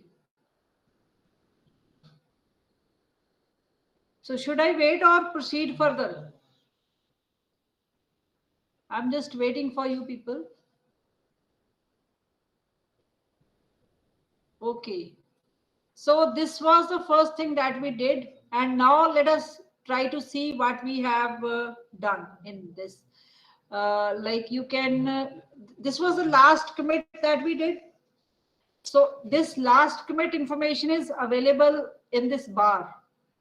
Okay, in this bar, this is the first bar, the topmost bar. And in this bar, we have the information about the latest commit. It was committed 7 minutes ago. And this is the commit ID. This is the commit ID. It's a very long commit ID, but here we are getting just a portion of that. Let me show you if I have something about that. Okay, so this is a slide on what is a commit. Like I told you, it is basically to save the file. Commit means save changes. So commit is an individual change to a file. Whenever we are changing a file, whatever number of changes we are making, when we are saving that file after making changes, that means that will be counted as one commit. Every commit has a unique ID, and this is the ID of a commit. I mean, the ID of a commit is this long. It's a very, very long commit ID because commit ID has to be unique. So Git version control assigns a very long sequence of digits and numbers to identify one commit. And we are picking only first few digits of the commit ID to display it to the user or for the user to manipulate commits using commit ID. So this is enough data to just talk about the commit ID. Commit ID keeps record of the specific changes committed along with who made them and when. Okay. What is the README file? I think we have talked about this. It shows us the landing page. Okay, and what we are left with in this task 1. We have done step 1. We have done step 2. Now let us do step number 3. The step number 3 is that we will add a new file to this repository. We will add a new file to the repository. So we are at the repository. We have opened the code tab of the repository. You can look at left, and then we have this icon, this button, add file. So we want to add file. When we add file, there are two options. One is create new file, and second option is upload files. Poonam, you were asking about uploading files from your computer. So this is the place. If you want to upload files from your computer, you can choose upload files option.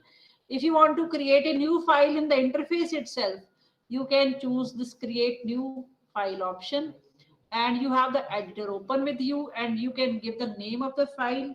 So name of the file, for example, I keep the name as TOC. What does TOC stand for?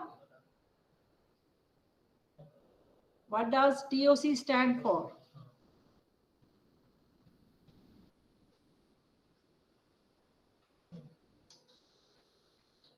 Any idea?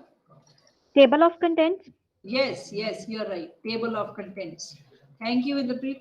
So we have TOC as the name of the file, and in the file, we are creating this file now in the editor. And suppose I have mentioned two columns, like I want to mention topic and then I want to mention the description. Okay, so I have just this information mentioned in the file. Basically, I am creating this new file so that you people can make contributions in this, right? You people can find this repository, open this file and make changes in this file and save this file. Okay, so I have created just a file. I have added topic and description in this, and if I want to preview, I will see this, right? Topic and description. I should press 2 space characters and a enter key so that next information comes in the second line. Okay, so I have the option cancel changes. If I cancel changes, nothing will happen. No new file will be created. And I have the option to commit new file. So when I choose this commit new file, this is giving me this create TOC. So I have already told you that every change is identified by a commit. Commit is a technical term used in the version control systems. So for that commit, what we are keeping track of that what changes are made, but along with that, some information is stored that what is the commit message. So this is the commit message. Create TOC. It has automatically created this message, create TOC. What I have done in this change in the repository, I am changing the repository. How I am changing the repository? I am adding a new file to the repository, right? I'm adding a new file to the repository. So the version control system wants to keep track of that in this change, the change that you did, you created a new file, create TOC. TOC is the name of the file. So you created a file and I can add some description to this, this message. You can say header that a new file to keep table of contents, right? So this kind of message body we can add. If you have some more things to add, you can add. Again, I'm picking the first option out of the two, create directly to the main branch or create a new branch. So I'm just picking the top one and I say commit new file. Okay, so it has created a new file, create TOC.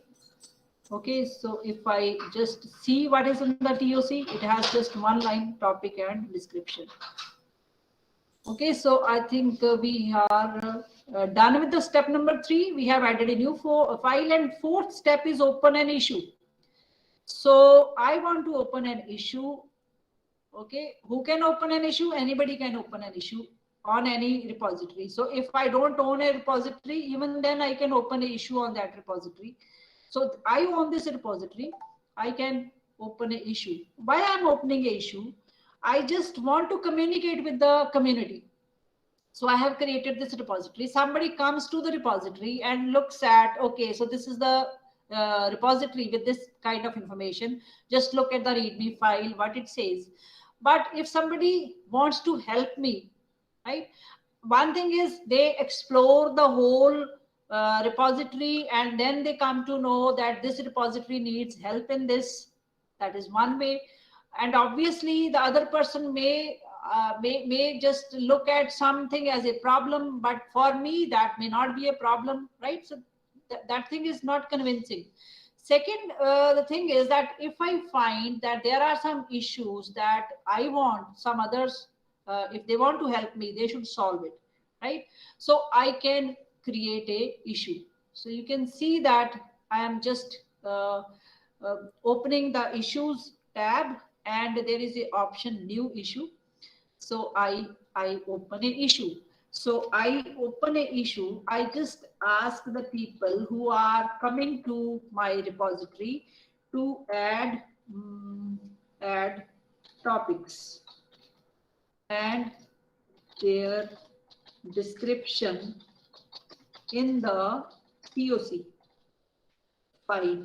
Okay, so I have given this message that whosoever is visiting my repository, I have this issue, kindly help me out. Okay, So one thing is that I don't have time to add topics and the description in the TOC file. That is one thing. Second thing could be that this task requires some kind of skill that I don't have. So please help me with this.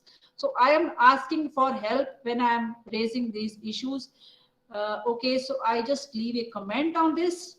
Okay, so what comment I leave is that please add topics and description. Okay, any message you can give. I am busy in some other work. Okay, I can say it is urgent or whatever. So I submit new issue. So the issue is created. Okay, so let us see issues. When I click on that tab, there is one issue over here. Okay, but who is going to solve this issue? Either somebody else who visits my repository, they can solve this issue. But another thing could be that I myself may solve this issue. I have just, like you can see that I have brainstormed and I have seen that to develop this project further, these things should be done. So all those things that I think should be done, I just create issues for that. Like you can relate it to, we created to-do list. We created to-do list that, I mean, tomorrow I'll do this, right? So that to-do list kind of thing you can see if you have created this issue as a to-do list. So anybody can contribute. I can also, solve this issue. Somebody else can also solve this issue. So this is like you are putting it outside your, you can say project, or you can, if you relate it to it in that way, that you are asking for help, that these are the problems that I have, but you can think of it as a to-do list that you're creating for your project. So let us see if there is any question related to this, how to create an issue, who can create an issue, and how to create an issue. Okay, so open an issue. So we have done all the steps in this task 1.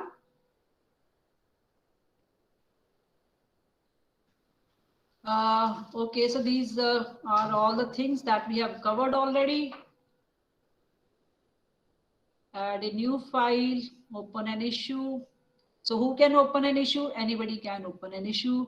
So on this slide, you can see that somebody, I have just taken an example from that awesome list or repository, that somebody has commented on that repository and they have created an issue. They have created an issue, and just see what they have done on this. The person who has created an issue has left this comment that this so-and-so web link list seems to be no longer maintained. There are 19 pull requests open and 12 issues. The last commit was 2 years ago. I also opened an issue asking if this list being maintained and if I could help out. There has been no response yet, nearly coming up to 1 month. I have forked the list and would now like to start merging PRs and cleaning up the list. Is this something that is possible? So person is trying to help and is offering help because he or she has noticed that this list is being is no longer being maintained, right? So the person has created an issue, and after that the owner has answered, sure, just make sure you show your commitment to keeping your fork maintained and ensure the list follows the guidelines. Okay, so use this pull request template and then submit a pull request that replaces the URL with yours, right? So this is the way people are communicating in the repository. The person is offering a solution and has noticed something in the repository, and how the owner is responding back to that that volunteer who is offering help. Okay, so that was about how I can create my own repository and how can I make changes in my own repository. Second task is to contribute to an external repository. So if there is already a repository existing, that means it's not your repository. You are contributing to some other person's repository. Obviously, the collaboration happens in this case when you are contributing to someone else's repository. So if you want to contribute to some other owner's repository, what you can do is these are the tasks that we have. Like this task 2 has a few steps. First thing is find a repository. Just type the name in the GitHub search bar. Choose a file that you want to change text in that file, create a pull request, open and issue. So kindly, if you can go through this, the first thing is find a repository, and I request you to find this repository that I have created. So you can just search for this. I'm just sending it in your chat box. You just search for this repository.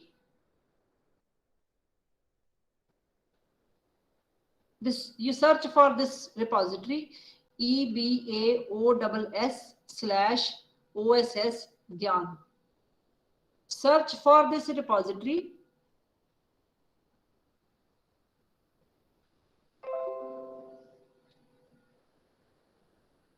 Okay, when you search for the repository, you get the repository. Let me know if somebody is doing this. Okay. Okay, so I'm waiting. Have you found the repository, Mehak? Okay. Okay, Poonam is also doing this. So Mehak has found the repository. Poonam, I hope you will be able to find the repository. Once you find the repository, then in the repository, choose a file. And which file you will choose? Any guess? Which file you will choose?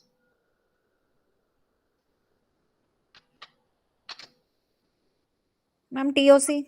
Yes, very good. So very good guess. You will choose the TOC file. Okay. Ma'am, sorry to interrupt you, ma'am. I could not find the option from where to search it. From the GitHub, like your own GitHub page that you have. Ma'am, in my account, it's giving that in your folder, it's not there. Not in your account. Okay. You will look at this search or jump to the top leftmost search box is there. Okay. In that search box, you type this string, the path. So I am doing it here. EBAOSS. Yeah, search in entire Git. Yeah, unable to find. Rajvinder, if you are typing the correct string, check it. I have just put the string in the chat box.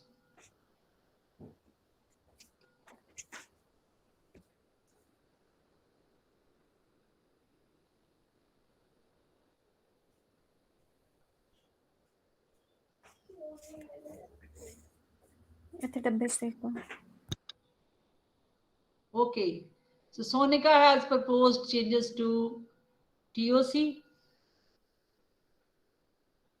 Sonika, have you created a pull request? Yes. Yes, Sonika has proposed a pull request and I can see the pull request.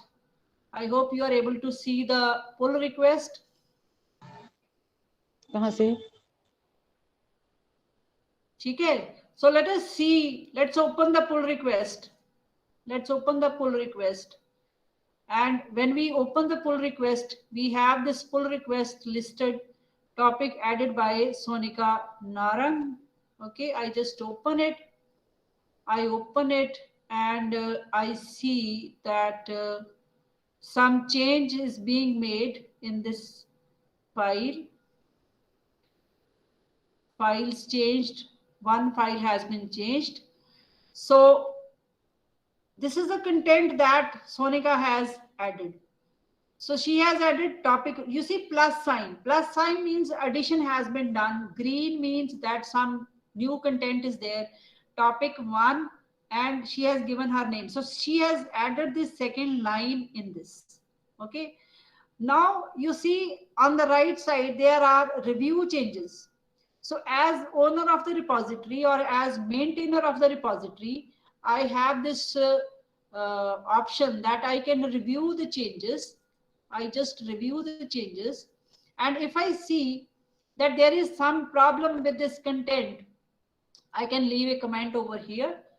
Before you can say merging this request into the repository, I can just deliberate. I can have a discussion with the contributor that this you can say I can say that this code is not as per the style guidelines, whatever. Okay, so I can either put a comment and I can submit my review. So the contributor then Sonika reads the review and may have to correct some of the things. Okay, so these kind of things keep on going in between. But if the reviewer is satisfied, if the maintainer is satisfied with the work, then they can simply click on approve. So submit feedback and approve, merging these changes. That these changes can be merged. Now the maintainer is not still merging the changes, but is giving just approval that I have reviewed the changes and now they can be merged. So submit review. I haven't given any comments as such. Now this information is still there, that it says that changes have been changes have been approved, right? One approval is there. Multiple people can approve the changes, like multiple maintainers can approve the changes. And then it is asking merge pull request. That means whatever change has been made by Sonika, she has requested that this change may be pulled up. We are pulling the change from her repository to the main repository, to the upstream repository. So we merge pull request and then we confirm merge. Okay, so then this pull request is merged. So now let us go back to the pull request tab. There is no pull request number displayed. So that means 0 pull request is open, 1 pull request is closed, and we look at the pull request which is closed. So we have seen that this was the pull request that Sonika sent. Okay, so that has been merged. Now let us see how the file has changed. How the file has changed. So now you see the file has changed. Topic, description, and second line which is added by Sonika.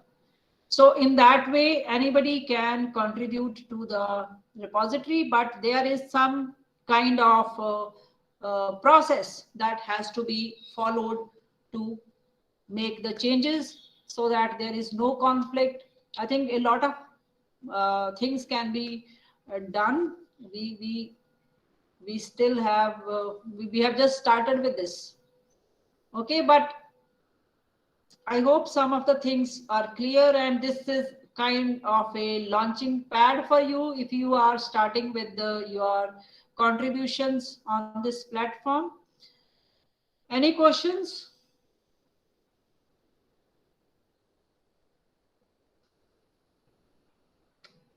So any questions from your side?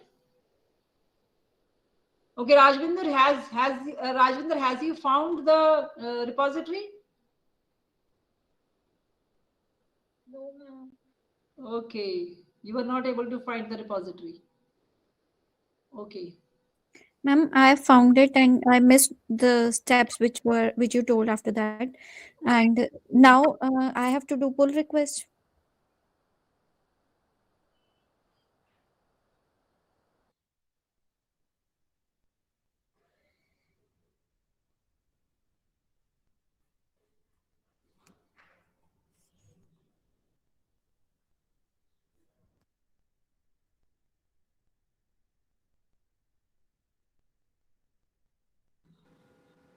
Ma'am, Hello. Hello. Indradeep, can you hear me? Now I can hear, ma'am.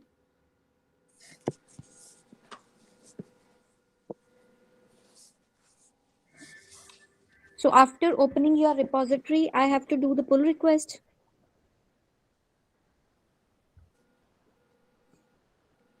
Hello. Yes, ma'am. Okay. So Indradeep, have you found the TOC file? Yes, ma'am. Okay. Now you open that TOC file. You see on the right side we have edit button on the Yes, TOC ma'am. file. Okay. So you open the file from there, and you make any change in the file. Add Okay. any text or remove something from the file. So when you go down in that file on that page, you will see proposed changes. So you won't get to commit changes because you are not in your repository. You are changing somebody else's repository. So Okay. when you are changing someone else's repository, you won't get the option to commit changes. You will always get the option to propose changes. Okay. So whenever you are proposing a change, automatically it will create a pull request. Okay. It will automatically create a pull request, and that pull request is reflected in the repository of the repository owner. In that, we call it upstream repository. Okay. Okay, so we have the local repository, and the repository that we are changing, that is the upstream repository. So in that upstream repository, we get that a pull request is open. Automatically we get that you can say change. So we get a number on pull request. You open that, like you won't be able to see it. If I make changes to your repository, then you will be able to see it. Okay. So now are you able to see my change now? Actually, my connection is lost on the computer from where I was using the GitHub platform. Probably because the lecture time has ended, probably that due to that. But Yes. I am open. Like you just WhatsApp me your repository. I'll send a pull request to your repository as well. Ma'am, it's in the 82. Okay, just WhatsApp me. Okay, so Okay. I'll send it, and we will just explore this more. So Okay, if ma'am. some of you want to just keep on experimenting, you can send me your repositories that you have created, and we will just learn a few more things about this. So you are welcome to share your repositories with me so that we can learn how to create a pull request or how to create an issue. I think we have learned how to create a repository, how to create issue, how to create a pull request, that also, and how to merge a pull request. We have learned that also. So a few things are left. These are the basic things that we need to know when we are using GitHub platform for open source contributions. So I hope there are some questions. If there are any questions, kindly ask. Otherwise, I think we should just leave the call then. Any questions?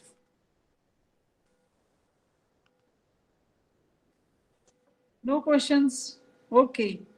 Thank you so much for your time. Thank you, Poonam. And thank you, Sonika, for asking and helping me in carrying forward the session. Thank you so much, everyone. Everyone, thank you so much. Thank you.